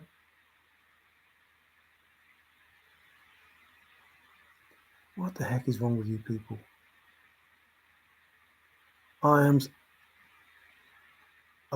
took my videos down because you aren't listening. And I believe those videos can help going forward. Absolutely believe they can help going forward. If there is a hunt coming out and there's a continuation to the poem, who wrote that poem? John Collins Black? Did he write the extra bit? Are you sure? Are you sure it's just a simple poem with just simple words? Not crafted, not built, felt like an architect. Are you sure that John Collins Black could have wrote those extra words? I don't think so. I think you're going to need to shift, drift, best able to adapt, move with confidence, sure for the one that did. I think pretty much the same sort of according to Hoyle will exist. See, the way you did it, you got nothing. So try and do it differently. Doesn't matter whether I'm an expert or not. That doesn't matter. What matters is the way you did it. You can't keep doing the same thing incorrectly. Probably what you said, David. You can't do the same thing incorrectly and expect to get a different result. And yet that's what all of you are doing. You've done it wrong. And now you think that if you do it wrong, you'll still get it right. You haven't succeeded. You haven't succeeded. You couldn't have done. You don't know what the answer is. You have no reward for it. As an average searcher, Forrest wasn't going to reward you. And yet you think that you probably don't want to do another hunt. But I can assure you now it's going to be worthwhile. You think the way you did it that was incorrect is going to stand you in good stead in the next hunt? No. Not a hope in hell. No way. No way. You see, this is still going to be Fenn speak. It doesn't matter whose name is on that book. It doesn't matter whose name is in the extra bit of the poem. What I can assure you is it's going to be just as difficult. Not impossible, but just as difficult. And if you're not prepared to put in the mettle and the resolve that's needed, I pity you. Because, as I said to someone earlier, I don't think I'll be entering the JCB hunt. Not because I don't think I can do it, but because I think I can. And it wouldn't be fair. It would not be fair for me to enter it. Because if there are 4 chests to find, guess who's more likely to find them? Me or you? I know who my money's on. I am not an expert, but I do listen. I can tell you who'll be with me. And I don't think it'll just be Davy B. You have to read the poem. You can't. You've proved that over and over. You claim to have the truth. No, I claim to have been showing you facts. I claim that I've showed you the facts and you're not listening. And they are facts. Those are words. I've showed you words that have been written in such a way that you have to be a reader to understand it. And you have to understand it because Forrest Fenn told you to understand it. Why do you think a butterfly is a flutterby? When I write those words, I have to use my imagination to work out that a flutterby is a butterfly because they don't look as I know them. My knowledge doesn't help me for the words that I know when I'm reading the poem. It doesn't help me. I know a butterfly is a butterfly. I know that.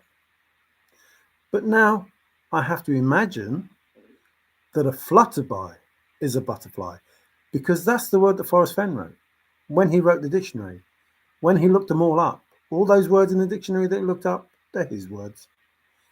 Flutterby being one of them. Tenacity being another. But what does tenacity mean?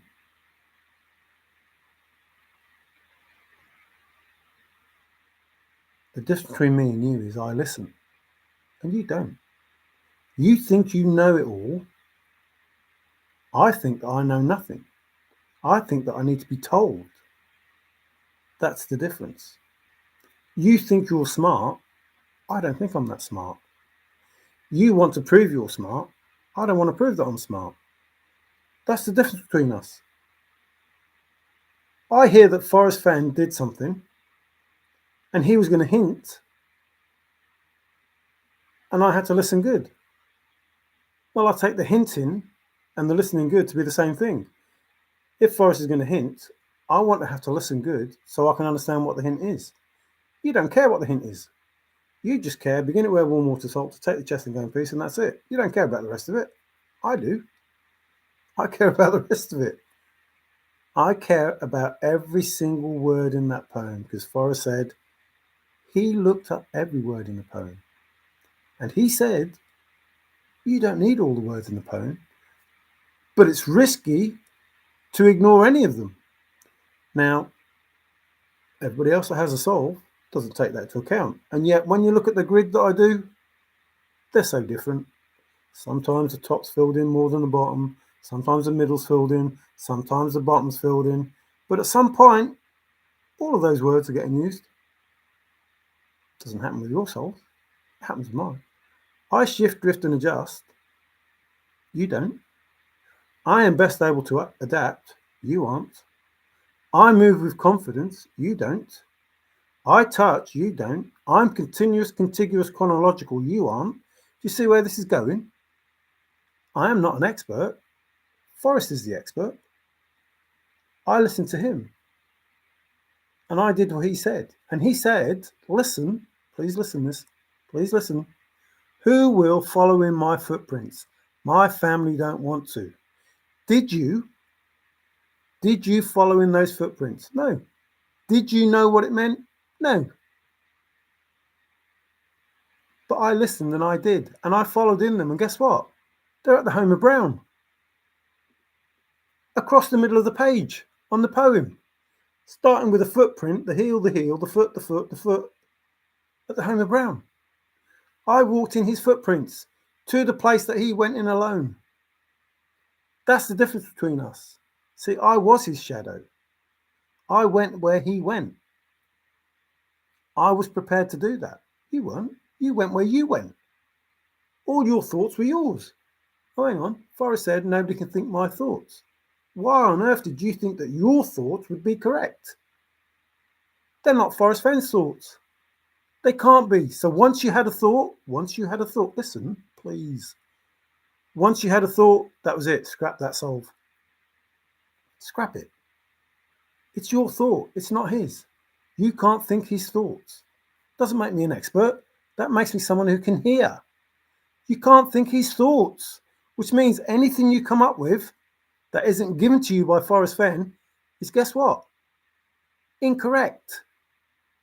Oh, I'm going to come up with this really brilliant solve. Nobody's going to think of this. Well, guess what? Forrest said, when you hear what it is, you're going to say, why didn't I think of that? So why are you coming up with a crazy flipping special solve? It has to be so simple that when you hear it, you go, oh, why didn't I think of that? What is wrong with you people that you don't hear the simple information that's given to you? That's been given to you for nearly 15 years. It begs belief. It really does. And you can get upset. I'm not trying to get angry with you. I'm not trying to fall out with you. You can get upset as much as you want. I'm not telling you to believe me. You don't have to believe me. I've told you that every single video. Every single video, which you can't hear because you keep insulting me saying things that I don't say. Believe Forrest. Have faith in a maverick. Believe that what he is saying will help you, not just for this chase, for the future discoveries that are coming up. Just believe in him. You don't have to believe a single word that I've said to you. You don't. But guess what? A little guess. Guessing leads to a thin wallet. A little guess? What you all did gave you Jack. Think about that. What you all did gave you nothing. It gave you Jack. Would it hurt you to just listen, do something different and think, what if? Because what you did got you nothing. And if that's how you want to proceed going forward, guess what you're going to end up with? The same shit show that you made the thrill of the chase. That's what you're going to end up with. They're not going to make it a shit show, whoever does it. You are. Because all you will have is Jack. If this is a continuation of Forrest Fenn, and it has to be, there is no other explanation for the olive jar. None. There is no other explanation for the added verses, stanzas, whatever you want to call them. None. This is a continuation. And it's probably bigger than the Forrest Fenn hunt. Maybe somebody else is doing it. Maybe somebody else is behind it. Maybe it's a different name. Maybe you need to find who the real Forrest Fenn is to understand that. Whatever works for you, David. Herbert. Oh, I miss all that. Why am I insulting everyone? Why is it an insult to tell you the truth? How is it an insult to say that you're deaf when you're not listening? It's a statement of fact. You are not hearing the information that's given to you. How is that an insult? If I say to you, oh, you wear a hat when you do your streams, is it an insult or a statement of fact? If I say to you, you're too scared to show your face on the stream, is that an insult or a statement of fact? The fact that you don't hear is not me insulting you. That's me stating a fact. You do not hear it. You either don't want to hear it or you're just deaf that you don't hear it. There is no insult. You're wrong because you're wrong, because you're not listening to what Forrest said, and you're not hearing to the interpretation of what Forrest said. It's not even an interpretation. It's not. It's in a place people don't normally go. It's not an interpretation. But I'm trying to force home, it's in a place that people don't normally go, which is no different than nobody will stumble on that chest. It's the same statement. Just come at it from a different angle. But it's the same statement. Don't go to that place that you're thinking of going to, because it's not there. You won't find it where you're looking, especially if you've gone to 9 clues and there's only one place. How is that insulting? What is insulting is what you say when you say, I'm an expert, that I'm trying to tell you what to do. I'm not trying to tell you to do anything. I'm trying to tell you what Forrest asked you to do. You don't want to hear it. I can't help that. And you don't have to believe me. I've told you that 100 times. I don't get where you're coming from.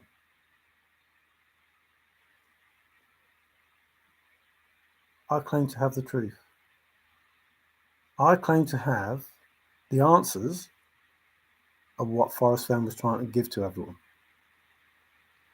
If that is the truth, as it is, I don't claim anything other than, here is the information that Forrest said.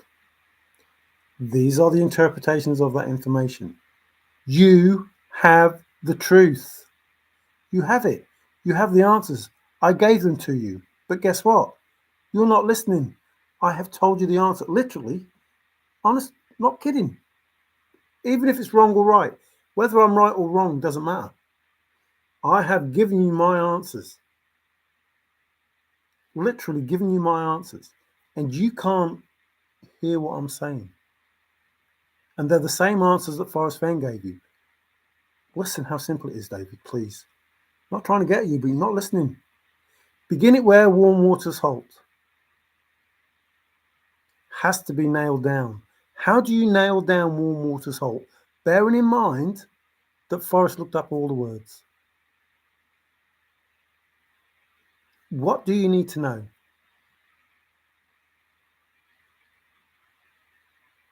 What do those words mean? How do you know what those words mean?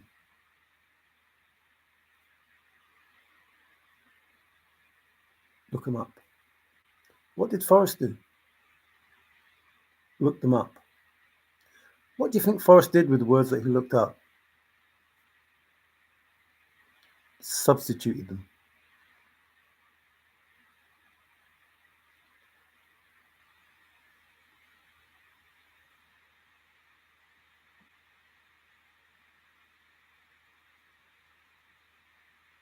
Oh, that's it. That's the answer. That's it. That's all I have to do. Oh no, I'll think of this really, really great solve. I won't listen to what Forrest said. I'll think of this really, really, really great solve. And no one's going to think of this. But they're supposed to think of it. It's supposed to be so simple. In fact, if you just listen to Forrest, he told you what to do. He told you what to do. It's precise, word for word. It's precise to the letter. It's precise by the numbers. It's precise by the book. You see, when he gives you the words, he's telling you, if you understand these words, you know what it is you have to do.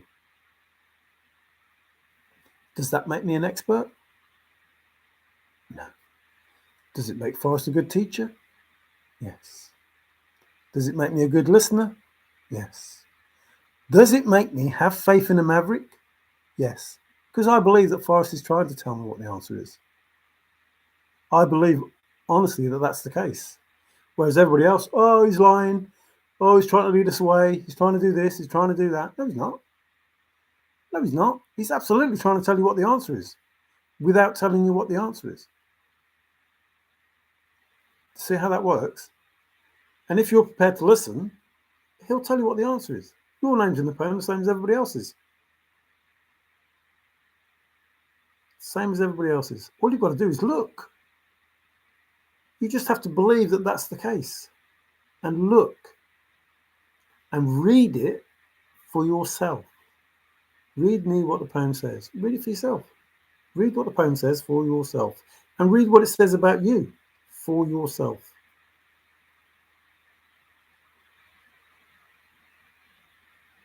That's it. That's how simple it is. Just read it. To find a chest, to find the chest, the real chest, the chest that nobody else found. To find that chest, read the poem with a little imagination. That's it. But read it with the knowledge that there are substitutes. Read it with the knowledge that you need to imagine a little. Read it with the knowledge that Forrest looked up all the words in that poem. Read it with that knowledge. The D, that knowledge. Just read it. That's it. It's finished. Done. It's that simple. The stuff that you see that I do, the end of the rainbow, those colours, that's to find a secret treasure, not to find a chest. That's to find a secret treasure that Forrest didn't give you any rules for other than the information he gave you. That's what that is. And I think that everything that Forrest said will become important in the JCB hunt. And if you haven't listened in 15 years nearly, 14 years, you're going to be in trouble. But those that have, are going to have a head start. You see, the playing field is level from the very beginning. And only those people that didn't slip out the window down the fire escape, getting rust stains on their pants, only those people that stayed in class, them are the ones that will do all right.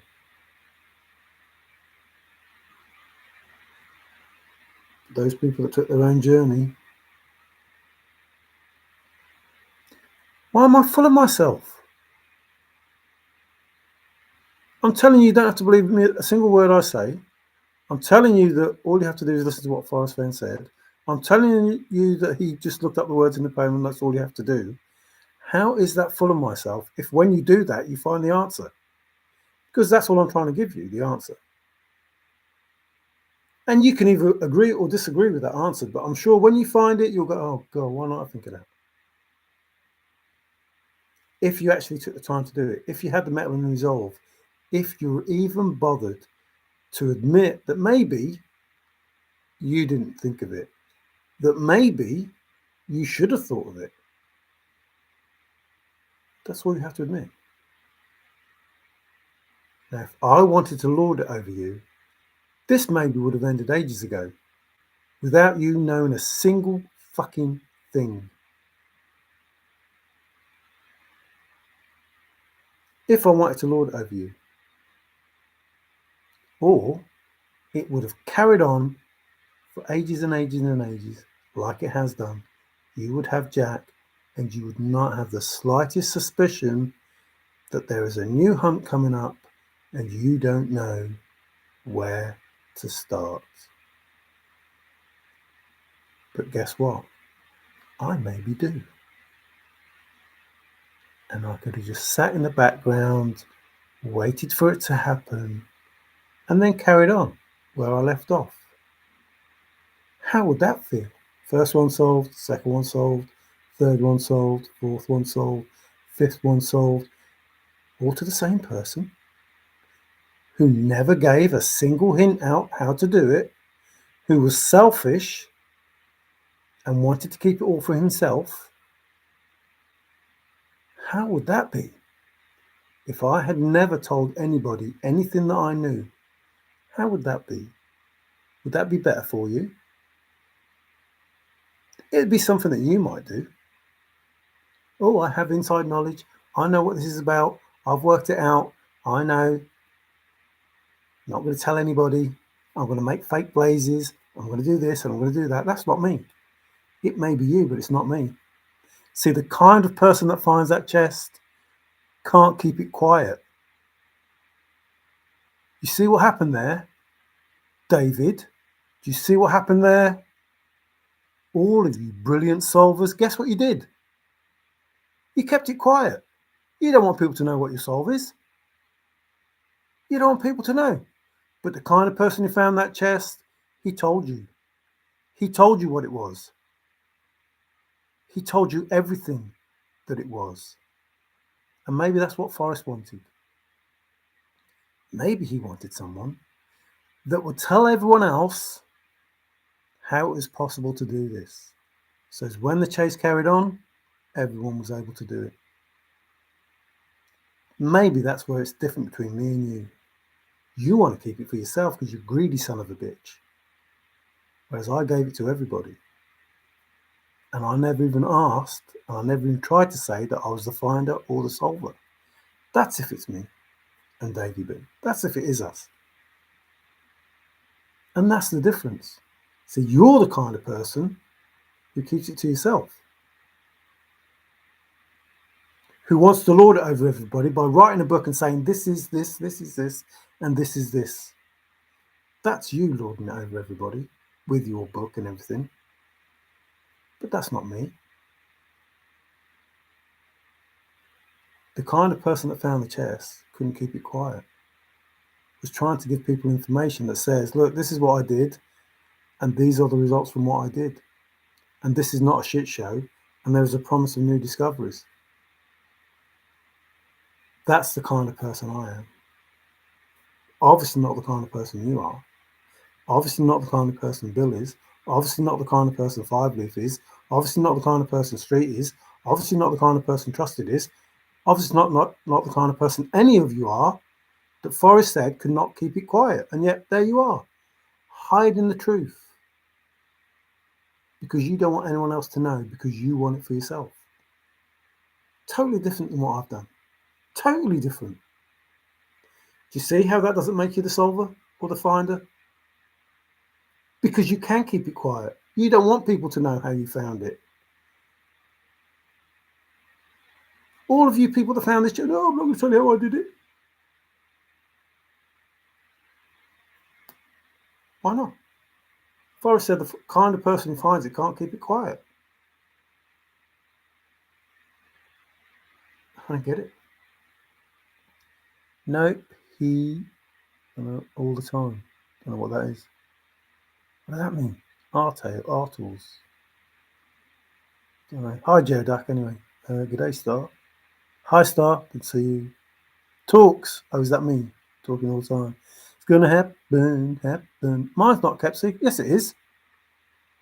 You've only given out a little bit of it, 5. You haven't given out the truth of it, not the fine detail. No, you haven't given it out. I know you haven't given it out.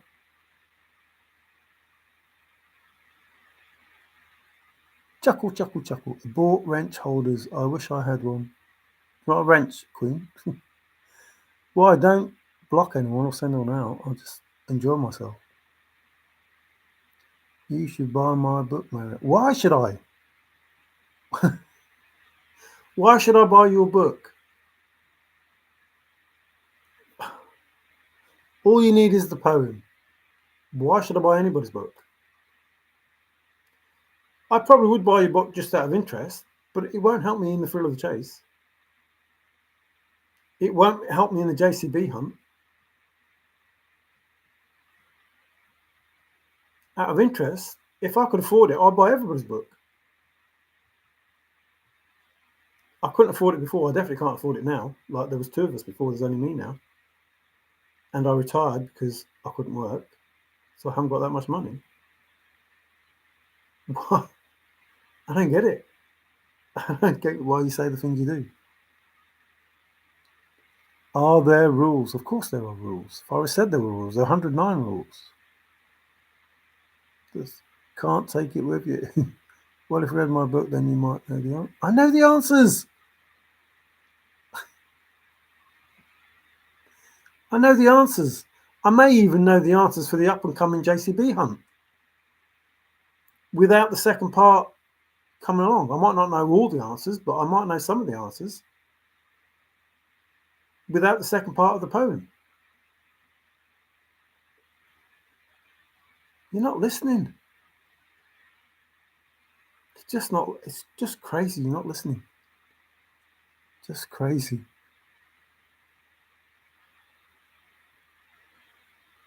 I say that a lot lately. I don't know what that is that you say a lot lately.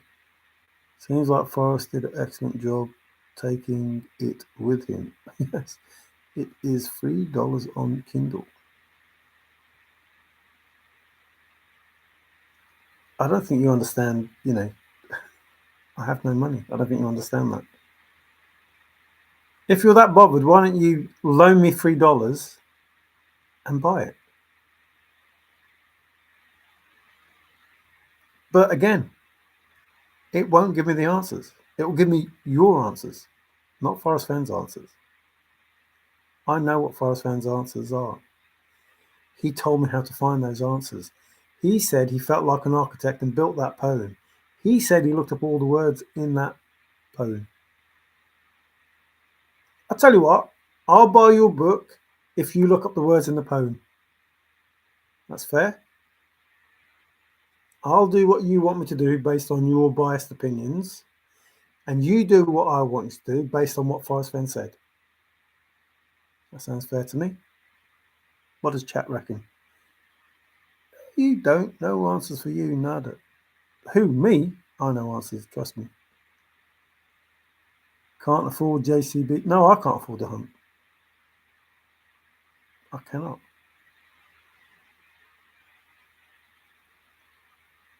You don't understand, do you?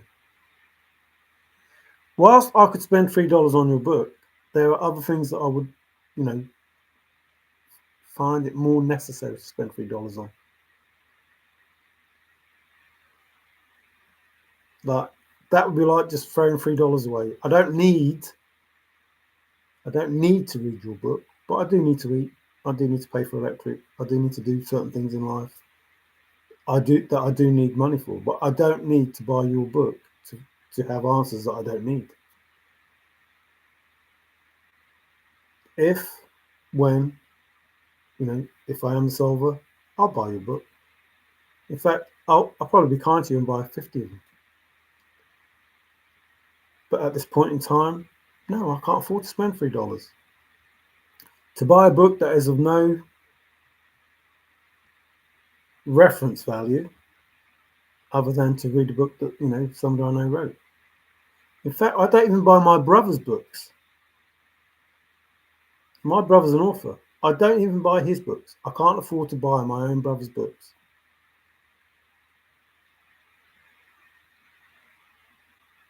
Why would I buy yours? My own brother writes books. I don't buy those books. If I want to read my brother's books, I have to go to him and ask him for a book.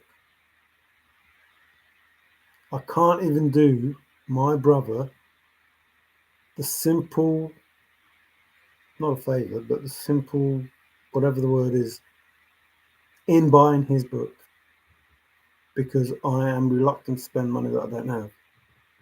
Well, I have it, but I'm reluctant to spend it. So I'm on a pension. I'm in a house on my own. And this pension was taken early, A, because I'm not well, and B, because my wife wasn't well. Now, my wife has passed, so the money she was getting isn't coming in, and it's just my pension that has been taken early. So, don't know why I have to explain myself to you, but no, I can't afford $3 on a book that has no relevance to me, no reference to me, other than I want to buy it because it's David Paisano's book. And yet I can't even buy my own brother's book. I don't know.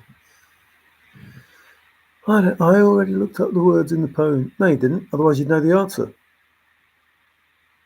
What does warm mean to you then? Comfortable? What does waters mean to you then? What does begin mean to you then? What does down mean?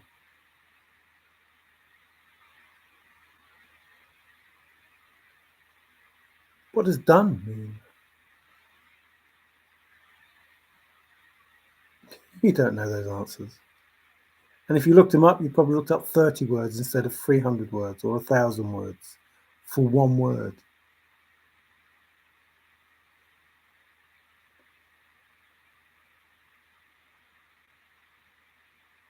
How many more wasted people? Yeah, I said I've already took down my videos. There won't be many more because JCB starts 21st of October. Maybe you get some news by the 31st of October. And then you'll be stuck.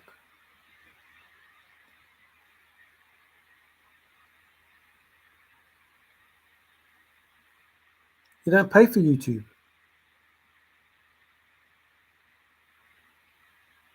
You don't pay for YouTube. I can't even, like, people keep moaning that I don't do a Zoom and, have people on. I can't pay for a Zoom and have people on. So why don't you have people on your show? Because I can't afford to pay for people to come on my show. Simplify.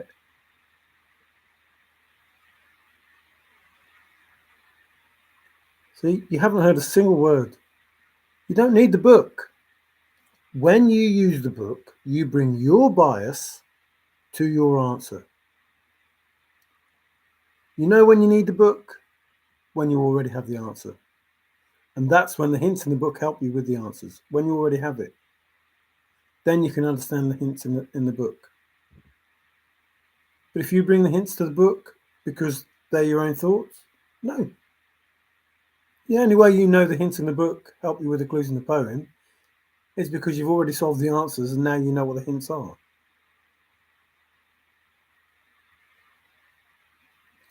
The picture, what's the pictures of the biddies? Is it the biddies? It's a road in a place in Wyoming with a fork in the road. You don't know that by looking at the picture, but when you know what the answer is, you can see the picture for what it is. It's just crazy. I think it's carved in. Ooh, that's a good statement, Woody. Oh, Davey's already agreed. I don't know how many that is, but a lot of percent.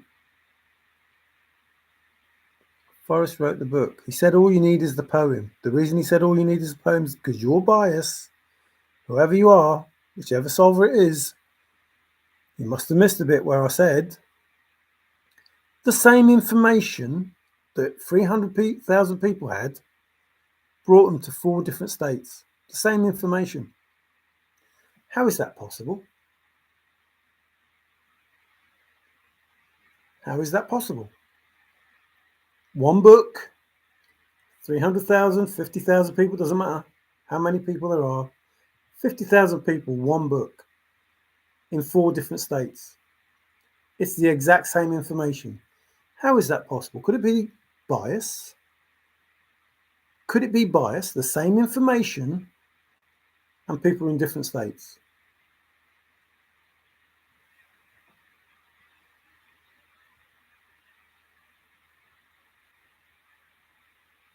No, I don't know. 50,000 people, a book of not many words.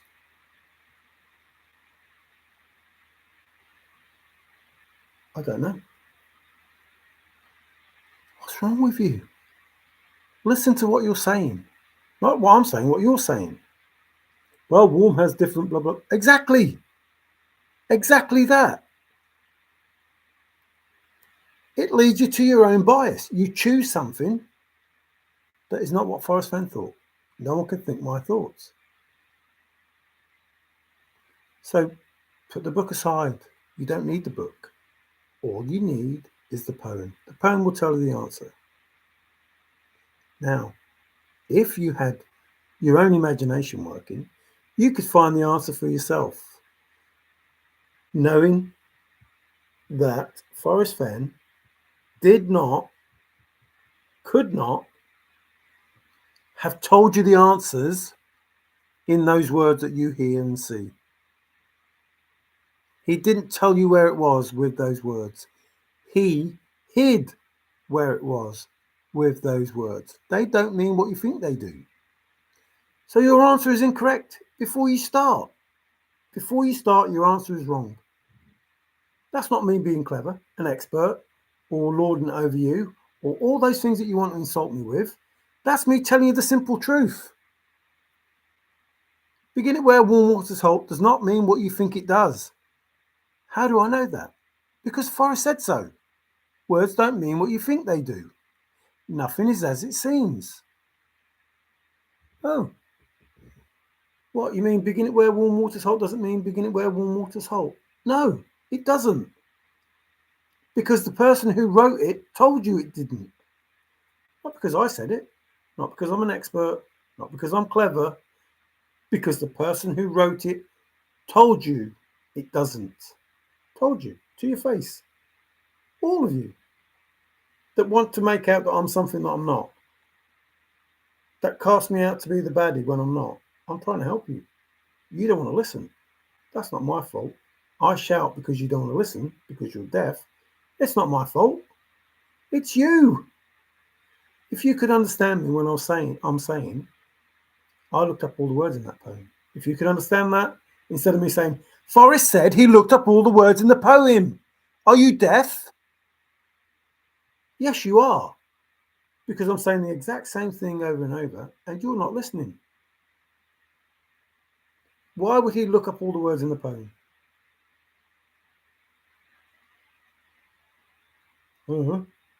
Why would he look up all the words in the poem? And why then does he say words don't mean what you think they do? Maybe because he changed them. Maybe he looked them up to change them. And Douglas went, oh yeah, that's where it is it? Oh, that's too easy. You've already told them where it is. Yeah, but by the time I've finished, it won't be solved for 9,000 years or 10,000 years or however many. I looked up all the words in that poem. I hid where it was with the words in that poem. Listen, I've said it hundreds of times, but you don't hear. Listen. Begin it where the Firehole River stops. Oh, Forrest can't say that. He's telling you where it is. He's talked about it in the Thrill of the Chase book. Oh, well then, begin it where warm waters halt.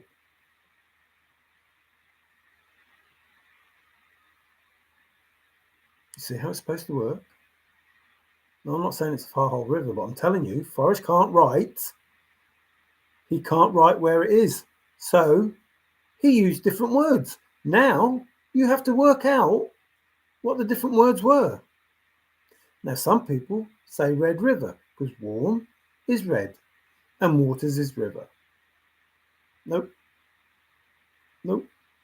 Some people say Uncompahgre River. Nope.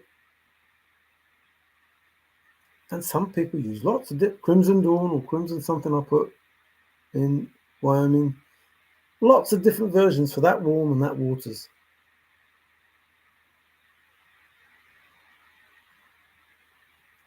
Do you see how simple it is?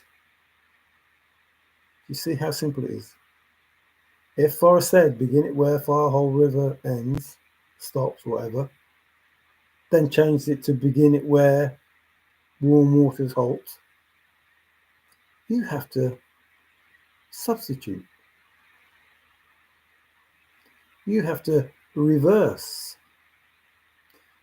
You have to use your imagination. Read the poem with a little imagination.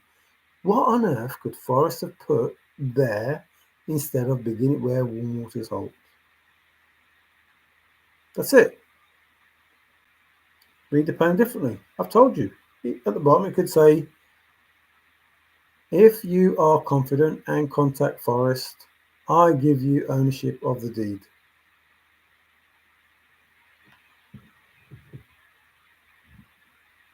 I've told you it was found under a canopy of stars in the lush forested vegetation. It does not mean that. I've told you what it means. It means it was found reporting to Major Forrest Burke Fenn. That's what that translates to. It was found because somebody told Forrest. That's it. Look it up. Stop complaining that you think I'm an expert, that I'm telling you I'm an expert when I'm not. I'm saying, here's the information that Forrest gave you. And this is what it really means in Fenn speak. Look it up. It was found under reporting to. If you are under someone, you report to someone. A canopy, Burke, look it up. Of stars, Major? Major is stars, but Ursa Major. Major, stars. So you have Burke and Major. Now, he said, you take that canopy and put it in the what? The lush, forested vegetation. Could that be a forest and a fen? Of course it could. Take the Burke, yes, the canopy, because it's found in, and put it in forest fen. And you have stars, Major. Lush forested forest. Canopy Burke. Vegetation fen. However that was. And that's what it gives you. That's what's really said. Look it up. Stop bitching and moaning that you're the solver and it's this and Forrest Fenn's got a shit show. No, Forrest Fenn said, don't tell me you found a chest. How can you be the solver of a chest that Forrest doesn't want you telling you found? How is your book going to help me when what you found Forrest doesn't want to know? I'm sure he wants to know what I'm saying. Because, guess what? Forrest was there doing what he did to aid the finder, not the seeker. If you're still seeking, maybe not you. Maybe not you. I'm just giving you the truth. You don't want to hear it. I'm shouting because you're deaf. And if you're still deaf after I'm shouting, I can't help you. I can't help you. I tried 2 different ways to speak to you. I tried like this, and I thought you were deaf. So I shouted, and you still can't hear. So you're not deaf, you're ignorant. And therefore, there's nothing else that I can do. I can talk like this. I can shout. You can't hear. I can't do anything else to help you. So then I will just say, okay, when this next chase starts, well, the continuation of the chase continues, You're on your own. You're on your own. You had everything you needed from Forrest Fenn, and potentially, maybe, could be, whoever the finder is, the information is out there. You could have done this. In fact, it didn't take me 4 years to do what I did, probably 2 years. So you could have found it twice. And you'd be well on your way to understanding what's coming next. The promise of future discoveries. You'll be well on your way to understanding that. But I guess that won't happen because you will always have Jack. He will always be the script, the narrative that you have because you have nothing. The simplicity of it all is just have begin it where warm waters halt nailed down. I looked up all the words in the poem. How would you get begin it where warm waters halt nailed down? What does nailed down mean? Do you know? No. Do you think you know? Yes. Because if you know, you won't be here talking to me. You already have your answer. Nailed down is your answer. Has to be your answer. You need begin it where warm waters halt, nailed down. Nailed down has to be your answer. And if you have it nailed down, you know what it means. You know what everything means. Not difficult at all. Not because I'm an expert. Please don't say that. I'm just somebody who listens. And I'm the kind of person that can't keep it quiet. Because according to Hoyle, there are certain rules you need to follow. You see the information that I give and you choose to ignore it. And yes, it's so factual, it's unreal. A song out of stoof.com is in the poem, addressed to the finder. Could be you. Your name's in the poem, could have been addressed to you, if you bother to read it and listen. In fact, just for the last bit, let's do this. Just for you deaf people who think you know everything, but only Jack.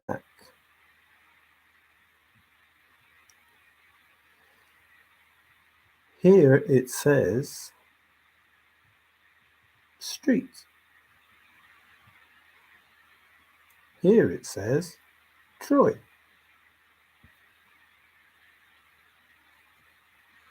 Here it says there's trusted gone.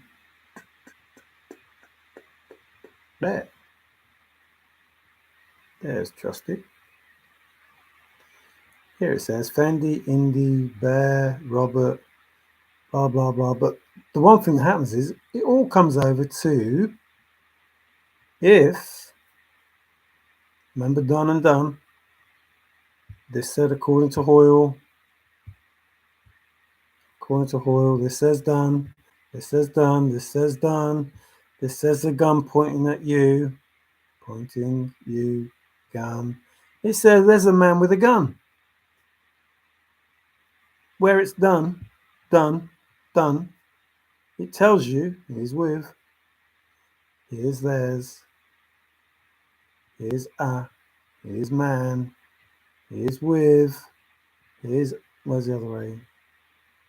There, there's one A, there's the other A. There's man, yeah, I mean, can you see the share? You don't have to see me, you can't see the share.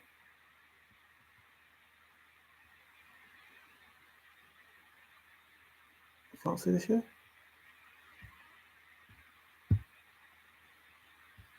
You can't see the share?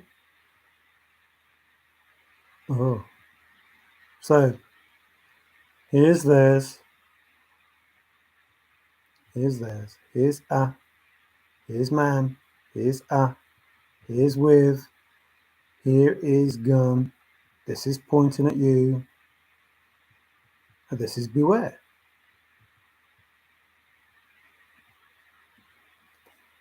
Done because it was done. or did, because it was done. A random song on a website that Forrest didn't know.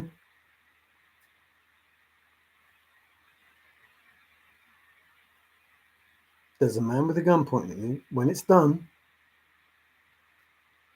and it is pointing at you because here's at, and here's you. So is a gun pointing at you. There's the gun pointing at you. There's the man with the gun. Told you the man was Dale. And here it is at you. But I can't move that up. This is for the map. Take that, get the map. This is according to Hoyle. So, oh, I know what I can do. I think.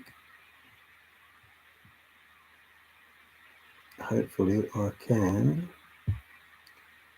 do this. Can you still see it now? If I move that up. Oops. And oops. Slow down, slow down. And come back to me. Don't go away. Oh, I'm gone far over enough. Nope. Dang, Debbie. Crazy boy. Need to show you a bit more, otherwise you won't believe me, because that's the kind of people you are. You just don't believe Jack. So there it is. So done and done. Here is the word done. Now, to decipher the poem, you need to understand what the word cipher is. And in that, you can do word search, puzzles, Roman numerals, alphabet, etc., etc., etc. So let's do the done, which is already done. And then let's do I prayed for these. 1 V is D. O N E. So it's done and done. But it says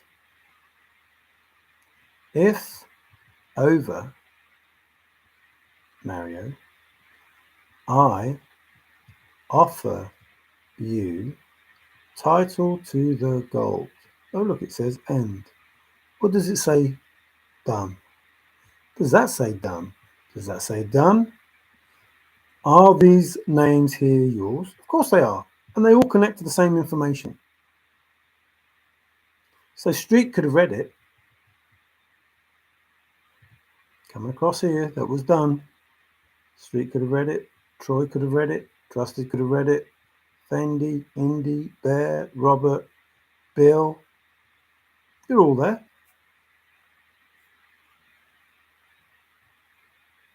Could have read the same information connected to it. You're all there. You could have connected your name to the information that Forrest gave. If you shifted, drifted, adjusted, if you were best able to that, if you moved with confidence, if you put one foot on the other,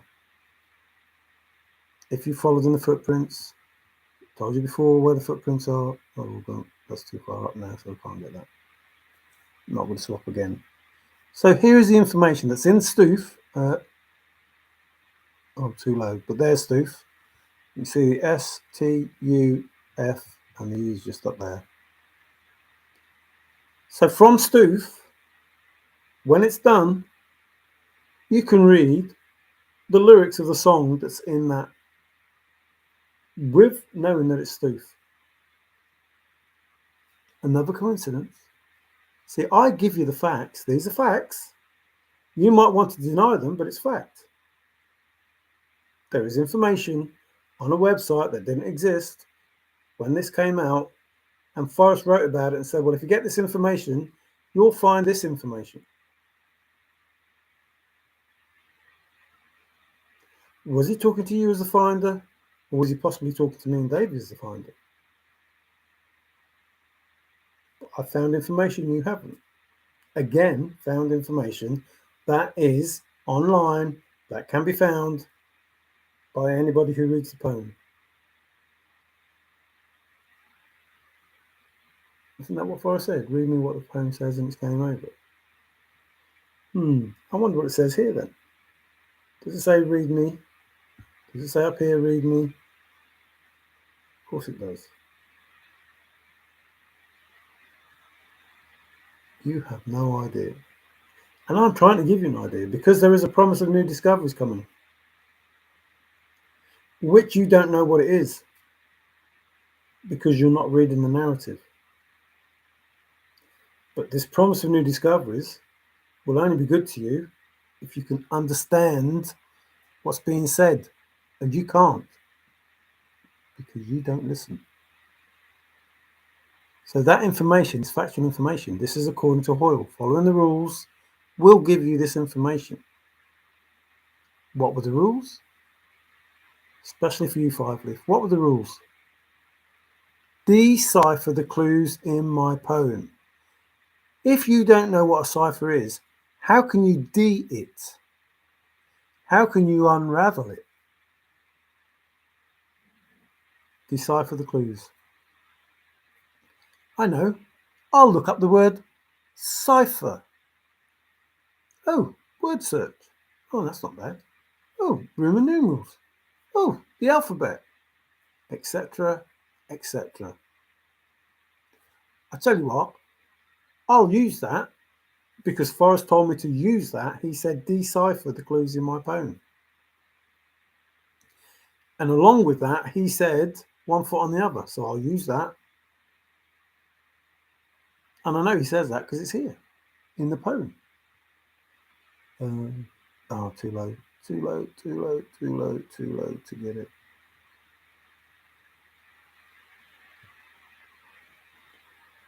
Dag nabbit. Just too low, just too low. Oh, I'm going to do it. I wasn't going to keep going from one to the other, but I'm going to have to because you crazy people don't listen. You just don't listen. I've already done this. I've already gone through it. But you don't listen. Crazy, crazy, crazy. So here's the footprint that I told you about.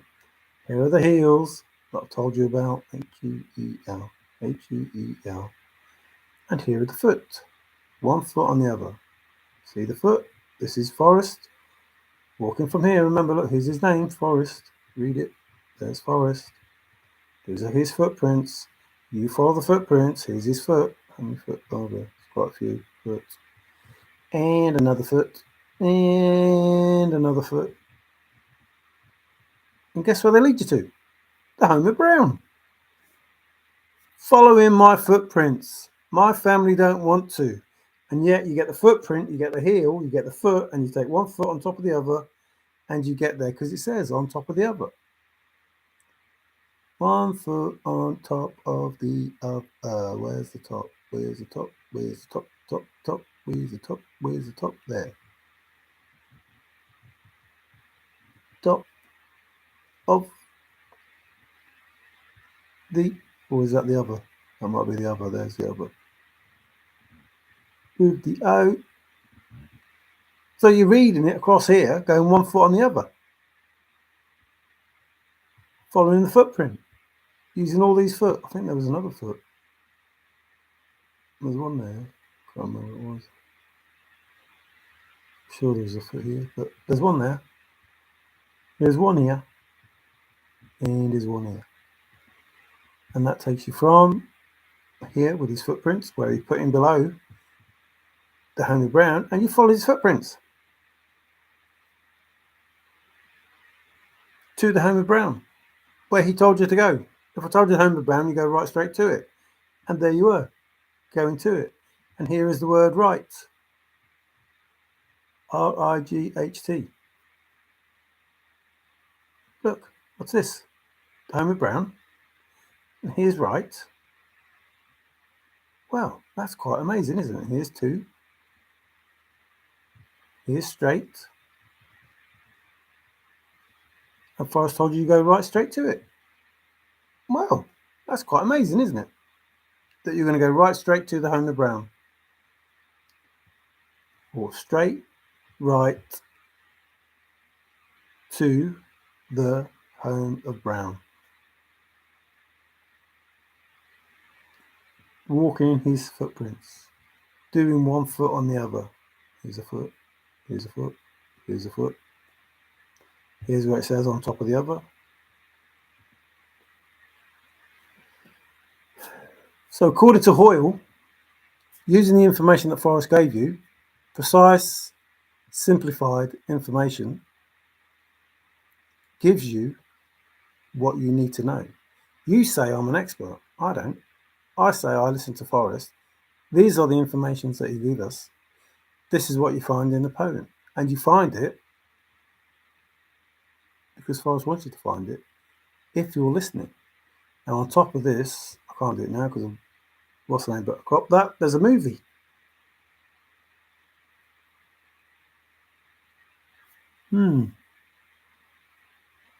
It's supposed to find a movie in Stoof. Oh, you can see it now. There's the E.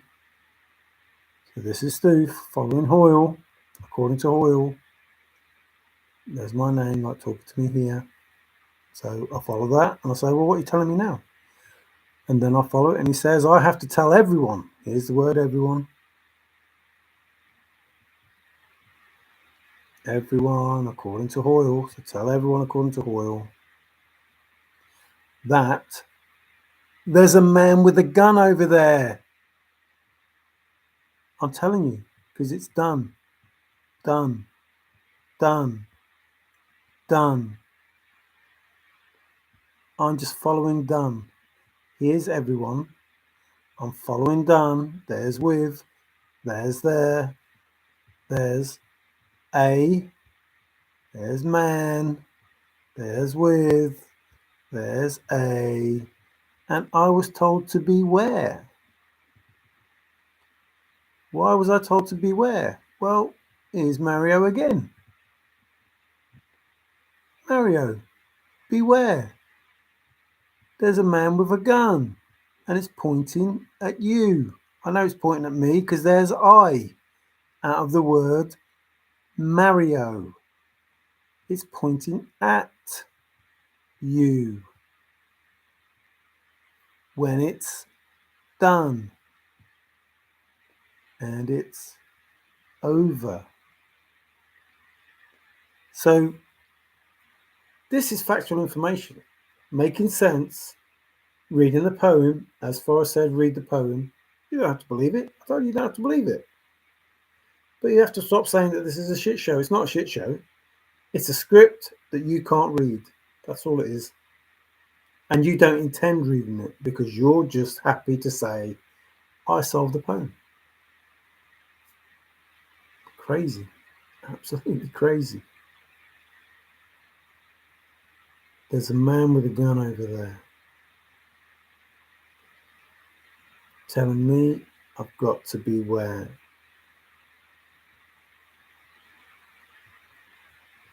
Here is beware. What's the word? What's the word? What's the word that it says? What's got to beware? Me. Me has to beware. Without me, no beware. There's no E there. Look, no E. No E. So without the me, can't beware. So me has to beware. I don't make it up. There it is. There's the word me. If you use me, I can't do it here. If you use me, it's be war.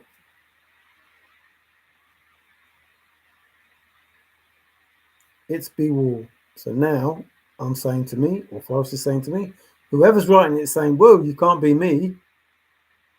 You have to beware.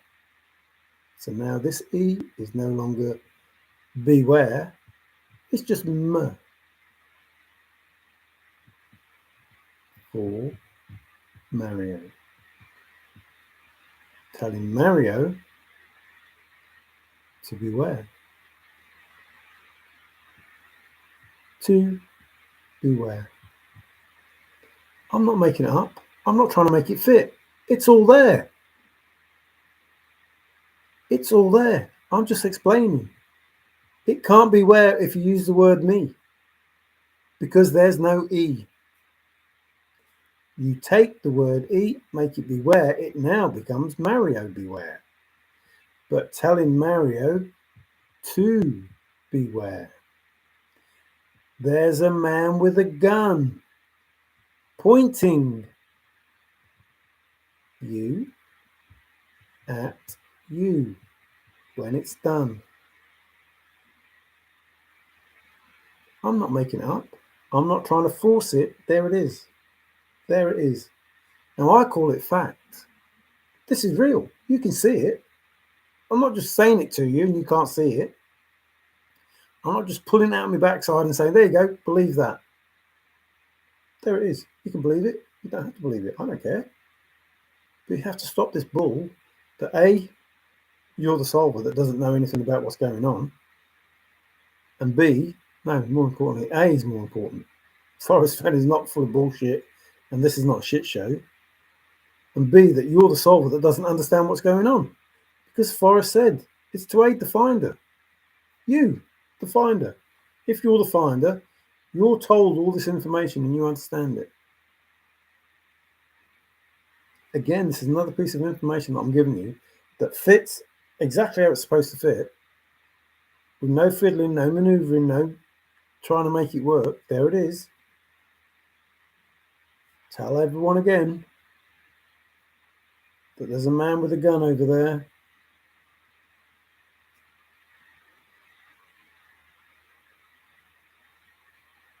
Oh, I can't move it. So it's done. I offer you title to the gold.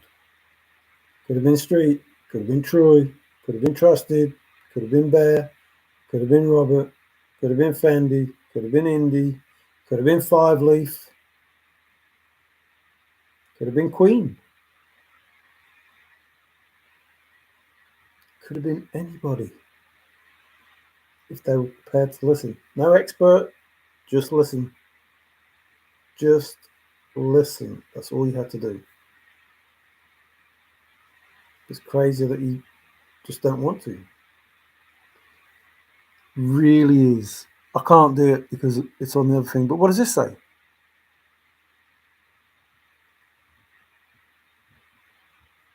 Listen.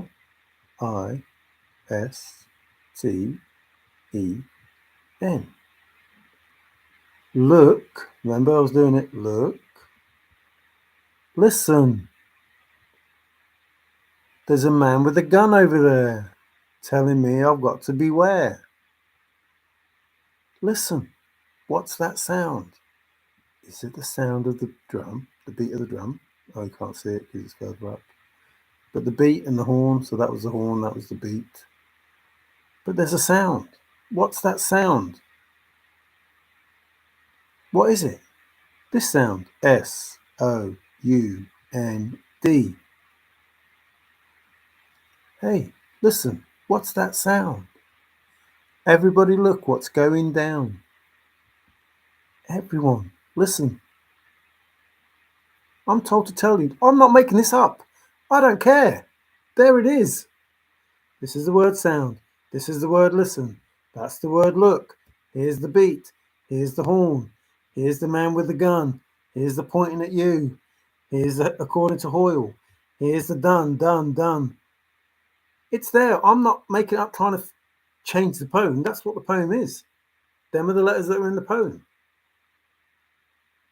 You can either believe it or not believe it. I don't care. I'm not asking you to believe me. I'm saying there it is.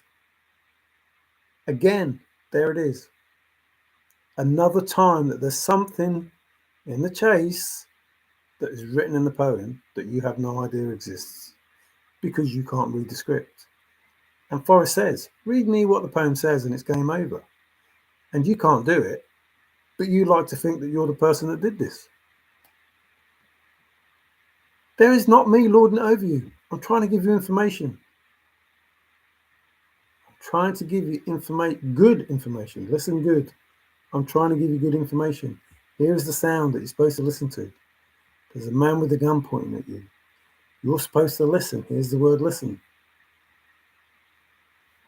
Another coincidence. This is all coincidence, all touching continuous chronological, continuous chronological. Just so happens to all be perfectly in there. A totally random song, apparently. Given to me by Forrest Fenn, telling me to tell you that this exists. Obviously, in my opinion, to help you with what's coming next. Because you failed miserably in what's already happened. Now you might say that I'm being nasty. No, I'm not. I'm trying to wake you up. You aren't listening. You have no intention of listening. You want to be correct. Fine. When the chase continues, you get the dust from everyone else. Forrest is crazy like a fox. Yeah, man. Everything we have said has come directly from the phone. Everything. Who are those names? What names? Everybody's names. Everyone's names. Street, Trusted, Troy. No, I'm not making them up. Look, here's Troy. Here's Street, if you can see the rest of it. T-E-S-E-T. There's two T's. There's the R. There's Street. The 5-leaf is down here somewhere. Can't see it. There's the F. Then the Trusted is up over here. The D comes down there. You can't see it. There's Trusted. Bill's down there. You can't see him. Bear's down there. Robert's down there. Indy, Fendy's down here. Bill's. I said Bill. I think you're all there. Everyone's there. And this bit is Jonathan Stoof. We've seen Stoof. Jonathan Stoof is there. And then Barbara Reese is here somewhere. Barbara Reese is there somewhere. Toby Eunice is here. Shelley Khan is here somewhere. Who's next? Douglas Preston. Forrest. Dal Knightsall. Cynthia Meacham's up here. They're all there. Everyone's there. Everyone. You can deny it all you want, but it's there. Look for it. Just do what you're supposed to do. You're all there. Your souls are there. All over here. All your souls are here. All of them. They're all in the poem. Forrest knows them all. He doesn't need you to tell him you found a chest. He doesn't need that. He knows those were the souls that could be found. He knows that you found the soul. He knows who you are. It's irrelevant to him. He knows you didn't find the real chest. But what he wants to know is, well, what's the real answer?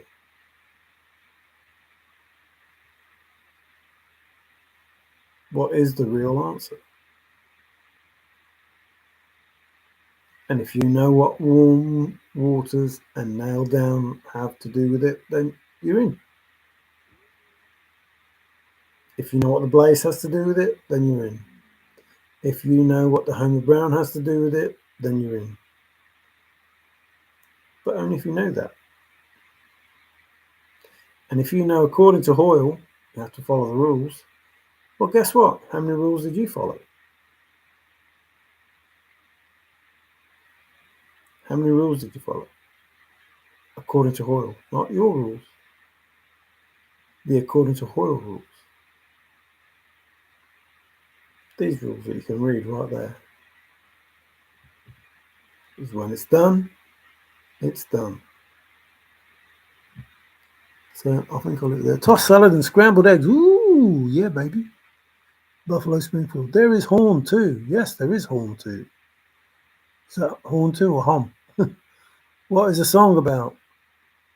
Oh, I don't know. There's a man with a gun over there. I forgot to go. Vietnam thing. Nam. Yeah, we haven't got a Vietnam. We've got a Birmingham. Birmingham. For what it's worth song. Do I get another turn? Everybody gets another turn. If they see a piece of themselves in the mirror. If you realise that maybe you didn't listen. Wake up! They're not waking up. You've got no chance. I've shouted louder than that, Robert. but thanks for trying. Mario, my name is not there. Moisturize? Are you sure? Are you sure your name's not there?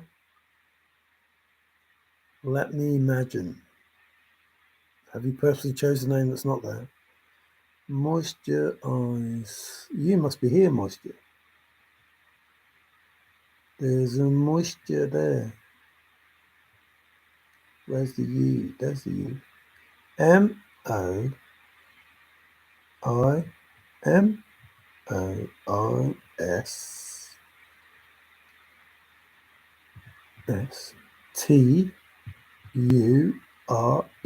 Moisture. Now we need to find your eyes. Where have your eyes gone? They should be here somewhere. Are they here? E-Y-S. Uh-oh, we lost another E. We need two E's and a Y. There you are there. I-S-E-Y. Moisture eyes. You're there. Well, or even here maybe. No, because I use the S for moisture. Yeah, there's only one S there. I use that for moisture, so it's not that S. But you're there. There's moisture eyes. Moisture eyes. Moisture wise. You might be somewhere else as well, but I don't think I can find it straight away. You up there? I can't move it, so I can't tell because I can't move it. I can't move it. M-O-I-S-T-U. M-O-I-S-T-U-R. And there's E. So there you are, moisture. And then E-Y-S. Ooh, that's close. That's yes. I wish I hadn't said yes. Moisture. Moisture. Why up here? No, S though.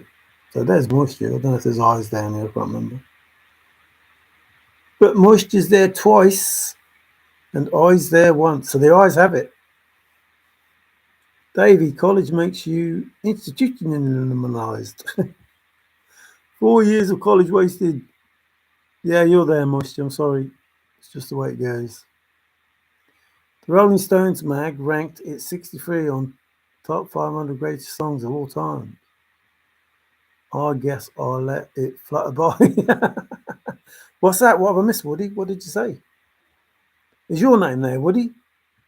Oh, are you brave and in the wood, Woody?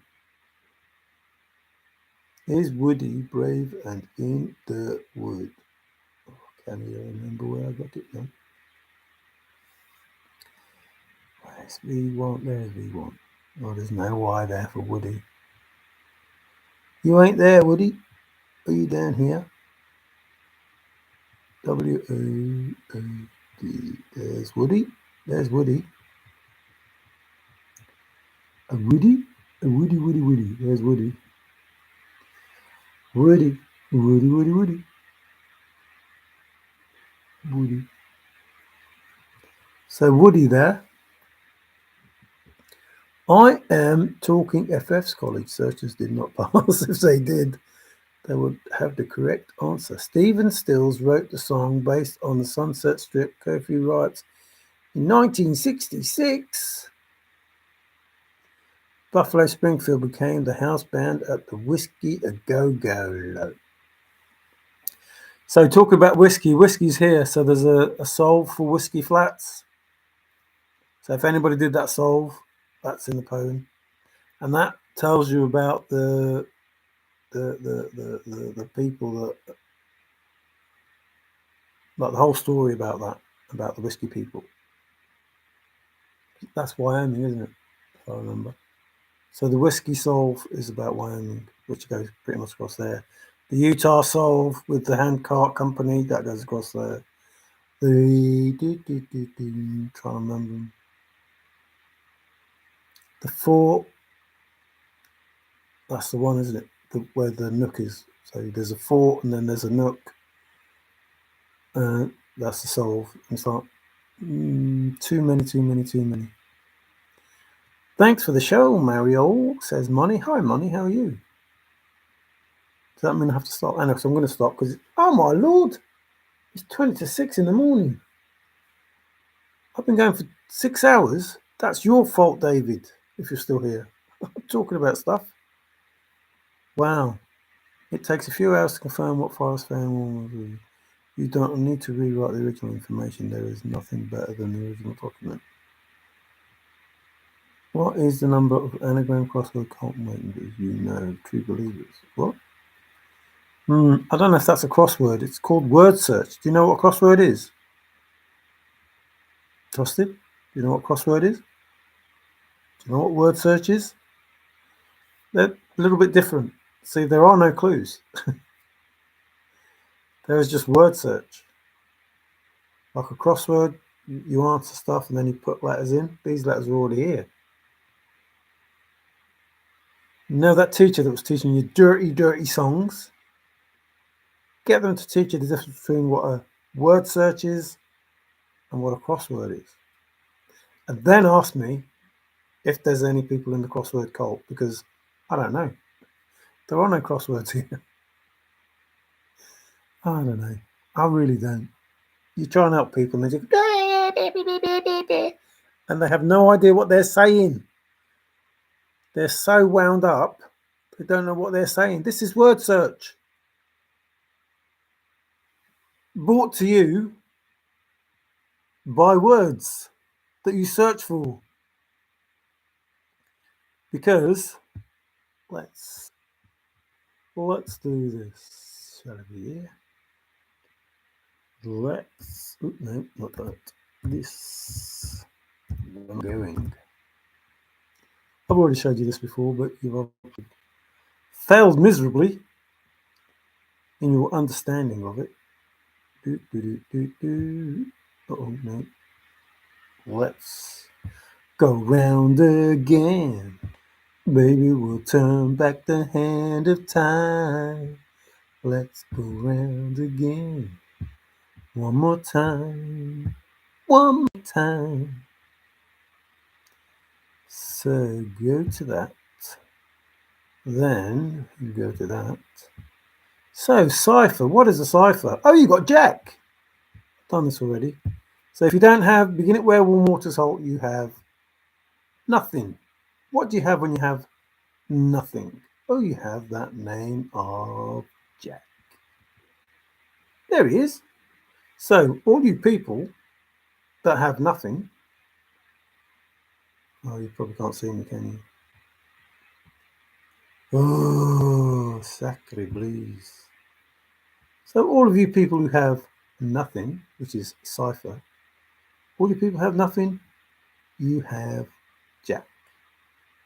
Because you have nothing.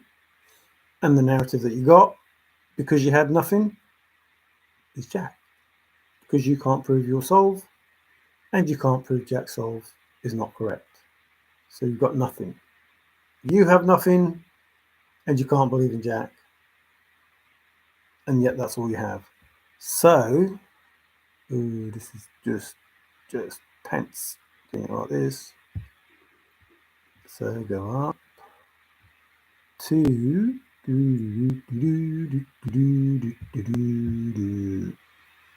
so I can use because Forrest said decipher the clues in my poem. I can use anything here that is called a cipher. Anything. I can use anything that's called a cipher. So I can use a Roman number.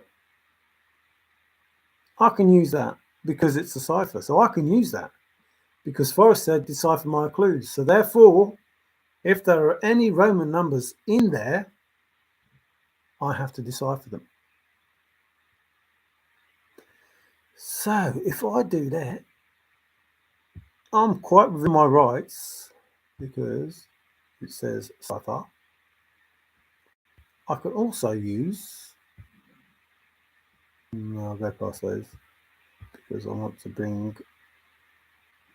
bring in my friend Mr. Trusted, who doesn't know what a crossword is or what a word search is. So use that one, and then I'll come back to you. Oh, it doesn't quite get it. Dig nebbit. So I can use these code, table of symbols, probably table of elements, script. Narrative. Did I talk about that the other day? Of course I did. Oh, so I can use that. I can use the alphabet. I can use a code. I can use characters. I can use an acrostic. I can use a crossword, but there isn't one because there would have to be some blank spaces trusted to do a crossword. Have to be blank spaces. Then you have a clue, and then you fill in the blank spaces. The only problem is there are no blank spaces. There are only words, which, do it again, comes into wordplay, word puzzle, mind bender, word game.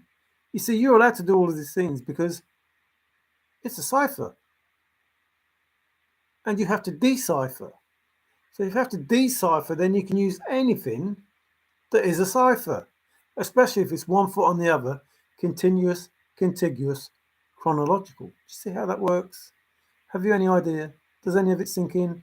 Now that you know what a word search is and not a crossword puzzle, now you know that the cult you were talking about doesn't even exist.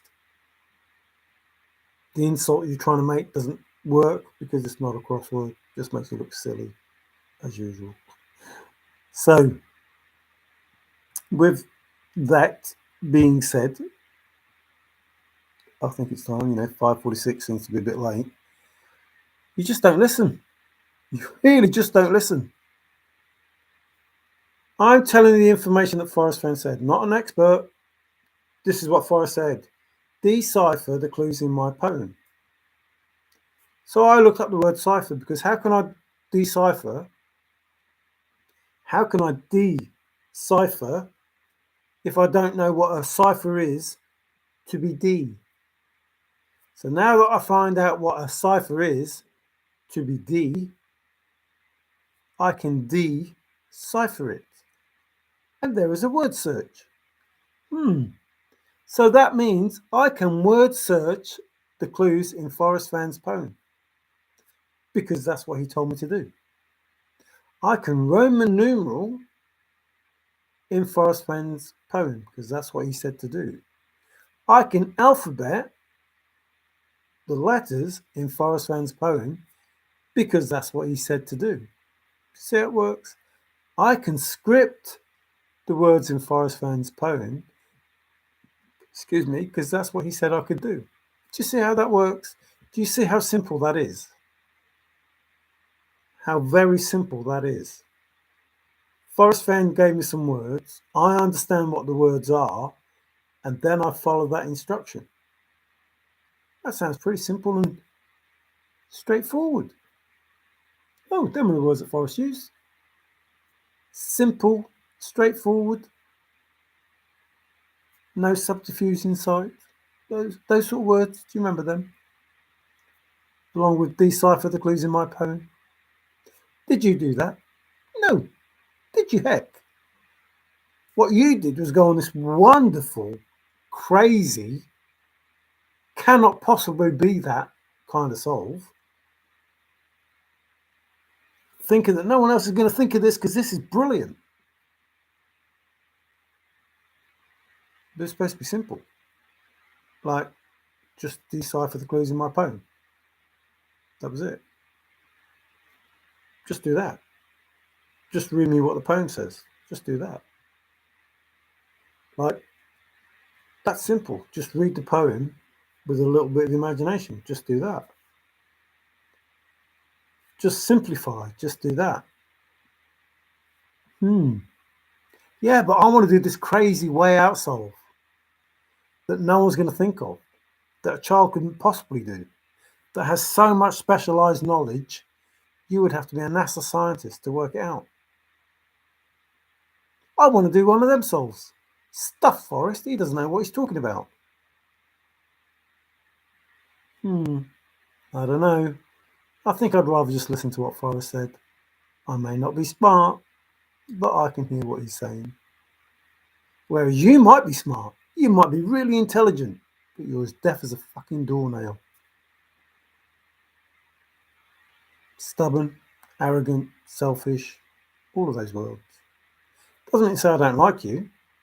It just means I accept that everybody's different.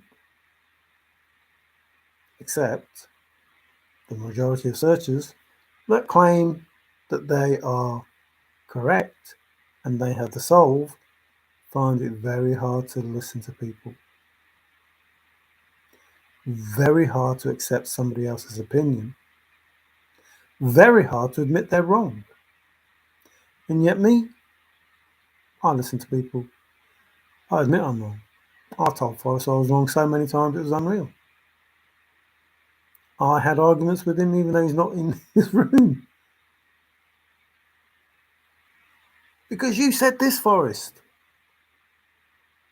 And then I have to look at myself and go, no, he didn't say that. I thought he said that. I thought that's what he meant.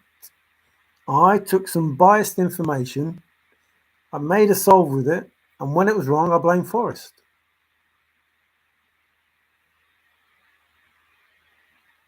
See, Forrest is supposed to tell you the answer. He did. He said, the answer is nailed down. Told you the answer. So all you had to do, seriously, all you had to do, just unreal, but all you had to do, let me get there, is change this word from cipher to nailed down.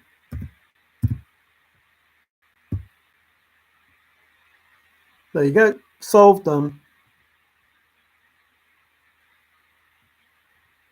All you had to do.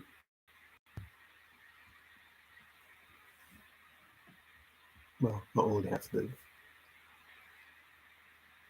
See, you had to have begin it where warm waters halt nailed down. Oh, you can't nail down warm waters halt? No, you can't nail down warm waters halt. Forrest can, and he told you to. You can't nail down warm waters halt. They're your rules. You're living in your world. They're your rules. We're not playing by your rules. We're playing by Forrest Fenn's rules. And if he says that begin it where warm waters halt has to be nailed down, you can believe without any question that if you have begin it where warm waters nailed down, you can start. But until then, as I just showed you, remember facts, you have Jack. You have the script that I just showed you of Jack. Because if you script the clues in my poem, lead to the end of the rainbow and the treasure. I just showed you. It's fact. Decipher the clues in my poem. Cipher is script. Cipher is word search. I just showed you those as fact. Didn't make it up. Didn't try to make it fit. I just looked up the word and went, well, they're my ciphers. I should be able to do any of these if Forrest says decipher it. Any of them. But I couldn't just decipher it. I had to use other information that Forrest gave us.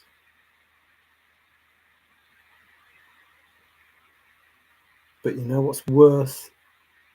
You know what's worse? That's for the secret treasure. You didn't even know about it. You didn't know it existed because you didn't hear a single word that Forrest said. You didn't know the secret treasure existed. You couldn't work out the first solve. You knew nothing about the second. And you couldn't work out the first solve because you couldn't distinguish between the two.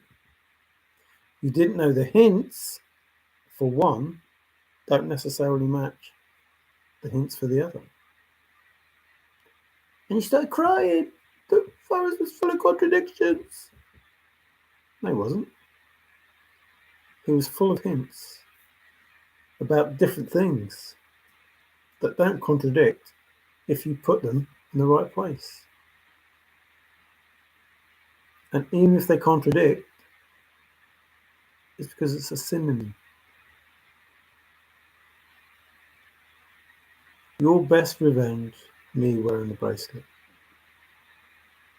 What? Oh, okay. It's in a safe place. What? Oh, okay.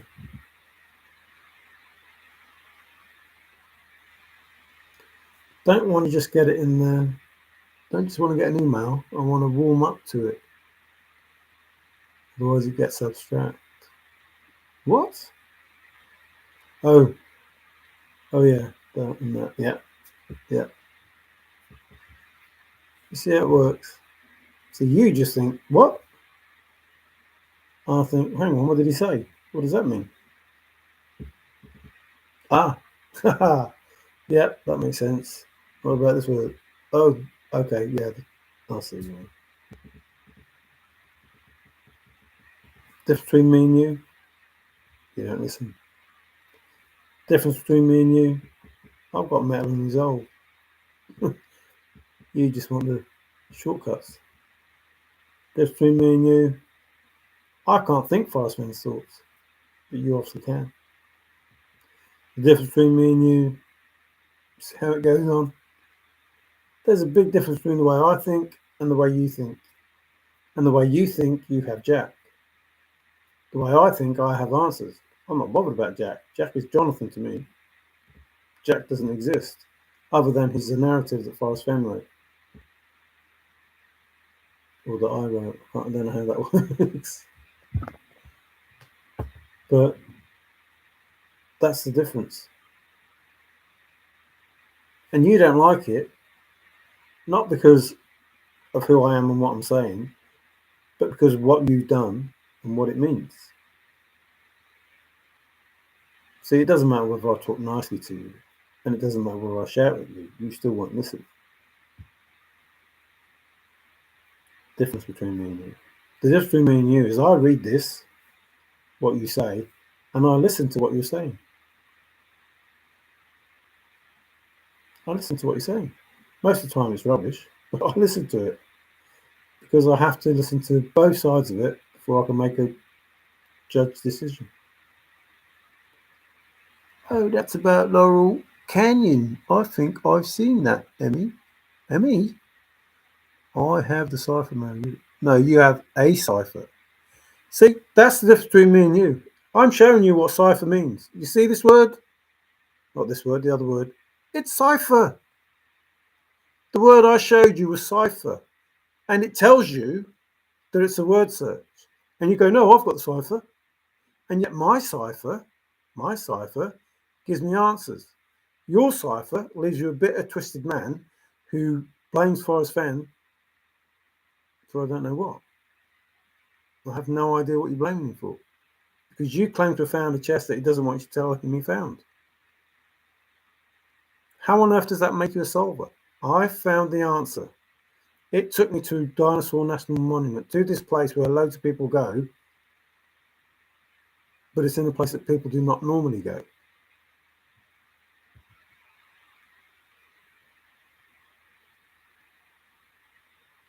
No, I'm not feeling that, Five. Not feeling that. You're in a place where a lot of people go.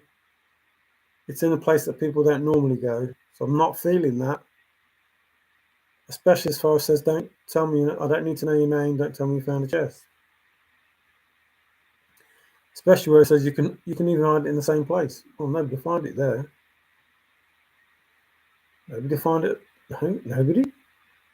Nobody in that place where everybody goes. Nobody will find it there. You won't listen to the simple truth. It's in a place people do not normally go. Where on earth do you think people do not normally go? Especially if it's Wyoming. Especially if there's only one location. It's like, what the heck? I have no idea that you cannot see that. And therefore, I believe that you're part of this,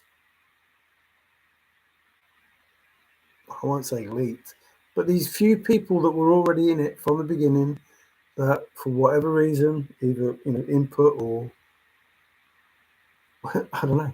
But you think that you have it? All of you? All of you think you solved it? Crazy. And to say that yours is better than anybody else's is pathetic. Don't tell me you found a chest means anybody who found a chest is equal. They're all average. Doesn't matter how good it is. Ooh, no specialised knowledge there, is there?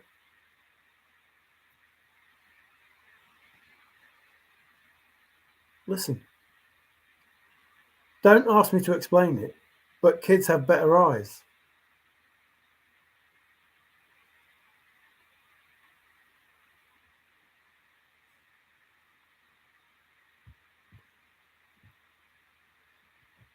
My cipher, word search. How many kids do you know that would probably beat you at word search? Because they have better eyes.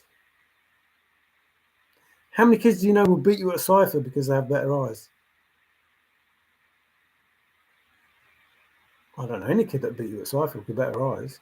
But I know lots of kids that might beat you at word search with better eyes. See how that works? I use the information from Forrest Fenn. You use the information that comes from Five Leaf. Five Leaf's information, Forrest Fenn's information. David Paisano's book, Forrest Fenn's information. It's tough, really tough, but I'm going to go with Forrest Fenn. There is no way, Five, that a child has better eyes doing a cipher than they do doing a word search and all of the other things that I have talked about. It would be easier for them to see because guess what? Just a tiny guess, Five.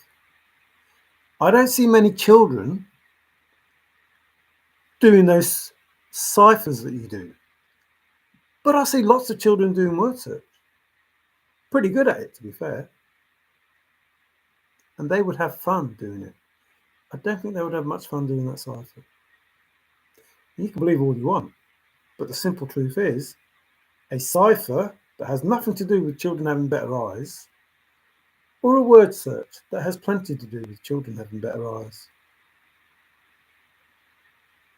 You believe what you want. You don't have to believe me. I've told you 100 times you don't have to believe me. But I believe what Forrest says, and the fact that children have better eyes, nothing to do with the cipher, your cipher, nothing to do with that at all. More to do with being able to see what's in the poem. In word search, maybe, or Roman numerals,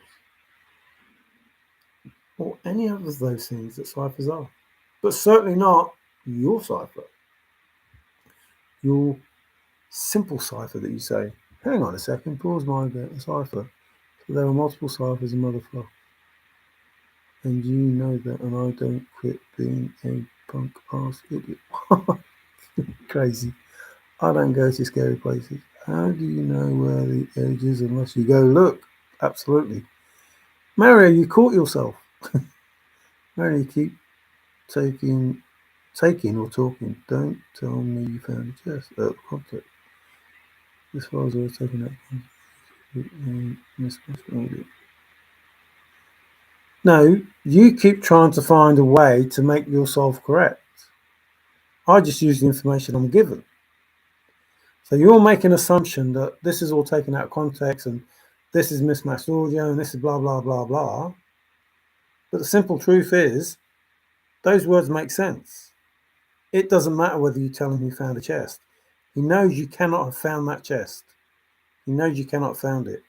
And I know he knows you cannot have found it with the words that he used to say, you need to begin it where warm water is nailed down. And you haven't got that. Because if you did, you would know the answer is that simple, that straightforward. An hour or two, 3 hours at the most, you would find the answer. In fact, if you went and looked at that now, you'd find the answer. That would help you with the answer. And once you see it, you can't unsee it. And once you see it, you're going to go, oh man, why not I think of that? Why don't I just do that? Why not I just listen? Why don't I just hear what Forrest says? Why add a child straw man? Damn you, make up shit. Huh. 5. Just do it. Just look up that word, man. Just look it up. What is wrong with you? You dare not prove yourself wrong. Is that what it is? You dare not prove yourself wrong. What is so... You've had 4 years of bullshit. 4 years of bullshit. I've given you facts for 4 years. You give me bullshit for 4 years. And all you have to do is what you're told to do. By Forrest Fenn. That's all you have to do. Don't try and work out anything for yourself. Don't try and do this fantastic cipher. Just decipher the clues in my poem. Get begin at where warm water's hot nailed down. That's all you have to do. All you have to do. All you have to do.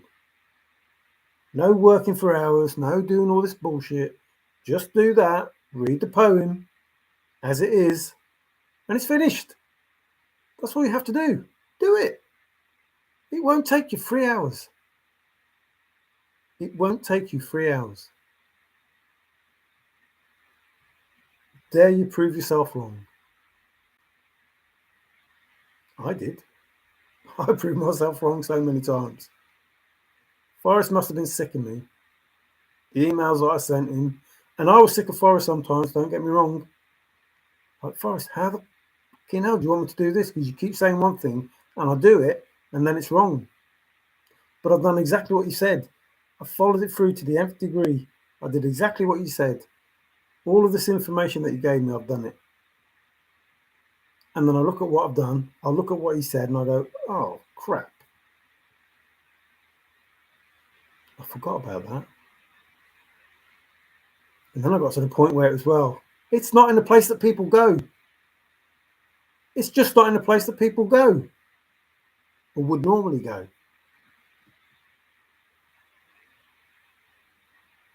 It's not associated with a man-made structure.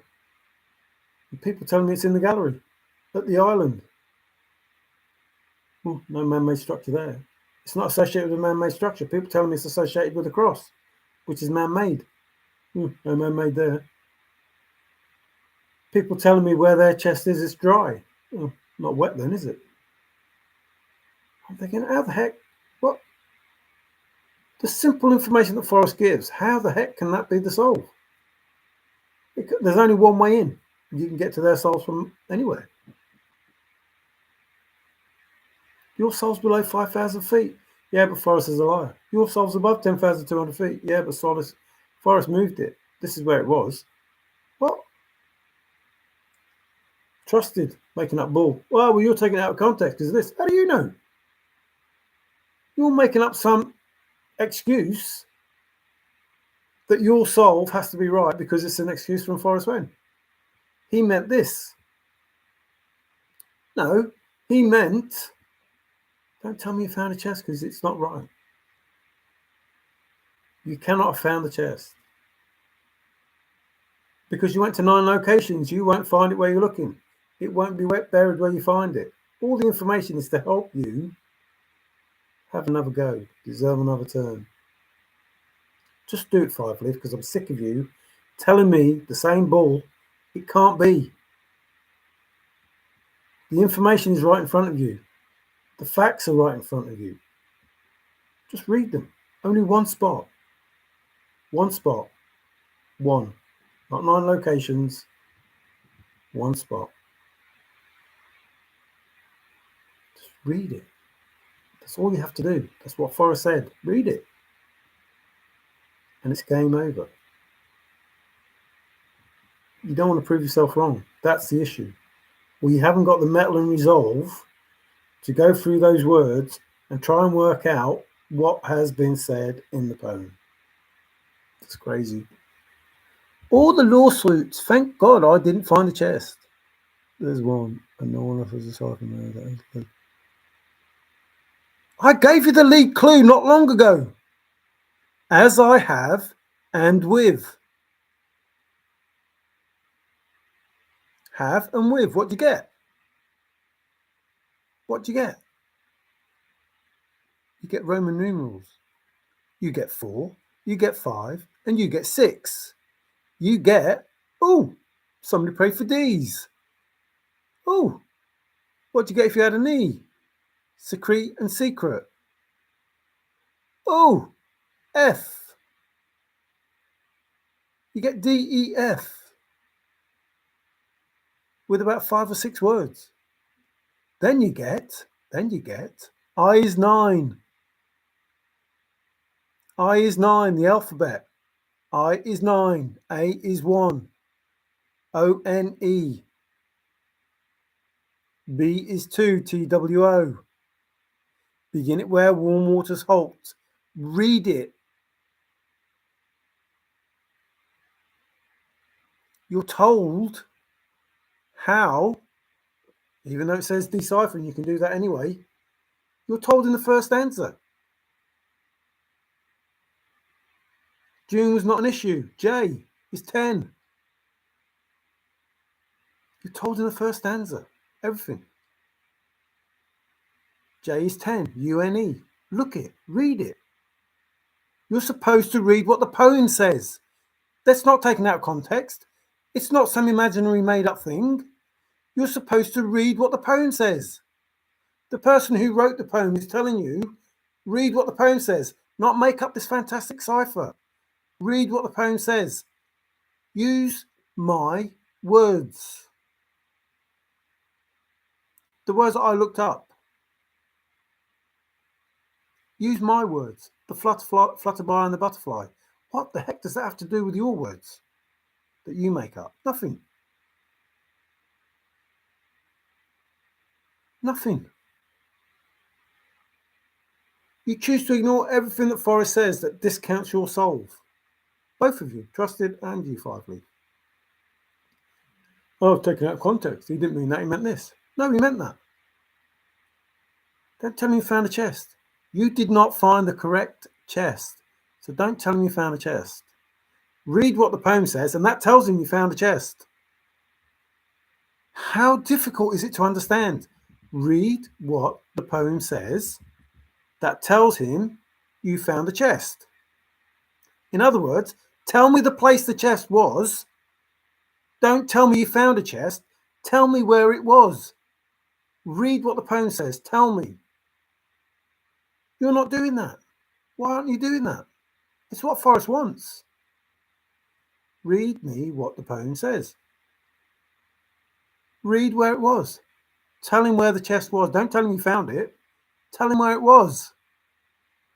From the poem. Not from your imagination. Not from your bias. Where he wrote the information for you to find, to understand. Read that. That's not difficult. You don't want to prove yourself wrong? Fine. Stay with Jack. Stay with the narrative. That's up to you. Stay with the, oh, Forrest Fenn, stop me out of this money. Oh, I found the chest. I have the best solve. No, you don't. The best solve is the correct solve. Given to you by Forrest Fenn with the words that he used. A child has better eyes, not because they can work out your cipher. Absolutely not. Absolutely not. It's information from Forrest that says absolutely not. That child could not do your cipher. But he doesn't need to. He just needs to have better eyes to see. It's why it's not in Braille. It's why a blind man can't find it. You need to see the information so you can read the information. Not make up the information. You think that Dave Man from the East's information is better than yours? Why? There was a whole lot more gone into what he's done than what you've done. He still didn't find it, neither did you. Do you think it's better than Streets? Do you think it's better than Trusted's? Do you think it's better than Troy's? Troy's has got, even though it's not correct, has got more correct and your lead flipping, whatever you want to call it, he follows the poem. He follows the poem. And you're saying yours is better than him. When you make up a word like gardener with a Y, is it gardener? I can't remember. Gardener with a Y, or garden with a Y, because you can't find an E, we'll do it slightly differently then. But however you do it, no. You're making it fit because you want it to fit. Now, granted, that cipher's there. Granted, it's a great flipping cipher. It's no better than any other solve though, because you didn't find the correct chest. You didn't begin it where warm water's halt and have it nailed down. That's what this solve is about. That is all this solve is about. You cannot start at the correct warm water's halt. You have Jack. Stated to you by Forrest Fenn. Jack is the narrative. You have nothing, you have Jack. You will always have Jack because you have the incorrect solve. Now, when you have begin it where warm water's halt nailed down, you no longer have Jack or the narrative because you will have something. If not for my name, I would have nothing.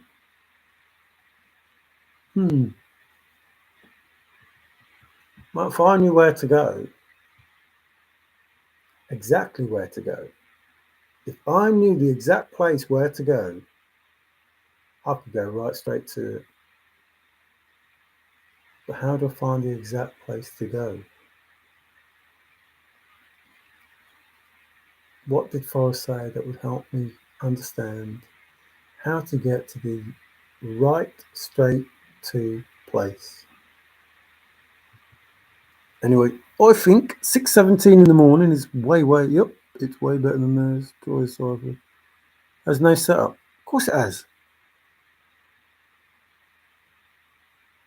Follow 9 clues. There's only one word in the poem that has 9 letters.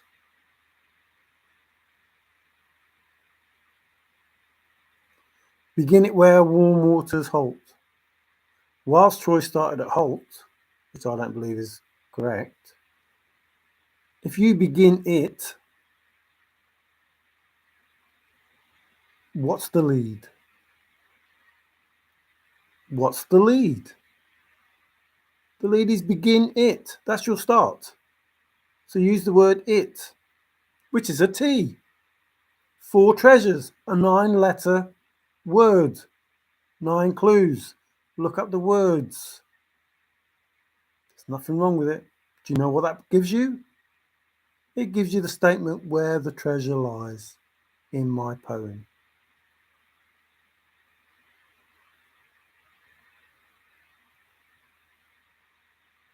Nothing wrong with that, except it's not an answer, and neither is try the wheel. Everything that comes from try the wheel is purely the imagination of Troy or the imagination of his search partners. That's why they couldn't agree. That's why they can't agree. If it's the perfect solve, everybody should agree. It can't be correct, 5. Everybody would agree with you. If it was correct, everybody would agree with you. Everyone. Because they would all be saying, oh man, why didn't I think of that? But they're not. They're going, no, specialised knowledge. They're going, no, it doesn't work. Whatever they're saying, they're not agreeing with you and going, oh, I wish I'd have thought of that.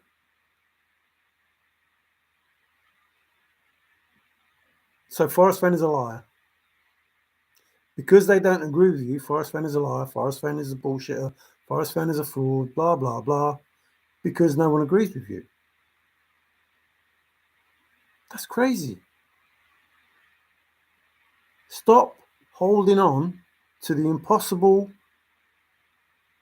scenario that you did this and nobody agrees with you, but you did this. Everyone should be agreeing with you, saying, why didn't I think of that? Seriously, that's what Forrest said. When you find out what it is, you can think, why not I think of that? So why isn't everybody saying to you five, wow, I wish I'd have thought, no, I should have thought of that. Why isn't everybody saying that? Because it's the wrong solve. And you don't want to admit it, and that's fine, but it's the wrong solve.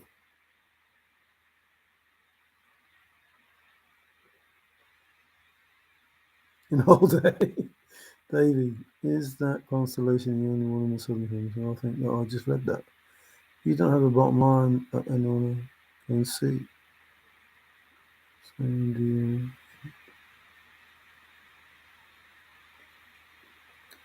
Five, I finished your solve, all the other solves, my solve, 2020. Those solves didn't work. The simple solve did. Having it nailed down worked. You do not dare, or you're just part of this narrative. It doesn't matter. It doesn't matter to me. I'll just laugh. When I finish this, I probably won't sleep for a bit because I'll probably laugh my tits off. That you can believe that your solve is correct. And I know the answer, and I've showed you the answer, and you won't look at it because you don't want to prove yourself wrong. Crazy. I'd rather know that I was wrong than keep believing that I'm right. And then when I find out I'm wrong, when all this goes through, that'd be crazy. Yeah, he's not even in the chase. 100%. Stop holding on to the impossible poem. D.B. Cooper comes flying in. Indy found it on the cover of. Is that supposed to be Once Upon a While? The star and the belt and the blah blah blah. Because people have a problem. But when did Once Upon a While come out? Because people have a problem with admitting things, but what they will learn is stuff and and they'll let me say I told it. That's fine. That's fine. But I know that I just have to say I have warm waters hot nailed down, and that's it. In any court of law, anywhere in the land, I know that won't be the case because they wouldn't do it. But what I'm saying is, if you wanted to take it to court, you would look like a right idiot. 2 minutes in, 2 minutes in would all it would take. 2 minutes for me to say, Your Honour, his solve is incorrect. This is what was meant by if you don't have begin it where warm water's hot nailed down. This is where it was. 2 minutes. 2 minutes. That's how big you would look. 2 minutes is all it take to prove you incorrect. That's how sure I am. 2 minutes. 2 minutes to prove you wrong. 2. And if you want to, you could time it. 2 minutes. From, Your Honour, his solve is incorrect. This is the correct solve. Where begin it where warm water's hot is nailed down. 2 minutes. There you go. This is what the correct solve is, Your Honour. Oh, that's simple. Why didn't anybody do that? Well, they didn't listen, Your Honour. They were told what the answer was, but they didn't listen. They were told how simple it was, but they didn't listen. 2 minutes, 5-leaf. Not even that. To prove that you're incorrect. Your brilliant solve is incorrect. 2 minutes. I would love for it to happen. Same with Dave Man from the East. I would love for it to go to court. Yes, I would. I would love to be in the wood and prove to the whole world how idiotic you people are. 2 minutes is all it takes to make you feel that big. That's not me being nasty. I'm telling you the truth. The solve is that simple. It wouldn't take 2 minutes to prove you wrong.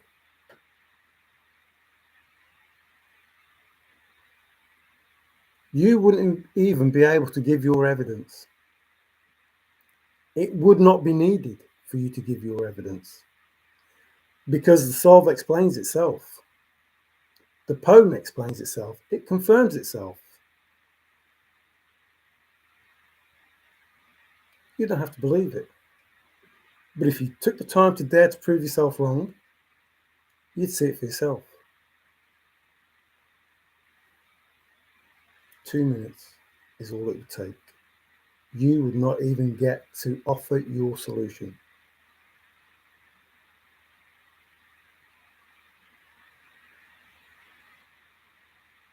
That's how sure. Oh, sure for the one that did. Move with confidence, shift, drift, and adjust. That's how sure. 2 minutes. Probably not even that, to be fair. You don't believe me? Try me.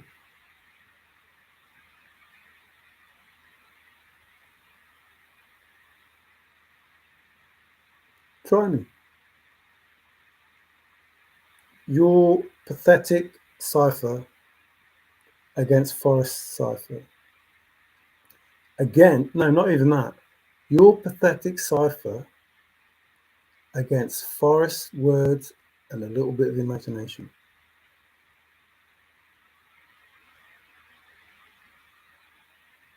2 minutes. I don't know how long you've been in the chase. 2 minutes to destroy it. That's not me being sarky. That's not me being clever. That's not me, I don't know, whatever you want to, label me as. That's me being honest. That's me telling you, I've given you the truth. I've given you the facts. I've told you the solve. Told you how to do it. You don't want to do it. You don't want to prove yourself wrong. You don't want to prove yourself wrong. You would rather wait to the bitter end, or worst case scenario, like Dave Man from the East, you'd rather go up against the court and say, look, these people have stitched me. If it's part of the script, it's part of the script. It doesn't bother. But if it ever got to the point where I had to prove that Forrest Fenn, Major Forrest Burke Fenn, was honest and true, I would do it. Absolutely, I would. Absolutely. 100%. I would show the world what Forrest Fenn did. 2 minutes to prove that you are absolutely incorrect in your assumption. Nothing that Forrest Fenn says is how you based your soul. Nothing that Forrest Fenn said is where you end up in your soul. Nothing. Nothing. It's not wet where you go.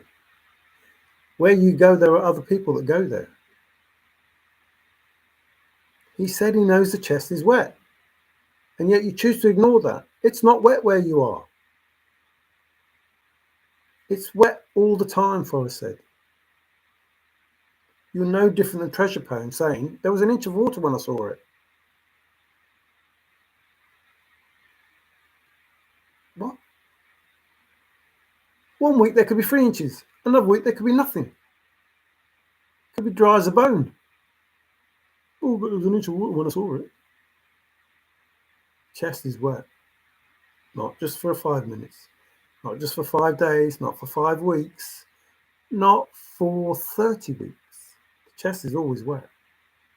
Forrest said so.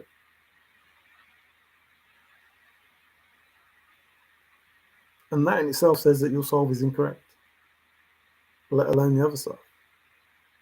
And the reason you get upset is because you make me say more and more things that prove you incorrect. That's not me being nasty. And I shout so you can hear. Not because I'm angry. I'm not really angry. I'm amazed that you can't hear the simple truth. I gave you it. There you go. Find the truth. Job done. Wouldn't take you an hour. Won't take me 2 minutes to prove that you're wrong, but it wouldn't take you an hour to find that I'm correct.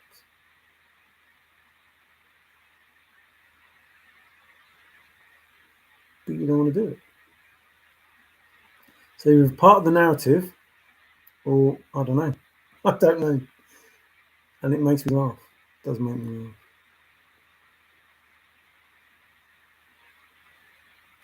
By agreement with Mario, what I agreed with myself.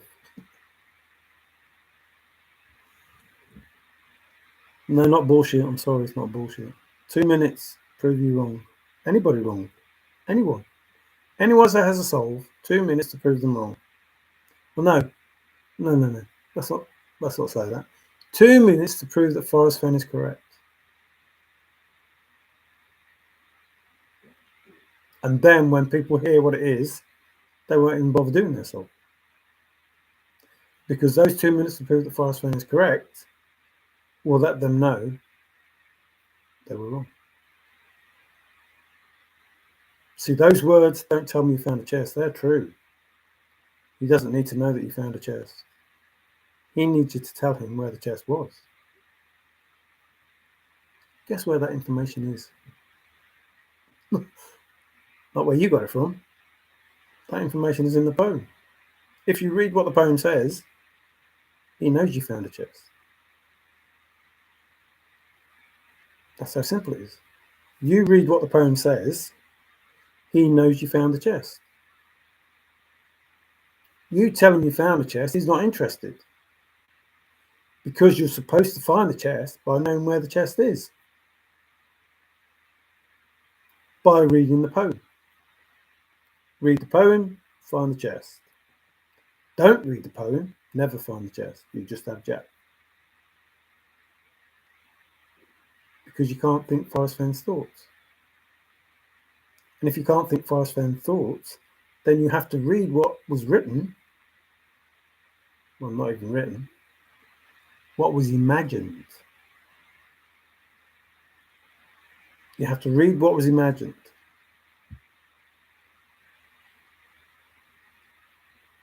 And you're not thinking his thoughts. You're imagining what he's just told you in the poem. Because you wouldn't think it. No one would. I didn't. I had to read it with my own eyes to realise, oh, that's where I am. From the blaze, that's where I am.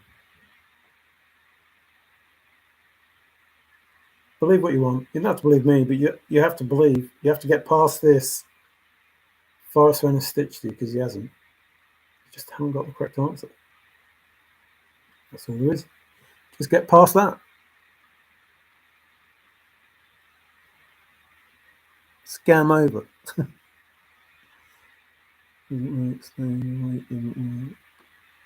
What, for you? I told you, I'm not looking. I'm not searching. There's a new chase coming, and you're not ready for it because of your arrogance and your inability to hear. And that's fine. I don't care. Do you think I'm really angry that you're not ready for this chase coming up? No, that doesn't bother me. It doesn't bother me that you're not ready for this chase coming up. It doesn't bother me. It really doesn't bother me. No, you talk to the interview. Didn't accomplish anything. And you talk to your blue in the face and you haven't accomplished nothing. So what are you saying? You're insulting yourself as well. You're just crazy. You people say stuff that is so crazy, you insult yourself and you don't even know you're insulting yourself. And you say things that make you look really, trusted, crossword cult. What? Not even crossword. It's like, well, you're definitely liberal because that's how they work. They're so angry, they say things and it's like, well, aren't you just contradicting yourself though?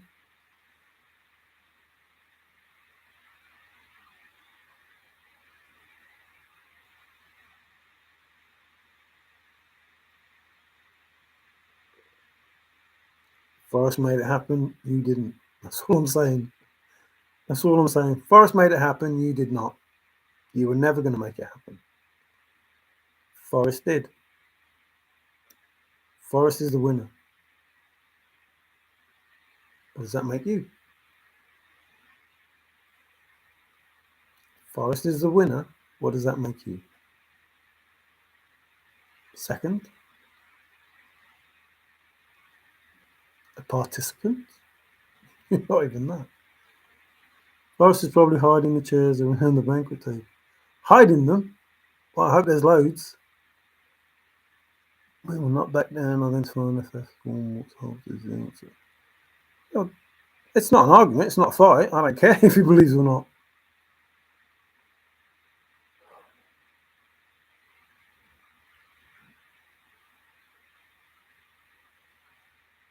No one's denying that it's the cipher, just not the correct cipher.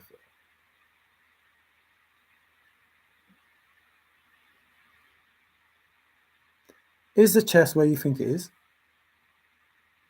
Did you find the chest there? What is the reason that you can't get the chest? Because your cipher's perfect. You've had 4 years. What is the reason you can't get the chest? I'm pretty certain if you told Bill, he'd probably go and get it for you, if you couldn't get it. I'm pretty certain Tim Adventures might go and get the chest for you, if you couldn't get it. I'm not trying to put words into his mouth or put him under pressure, but he's the sort of person that probably would do that for you, if he was in that area. What's the reason? 4 years later, you have not got the chest. Forrest Fenn didn't pull it. Did somebody beat you to it? Which means they had the solve already.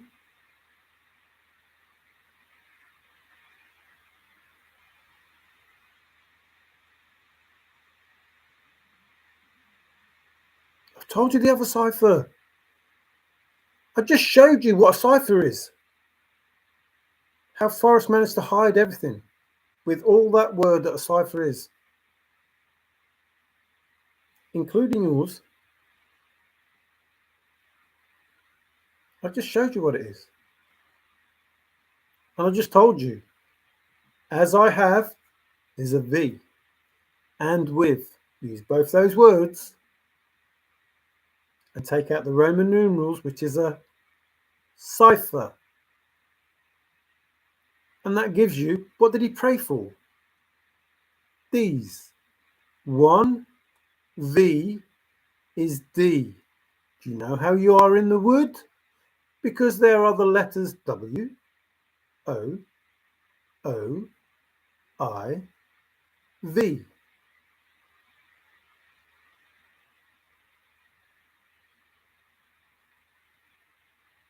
D. I prayed for these and no one would listen. I showed you it. It says no one would listen.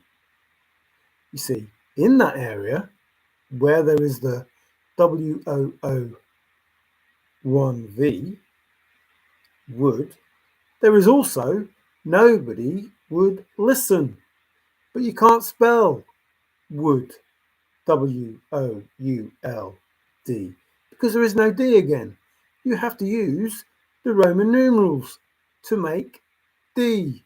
Those same Roman numerals that you got in the first 2 lines in the first stanza that tell you you can have F's initial, V1, you can have 5 leaf, V, and you can have 4, 1, V, D.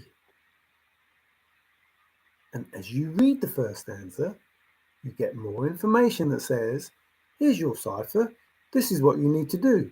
But you need to do it continuous, contiguous, chronological, etc. One foot on the other, shifting, drifting, adjusting, moving with confidence.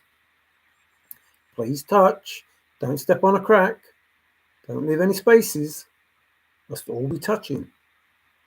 See, that information tells you that's what you have to do. Did you use any of that information in your cipher? Let me think. What did I do? I did them and then oh no, I didn't do any of that. And then when I looked at it, I went, no, that's wrong because that doesn't work. That's not the answer that I wanted. Although, yeah, I could do that, but that's not what he said. And if I did that, no, because the hydrogen in that doesn't work either. And even if I did that, even if I did all of that, even if I allowed for all of those errors that Forrest said they're not errors, they're mistakes or whatever, even if I allowed all for that, it's in a place where people wouldn't normally go. Even if I allow for everything that's in that cipher, everything, as good as it is, as brilliant as it is, if I allow for all of that, and it takes me to this place, the chest is not wet, and it's in a place where people don't normally go. And there are not people 200 feet and many people 500 feet from it. There isn't. And admit it, Five Leaf. There is not. There is not people 200 feet and many people 500 feet, which is what Forrest said. But you choose to ignore that. I don't. I know the solve. There are not people 200 feet and there are not many people 500 feet. It's not wet and it's in a place where people go. So it can't be correct. Stop being stupid. Stop it. You make yourself look, for someone who's so clever, you make yourself look really stupid and you make me say the things that make you look stupid. There are not people 200 feet from that point that you're talking about, and there are not many people 500 feet from that point that you're talking about. Specifically those destinations, those measurements, specifically those measurements. And then he talked about 12 foot from it. It's like, what are you doing? You're ignoring everything that Forrest said in order that your solve is correct, as good as it is. Even if I allow for all those things, which are plausible, it's a great solve. They are plausible to allow for. These things, they must exist. They are correct and true. A couple of slight discrepancies, but yeah. Okay, so now I'll go to the place. Oh, it can't be there because look at all these people. Look at all these people in this place that people do not normally go. Look at them all. Five, stop it. I could carry on about all the things that are wrong, just like Dave Man from the East. There's only one way in. One way in. As far as Forrest knows, there's only one way in. In. There's only one way in. At least Dave's in a car park, that you can you can access from anywhere. In the lush forested vegetation, under a canopy of stars. What the heck has that got to do with it? You're choosing the information that you want and ignoring the other stuff. I'm trying to use all the information and say, well, it can't be that then. Stop it. Stop ignoring the information that Forrest Fenn gives you that says, no, it's not there. It doesn't matter how good the solve is. It really doesn't. If it's in a place where people do not normally go, it isn't there. If it's in a place where there are not people 200 feet and many 500 feet, it's not there. If the chest is not wet all year round, it's not there. If there's more than one way in, it's not there. If it's not above 5,000 feet, it's not there. If it's not below 10,200 feet, it's not there. Whatever those statements are, it ain't there. That's just the truth of it. You can believe what you want to believe. And I don't care if you believe me or not. I'm trying to help you. There is another chase coming up. If you think you're going to solve it with that cipher, or I don't know, maybe he has done the cipher this time. Maybe this time round, it is worth having that cipher. Not this time, the next time. Maybe it is worth having that cipher next time. But not this time. Not with the information that Forrest Fenn gave. You make up all the bull that you want, but you're just pissing in the wind.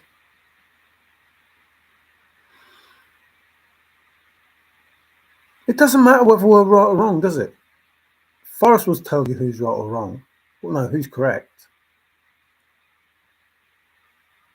What you need to be thinking is, what's going to happen with the JCB hunt? What's that about? You think it's someone random, just came out of nowhere that wants to do a hunt? That's going to, I don't know, somehow magically get the rights to the Thrill of the Chase poem? and add on to it for his hunt that somehow magically is getting an olive jar that wasn't even in the book, The Thrill of the Chase, in that chest that Jack says, is this the chest that was in the book, The Thrill of the Chase? Yes. Well, why has he got an olive jar then? The olive jar isn't in the chest in The Thrill of the Chase. It's just gold. Oh, is that all that went to auction? Chest didn't even go to auction. Don't tell me you found a chest.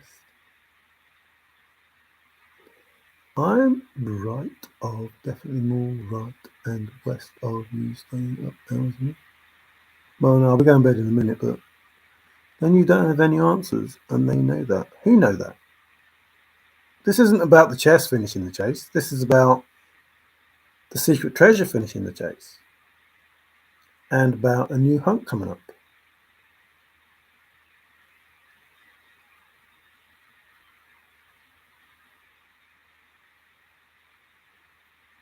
Yep, so sad. It's so sad, trust me. Really sad.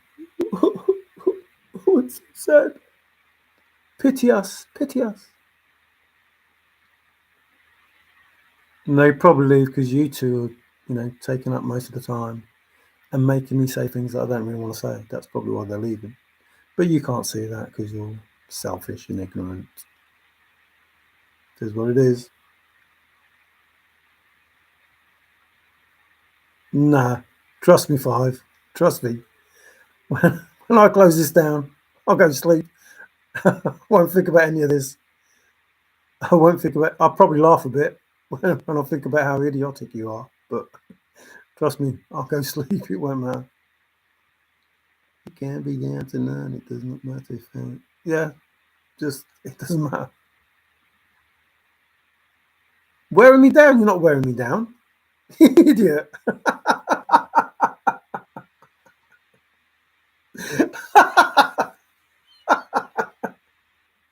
Oh, fuck. Excuse me. No.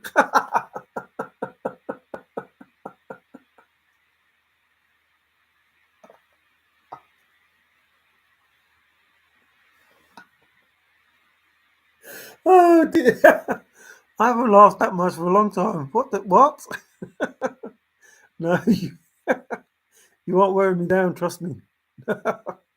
No, you're not wearing me down. Oh, dear, that was funny. The gas came and blew it up in my... Oh, that's a bit too much. The olive jar was at the auction. Yeah, but the olive jar wasn't in the chest that Jack found. So why was it at the auction? You can't have it both ways, can you, Tigger? Is this the chest that was in the book, The Thrill of the Chase? Yes.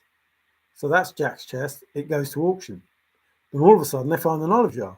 That wasn't in the book, The Thrill of the Chase. Look at the book. Look at the book. Oh, there seems to be some discrepancy whether you can buy it or read about it.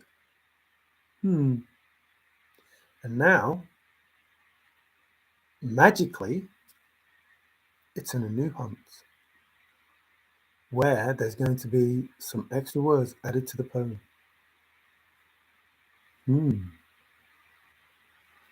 I wonder. I didn't say it wasn't at the auction. I said it shouldn't be at the auction. Not if it's the treasure chest that was in the book, The Thrill of the Chase. But you can't see that. You can't read the script. Isn't the statement, is this the chest that was in the book, The Thrill of the Chase, Forrest? Yes. Then if it's the chest that's in the book, The Thrill of the Chase, where's the picture with the olive jar in it?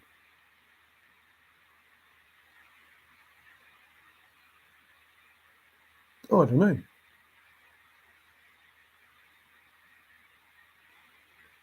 Not in the book, though, is it? The olive jar is not in the book. So therefore, if it's the chest that's in the book, The Thrill of the Chase, why is the olive jar going to auction? And why aren't all the other jewelries and stuff going to auction as well? I wonder.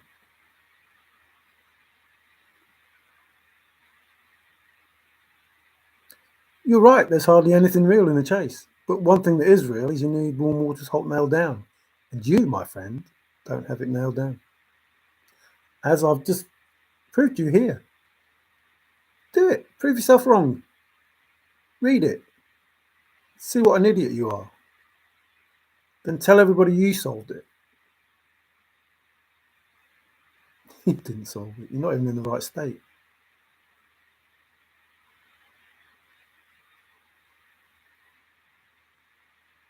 No, you're not supposed to believe any of it. It's a script. It's what you've got for getting the solve wrong. You got Jack. You're not listening. You got the solve wrong, so you got Jack. He's what you got for being a silly person. He's what you got for not being able to solve the poem.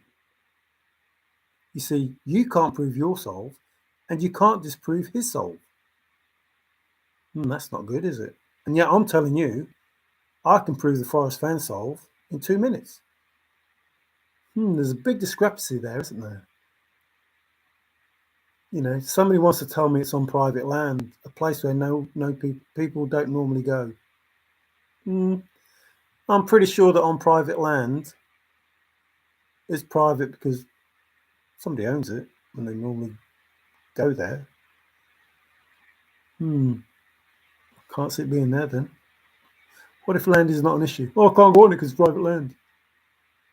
What if land is not an issue? What? Why 20 different types of land, only ever going to be one spot? What? One spot? One type of land? Oh, that makes sense. 20 different types of land. I wonder if that's because it's in the poem. Well done. You don't have to watch it though, do you? You don't have to watch it. The funny part is you're trying to make, I don't know, attempts at insults, but they're hardly insults because they don't mean anything. And you're talking to someone who doesn't even believe you're a real searcher. So, what? Get it? I don't get it. I shout because you're deaf.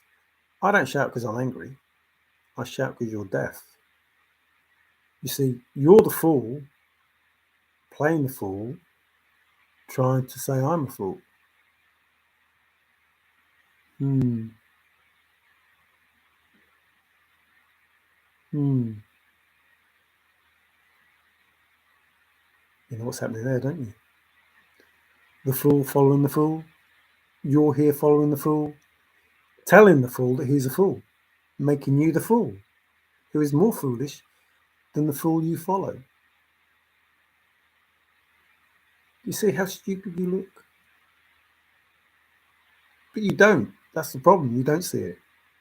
And yet here you are making, I don't know, efforts at trying to insult someone. And yet you're only insulting yourself. You're saying, I'm a fool, and here you are watching me, which is a fool following a fool. I don't know. Starting to think you're losing it, Trusted. I knew you were old, but I didn't think you were that old. I think you're going the same way as Biden. And Fively, probably at this rate.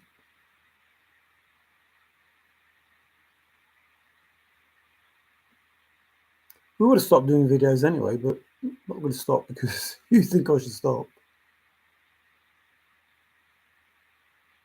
No, you stop because you have nothing to give. That's why you stopped. You have no faith, you have no knowledge, and you have no idea. That's why you stopped. You have nothing to give anybody except the same rhetoric. That's why you stopped.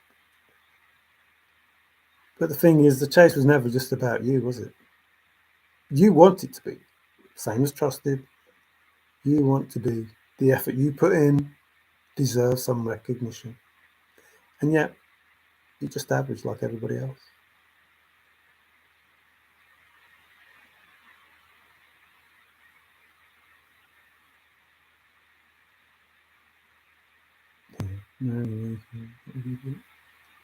Why am I name calling? That's crap. Why am I name calling? They're calling me a fool, and I'm telling them they're the fool for following the fool. How is that name calling? You don't have to be here watching me. You're saying that what I'm saying is rubbish and that I'm foolish, and therefore that makes you foolish for following someone who's foolish. Surely that's not name calling. That's just an observation. Surely that's an observation. The person doesn't have to be here, and that person thinks that what I'm talking is a load of rubbish, and yet they're here listening to it. How is that name calling? I don't know how that name calling. I don't see how that's name calling. I'm just telling a true statement of fact. I'm talking BS. It's no different than you're stealing our solve, you're stealing our solve, you're talking bullshit. Well, if you're going to say that I'm stealing your solve, don't say that I'm talking bullshit, because it's your solve that I'm talking bullshit about. So again, it makes you foolish. That's not me name calling. That's me making an observation. Don't say that I'm stealing stuff from you and then say what I've stole is bullshit. That's just foolish, which makes you a fool by being foolish. Not name calling, just an observation that you make statements. Well, that's not very clever, to be honest. Not very clever. If you want to insult me without imparting the fact that it's been taken from you. Insult me in a way that is just an insult to me and not an insult to yourself. That would make more sense. But you don't, because you're not clever enough to do that, or haven't been so far until I've warned you that you're making yourself look silly. Now you might make an effort to make an insult stick, maybe, possibly, if you could. You see, what you forget is I already know the answers. And I already don't believe that you're real searchers. Don't know how many times I've told you. I've already warned you that I don't believe you're real. I've already told you that you were there at the beginning, in that room, being told, does anybody know my secret treasure? And people go, no, I don't know.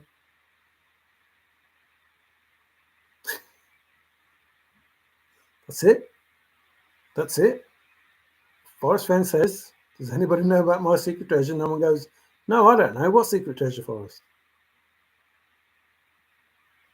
You think I don't know that you had the poem? That you couldn't solve it? You're in the poem. What is wrong with you people? You're in the poem. You're not hiding from the poem. You might think you are, but you're not. You're in the poem.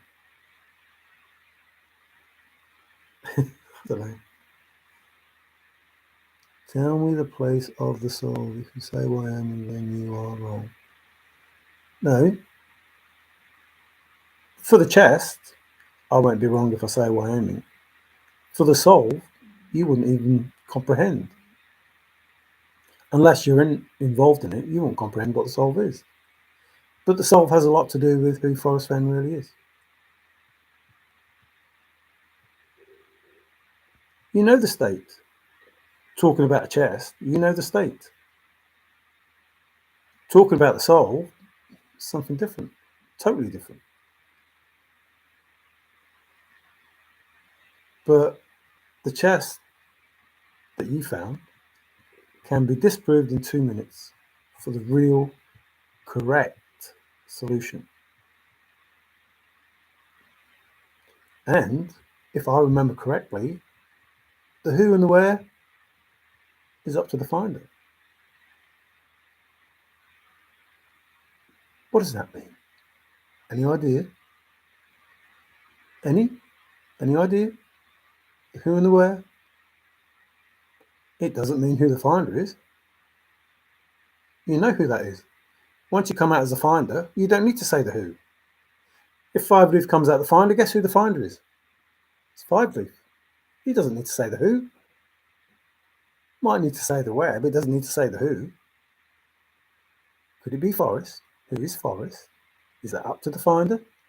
Maybe. The who is up to the finder. The where is up to the finder. And you don't know either. So it isn't up to you. I don't know. My state is bliss.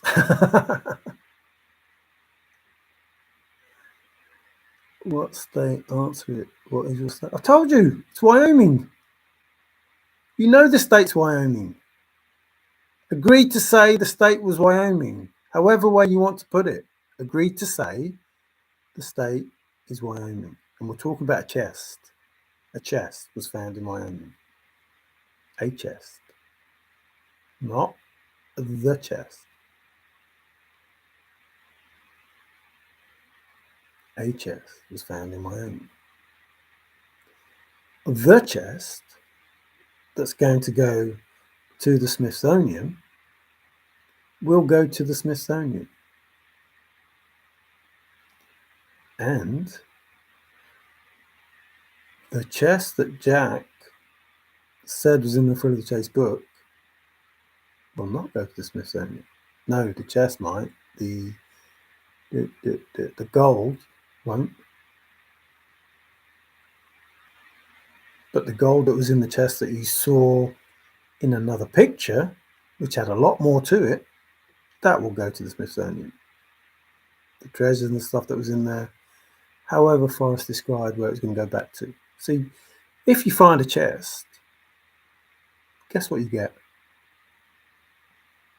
Nothing. You don't get that chest because it's going to be donated. It was always going to go back. You're never going to get it. That you can't see that after 4 years of me telling you that is unreal. Absolutely unreal. I found a chest, I found a chest, I found a chest, I found a chest. I solved the poem, I solved the poem, I solved the poem. What are you waiting for then? What are you waiting for? It's just crazy. I don't know. Just don't know. Wyoming's generic bullshit. Look, you have the answer. It's right in front of you. You have the answer right in front of you. A chest was never in Wyoming. Prove Wyoming with the poem better than I can prove Colorado. I've just told you 5. Your trolling is very proficient, but your poem solution is useless.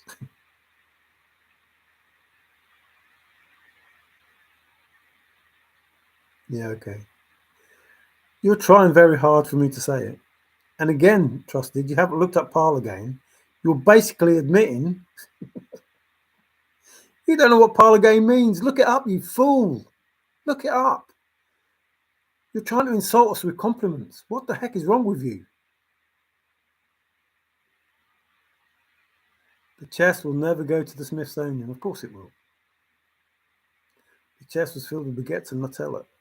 Don't need nor want your info, Trusted. Trusted makes more sense than you. The you? Are you struggling there, Fireleaf? Is it past your bedtime? Maybe you should go sleep because you obviously can't spell the word than. We're off course. That's all right. That's fine. And pommes frites. There's no proof of Wyoming what people say. Of course there's proof. It's right in front of you, you idiot. You want me to say it and yet you could just find it out for yourself. You're just silly. Really silly. Really, really silly.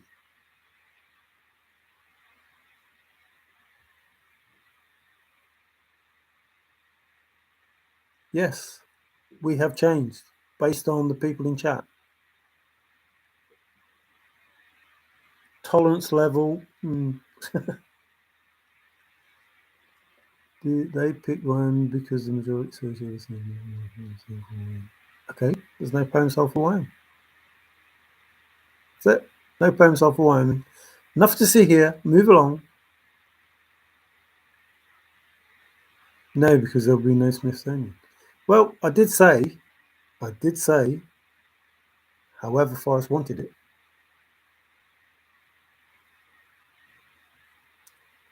Keep trying.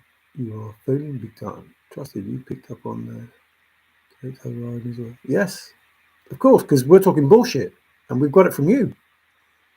We're pretty good at talking about your bullshit, and you don't even like your own bullshit. Sorry. Sorry. Serious face. Serious face. I can't. They say the same things and make themselves look silly. Look, crossword again.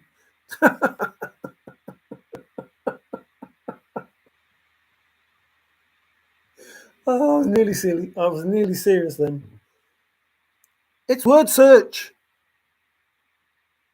I know you were raised in a different time, Trusted. I know you were. But you see, you need to step up now. Like we do some, I dare not talk about, smartphones and laptops and stuff like that because you're struggling with word searches and abacuses. But things have moved on. You need to keep up. A crossword, word search.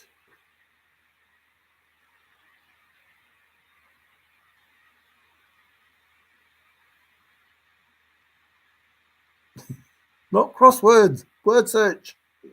Parlor game. Look it up.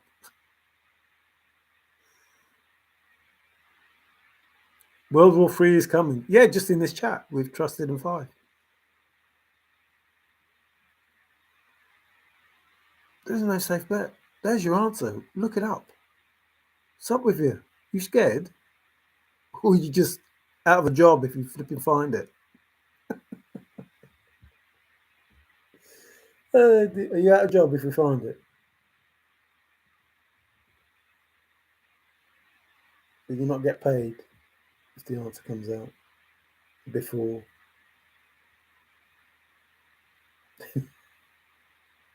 Crazy. Yeah, a bottom line just yeah, it's fine. A severe war. It's in the poem. Well, we're already doing severe wars. We've already got one in Egypt. We've already got one in the Ukraine. Oh,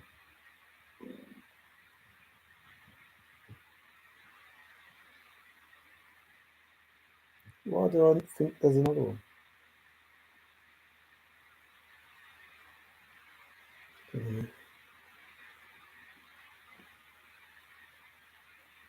Yes, well, unfortunately, must have been too bit. Actually, yeah, we are Bitcoin men. You're right there. We are. Well, we're Bitcoin men. We are. He's right there. I'll go with that. Actually, Trusted. Actually, go with that.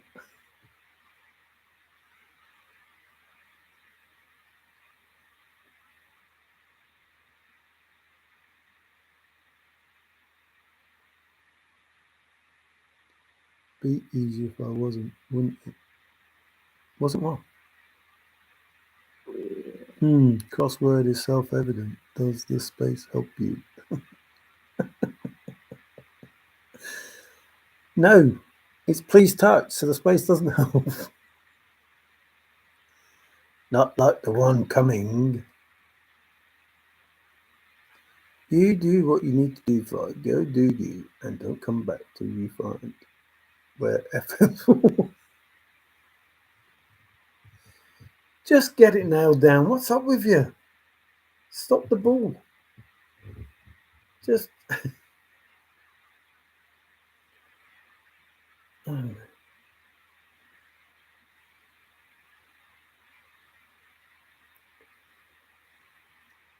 it's.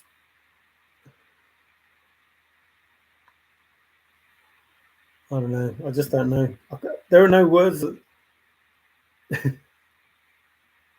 I'm trying to be like keep a secret face. Secret faces. Trying to keep a straight face, but which is secret, I suppose. It's in him, but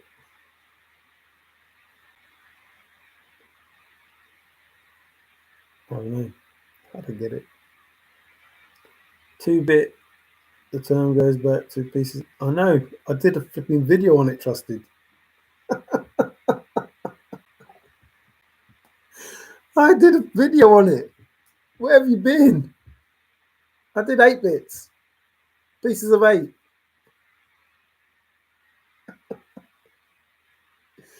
I did one on the dollar that used to be the dollar that used to be the dollar. Came from the Dutch. Where have you been? I've done every possible,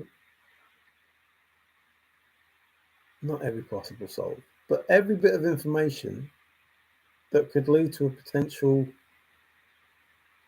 proposal. And those bits were one of them. Don't you remember the video? There was a picture of them all cut up.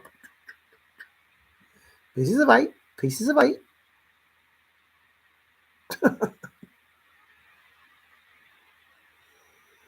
I don't know.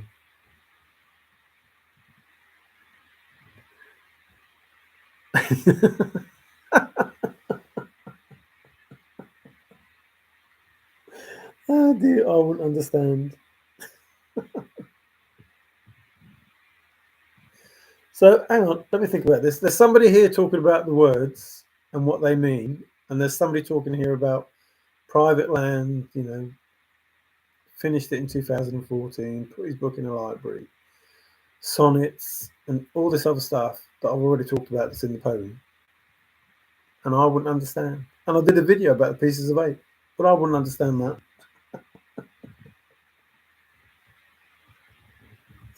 I don't know. I don't know.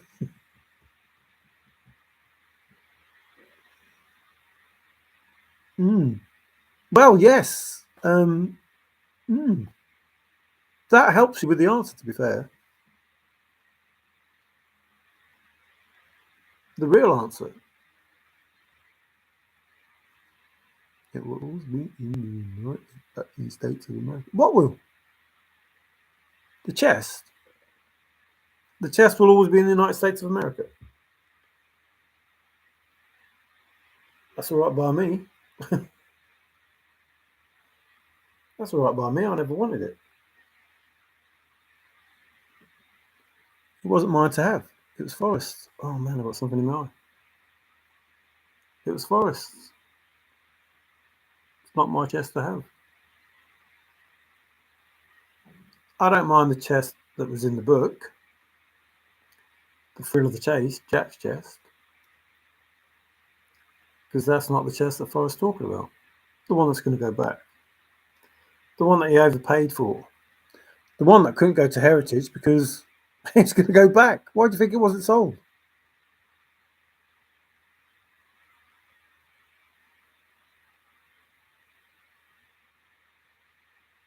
Oh, you blew it in your bit comment statement. It must have been too hard for you.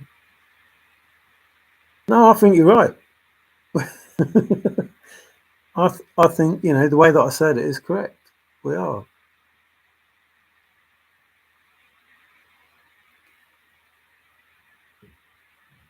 So why is there fishing for the second poem? Why is there fishing for the second? I don't know what that's supposed to mean. Forrest spent how many? 14 years fishing. If you take it up to the current time, or 10 years fishing if you take it back to when it was found. That's what this was. Forrest loved fishing, and he went fishing, and you're the fish. That's it. That's it. You're the fish. That's why he doesn't want you to tell him you found a chest. You're a fish. Each fish found a chest in a place that he knew because it was the lure that he put in. Each chest was a lure that he put in, and you're all fish. And he didn't have to go to his favourite fishing hole. He could fish from his home and see all.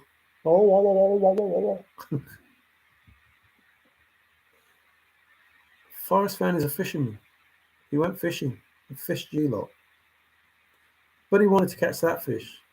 And the fish wanted to catch the fisherman.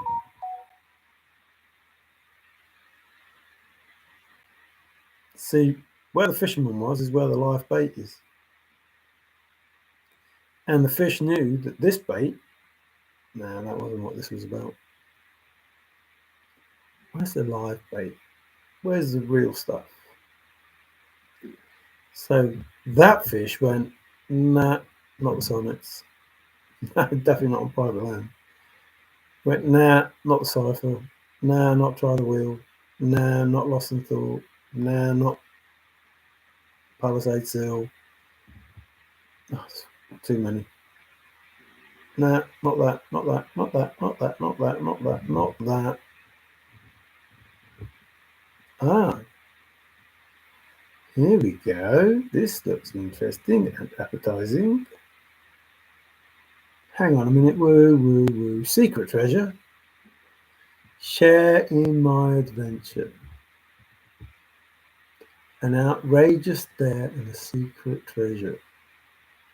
Hang on, is that two things? This word and outrageous dare and a secret treasure. Two things. Hang on a minute, I'm not biting on this. I'm not going for this chest. This chest that... Nah. This chest is going to go back. So what's happening really then? If this chest is going to go back, then there might be something in the chest that will tell you about what the real secret treasure is. But if all you need is a poem, that should tell you the rest. Why is it that I must go?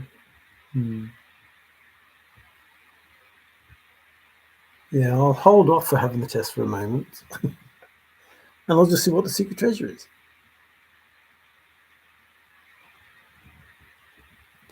You boys... Yeah, okay. So we finished ours in 2020. You're still doing yours. And we're fishing. And you're wrong. But I'm trying to get information from you.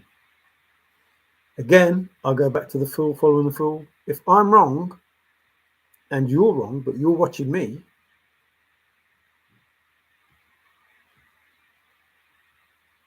I wonder where that goes for trusted. Fishing. We finished. You're still playing. We finished. You're still playing. We're fishing. You're not. You're watching me. I'm not watching you. I'm stealing your information, which you're not parting with. And I'm talking BS with the information that I'm stealing from you. No, don't get it. I don't get it. Anyway, it's time for me to go. I've been on 8 hours. Stop it. You're just silly people. I know what they know, and am thankful they have kept it quiet for 4 years. Thank you, Geoduck. And we are thankful that you are here saying that. It's a little bit more than 4 years, isn't it? I think it's a little bit more than 4 years. But it will stay quiet for the next 1,000 years if it has to. That's the way it goes. But thank you for that, Geoduck. The truth is simple. It really is. The magnificence of what was done is truly magnificent. That's not just, grandizing. That's a statement of fact. The who's who in the zoo still exists. These trolls that make out that they're something, and obviously they're not. There's no need to be upset by what's happening, with what people say, because they obviously don't know the real truth. If they did, they wouldn't even pretend to do what they're doing. And even if they did, for the sake of Forrest Fenn, they wouldn't be as insulting. Especially as, if we are the finders, the first people that won't, get our attention are those people that, tend to be offensive. So you don't have to like us. Nobody asked for that. But the fact that you insult us, well, it's hard to like people that insult you. To be fair, yeah, I still like you trusted and 5. I'm not bothered. I'm not bothered. Have you purchased these clown puppets? Have you geoed up?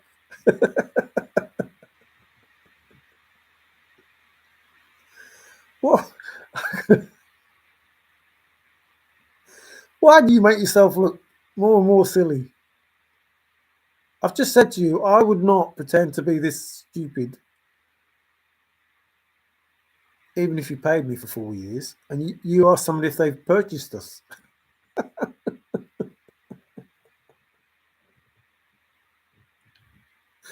What are you doing? I couldn't. You couldn't pay me to act stupid. I might be stupid, which I admit to. I don't mind admitting to be stupid. I haven't said I'm clever. I haven't said I'm smart. I've just said that I've listened to Forrest, and what Forrest has done is amazing, and you should listen to Forrest and find out that what Forrest has done is amazing. That's it. You have to believe a single word that I've said. But most of the words that I've said have come from Forrest, and most of the words that I've showed you have come from Forrest. And if you put them all together, you might understand something. The fact that you can't or won't do that leads me to believe maybe you're not even searching. Geo is simply playing contrary, or they're bought to buy them bedtime.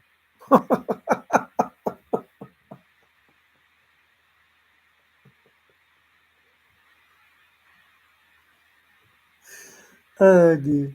I can't even use the flipping computer. You think that I'll put a bot on?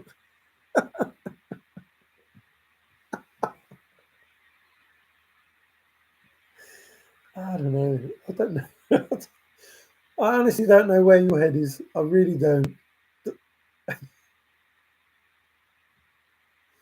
And you managed to come up with a cipher. And you can't even. I don't know. I don't know. Yes, I'll have a scoop of ice cream, even though it's only 7:21 in the morning. I haven't had no sleep. I want this love.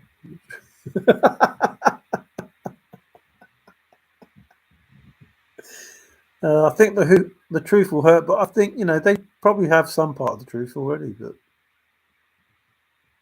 who's feeling insulted? I'm not feeling insulted. Fire's been offline hours, and this is his bot. This is his bot. Well, his bot won't get no appreciation, and because it's his bot, he doesn't get any. Five programmed me with only 20 rebuttals because that's all that's needed. And I only need one.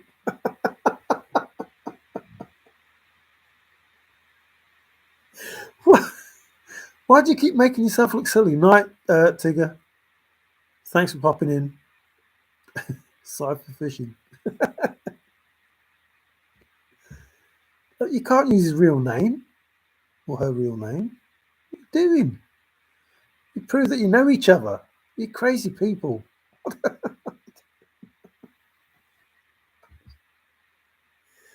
Oh dear. But you took it five. At least try and put some spin on it and make out you weren't.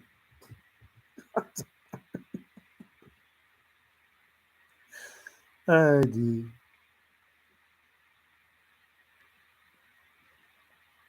Yes, we match silliness. You're right there. We do. I'm going to have to go because my eyes are flipping stinging. But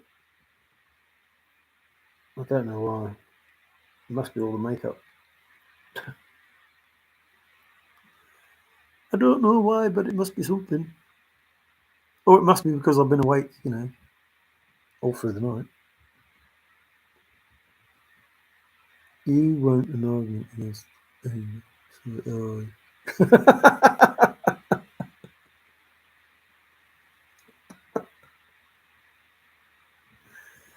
oh dear.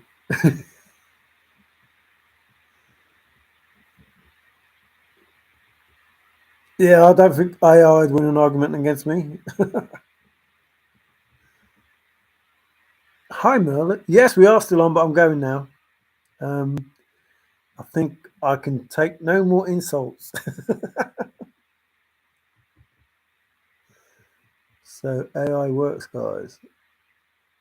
No, AI doesn't work. Of course it works, but it only works with the information you give it.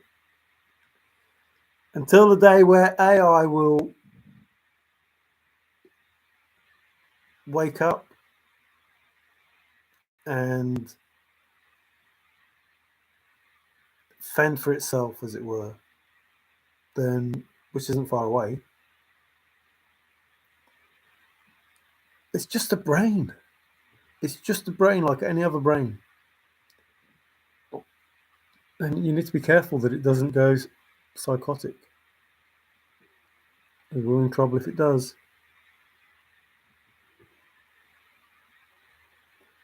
AI thinks George Washington is a black man.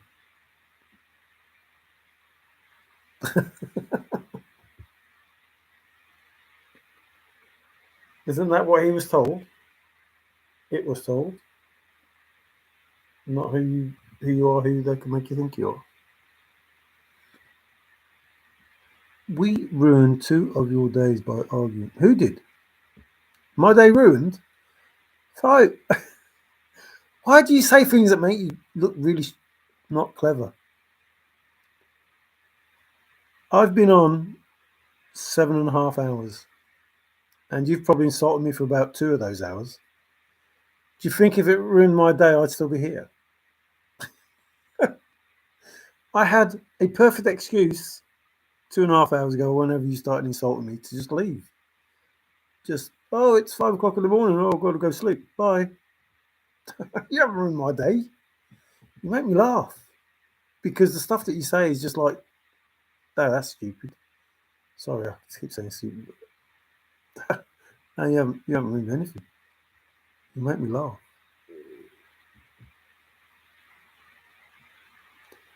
No, it's not. You're right there, trusted. But it might make you a liberal. Staying up till 7:30 arguing with the people hours west of you is insane. I'm not arguing. I'm laughing at you. Where did you get the arguing? I don't think that what you're saying is worth arguing about. I'm laughing at what you're saying. There's no argument. I can't believe that you're behaving the way you are. There's no argument about that. And I'm just saying you're wrong. I'm not arguing with you. I'm just saying you're wrong. There's the information right in front of you. Prove yourself wrong. If I was arguing with you, I'd show you the argument and it'd be over. 2 minutes, not even 2 minutes. Right here, right now, probably 20 seconds to prove you incorrect. Right here, right now. If in a court of law where you had to set up and put evidence forward instead of just say, there it is. Bye, John. Bye, John. Who's John? Oh, Chris is gone, but John's gone. Who else is going? Why is everybody telling each other's name? Davey, write a bot with like 10 dipshit rebuttals and make sure it mirrors comments. Yeah, I think 5. You're the smart person in here. I wouldn't even know where to start to write a bot. I don't even know where to start to have like 2 different flipping avatars going at the same time. I don't care whether you believe me or not. This is not about me. I have not come onto YouTube to try and convince you that I'm correct. You seem to miss that point, but I keep telling you. I'm here to prove that Forrest Fenn is correct. Forrest Fenn is correct. You and others that intentionally go out to attack Forrest or his family are wrong. There is no need for it. There is no misdemeanor, no ill doing, no shenanigans. There is merely a script playing out that you can't read because you've got, I don't know, gold fever, too much arrogance in you, well paid to be a troll. Don't know what it is. I don't know what it is, but it should stop by now because I don't believe anything that you say. It's that simple. I don't believe anything you say. I believe that you're in it from the start. I believe that there's no one that can be as smart as you are that can't see the simple truth. It ain't happening. It isn't happening. I've seen enough of you to know that you're smarter than how you're portraying yourself here. So if that's the case, then this is just bull. And even if it's not bull, even if you are as stupid as you're making out, so what? You saying I'm wrong don't prove nothing. Me saying you're wrong doesn't prove anything. The person that knows who is correct is Major Forrest Fenn. At that point in time, when the chase that Forrest Fenn set up reaches the conclusion that, I don't know, if two can keep a secret, one of them is dead. If those hares, whoever they belong to, finally reach a conclusion, then you'll know. And you won't need to argue with me or tell me that I'm wrong.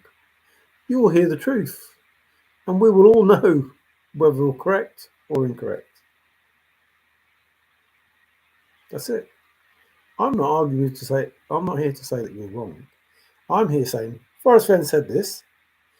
You're saying this. Nope. They don't match. What Forrest Fenn said is different than what you're implying. So therefore, nope. So it works. Until you agree with what Forrest Fenn has been saying, your solve is incorrect. It doesn't matter how you try and spin it, what you try and say about it, how you try and work it, it will never be correct. Ever. Especially if you have 9 locations. What are you doing? If you have 9 locations, no, ain't going to happen. And by locations, I mean moving from one place and going, 500 feet away, where there are many people. So I just use the information that Forrest gave you. It'll tell you whether your solve is correct or not. If you're brave enough to use that information. If you are brave enough to say, well, Forrest Fenn said this, above 5,000 feet, below 10,200 feet, and they're not making an excuse if it doesn't fall in that. I see trees, mountains, etc., etc. Just use all of that information, one after the other. But start with, it's in a place people do not normally go. Well, that's pretty much everywhere in the search states. Because mostly national parks, where people go. Hang on a minute. That's almost everywhere. How am I supposed to find that chest if it's in it? Oh, but hang on. It's in a place people do not normally go. So, wow, that's probably down to, I don't know, 5% or something. So instead of just searching 100% of the area, or trying to work out 100% of the area, now you only have to work out 5% of the area across 4 states. In places that people do not normally go. I don't mean they won't normally go on Indian land, Native American land, Native American Indian land, whatever. I don't mean they wouldn't normally go on there because it's risky. I mean because there's people on there. I mean people. Any people do not go in those places. So then all you do is just work out, well, this is a place that people don't go, this is a place that people don't go, this is a place that people don't go, this is a place that people don't go. Now what else did Forrest say? Well, it's not that because it's below 5,000 feet. It's not that because it's above 10,200 feet. It's not that, it's not that, it's not that. So now I've got these places. What else did Forrest say? Which is the law wheel, not try the wheel, try the law wheel. As it says, when you look at try the wheel, look at the word law standing there. So try the law wheel. And that's one way of doing it. Or you could just read the poem. Read it. Read the poem. Read me what the poem says. You could do that. Anyway, I am going to go. It's 7:35. And I think Forrest will destroy the JCB game. Oh. Under the guise of Forrest? The method cannot be argued. Well, the way I see it is Forrest wrote 3 books. They're going to have to come out. Forrest was talking of a project. That's going to have to come out. He wasn't sure if they would be finished or not, but I'm pretty certain Forrest is a man of his word. I don't know what that is about, Jiggy. JCB is not reaching escape velocity past the chase, and the news people will never pick. Well, you don't know. You don't know. Forrest might save it. Well, I had time. Don't go back in. Let's go. I'm still at the grave. Yes, you won't get any meaningful talk. And I tell everybody when they come on. Like, what did I miss? You haven't missed nothing. You don't miss nothing when you come on mine. I'm an animal for staying on. Well, I could say something like Forrest, like what else? What else could I do? What else have I got to do? I slept for a while. People still on. I have as well, Merla. They don't realise, but I'm asleep. My eyes are open. It's just my eyelids that are shut. I'm not detected on Indian land. Ooh. What, with permission? Wow, that's brave. If it's not, I should plant that word, turn it rutabaga, turn it carrots and cabbage today, as I might want to eat in 60 days. What do you mean you might want to eat? I think that was a given. Oh, yes, another dog side. Thanks for the cancer drug for dogs. So much appreciated that you consider me a dog.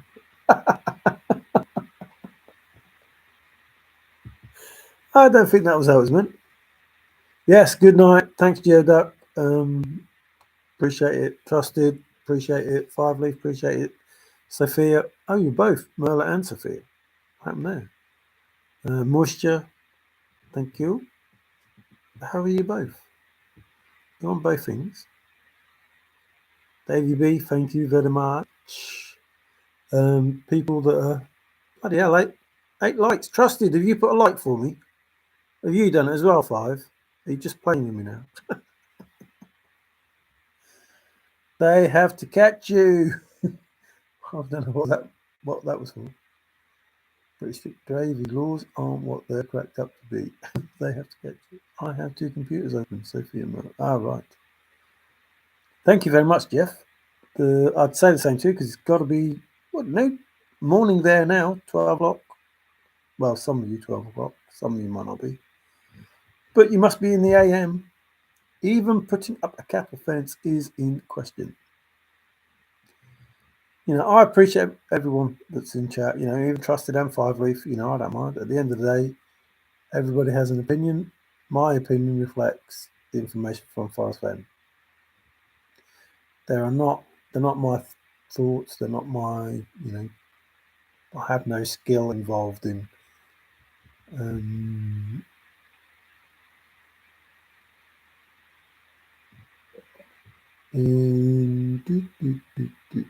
manufacturing those pieces of literature. That's nothing, it's not my capability. I can't do that. But I can show you the truth, and I can, hear what Forrest says and then repeat that back to you and give you my assessment of what that means. So, place people not normally go is no different than no one's going to stumble on it. If there's nobody there, then no one can stumble on it. And it has to be that. It has to be that. And it's not a man-made object, so it has to be that. So all of those things you have to put together and go, oh, that's what it is. Thanks, INFJ. Thank you very much. I hope you found it useful. But remember, it was according to Hoyle, done, nailed down, the vacuum that Peggy could get to clean up with. And there is an old hunt, Thrill of the Chase, new hunt, JCB. Rich is new and old? Don't know. And then there's the Beware the Gun, the official, it says. Official, it says. Official what? So where the gun is and that, it says official. So information that Forrest Fenn gleaned 14 years before the chase started, and it managed to find its way into the poem.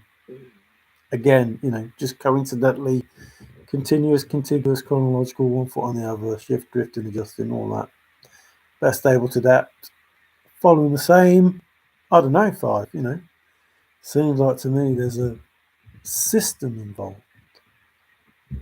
that absolutely works every time. That's amazing, isn't it? I wonder what other information there is regarding the future of the chase. So, like, I don't know, 13th of September. I wonder what happens then. I wonder if there's some information, like possibly something that's worth watching. Hmm. So we go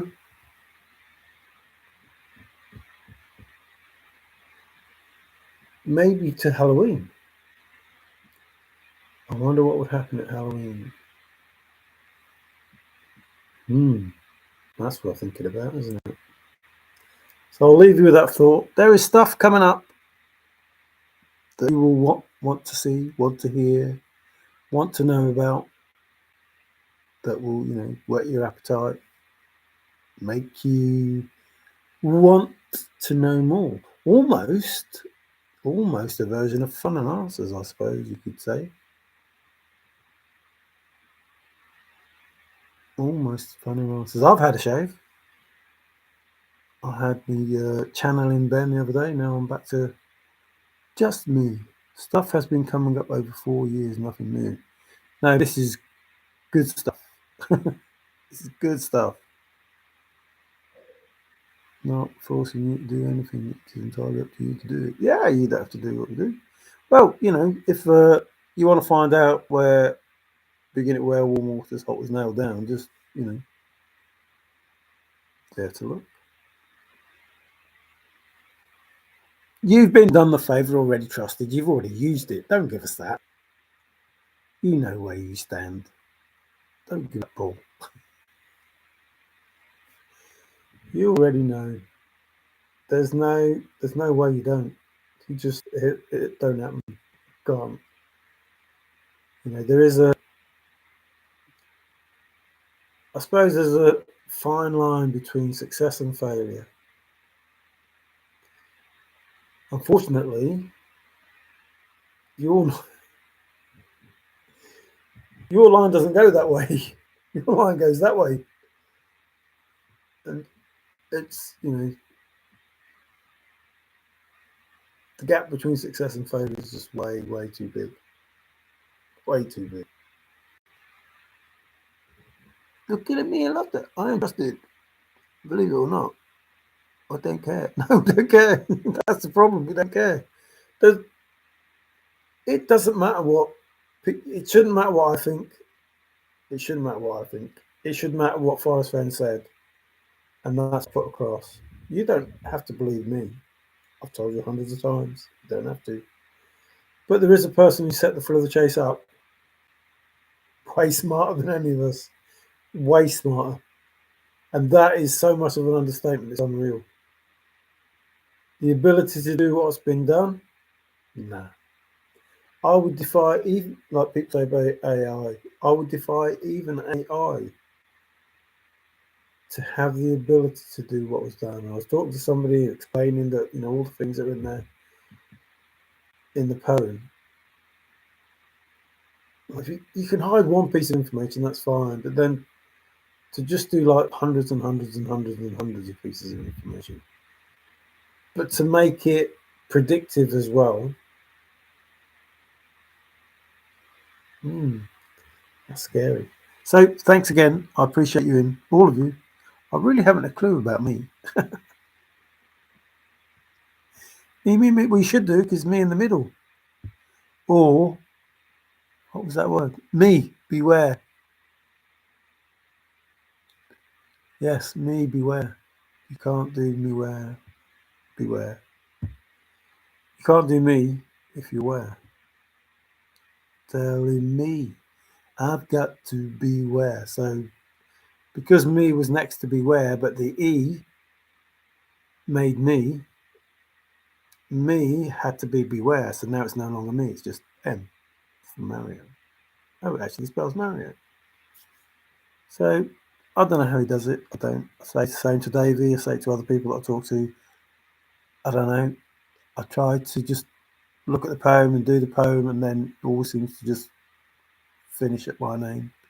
Start at one end and finish at another end, and there I am, ready to get the answer, the last piece of information. Just fall in my lap. To be clear, Sophia, I said I don't care about what you said. Oh, Davey, leave it.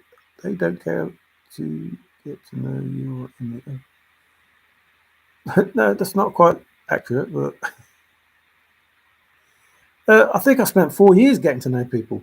I think I spent 4 years of my life getting to know people because of Forrest Fenn, not because of me. I don't go out of my way to try and find people on YouTube, and I've gone out of my way to know and understand those people. So yes, we go out of our way to know people.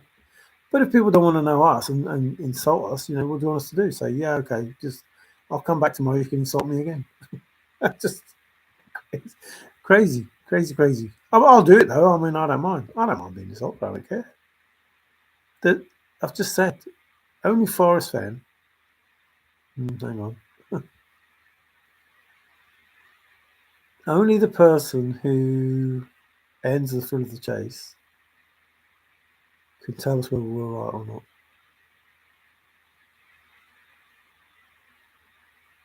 That's the only person. Sorry, no. Only that person can tell us if we're correct or not. And anything else doesn't matter. It's like, earlier when people were arguing about religion and that. It doesn't matter. Absolutely doesn't matter. There's only one person that can say, solve that, and that is, Jesus. He can come down and say, look, I told you it was real. Or Forrest can come out and say, I told you it was real. Or, the person who the hair's belonged to can come out and say, I told you it was real, the story is real, the treasure is real. Now what have you got to say? Oh, I can't remember what that was now, Davey. What was it we're going to say? Oh, I can't remember what it is. As sure as I stand here. Was that it? As sure as I stand here. Man from the east is not rich and can just go to hell, right? What? I find it funny and sad that if someone is considered rich like JCB and FF, they are to be willing to make question. No. What's funny is that they're not believed because they're rich. They're believed because they set up the thrill of the chase. I've yet to believe anything that JCB says because I haven't been involved with JCB. So, but the fact that he sets up the hunt,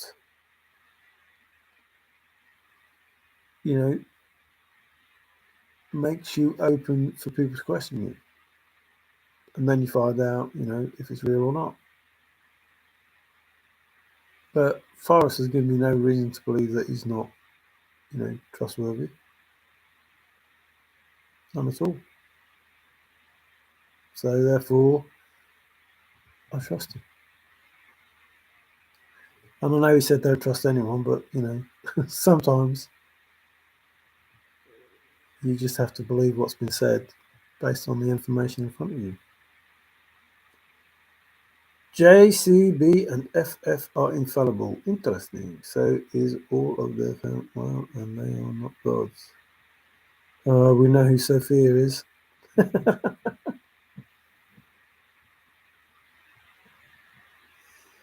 Hey, imagine families are perfect if they are rich. Biggest one going. Yes. Do they not make the sunrise, the rainfall, and create word search puzzles that will tell the future?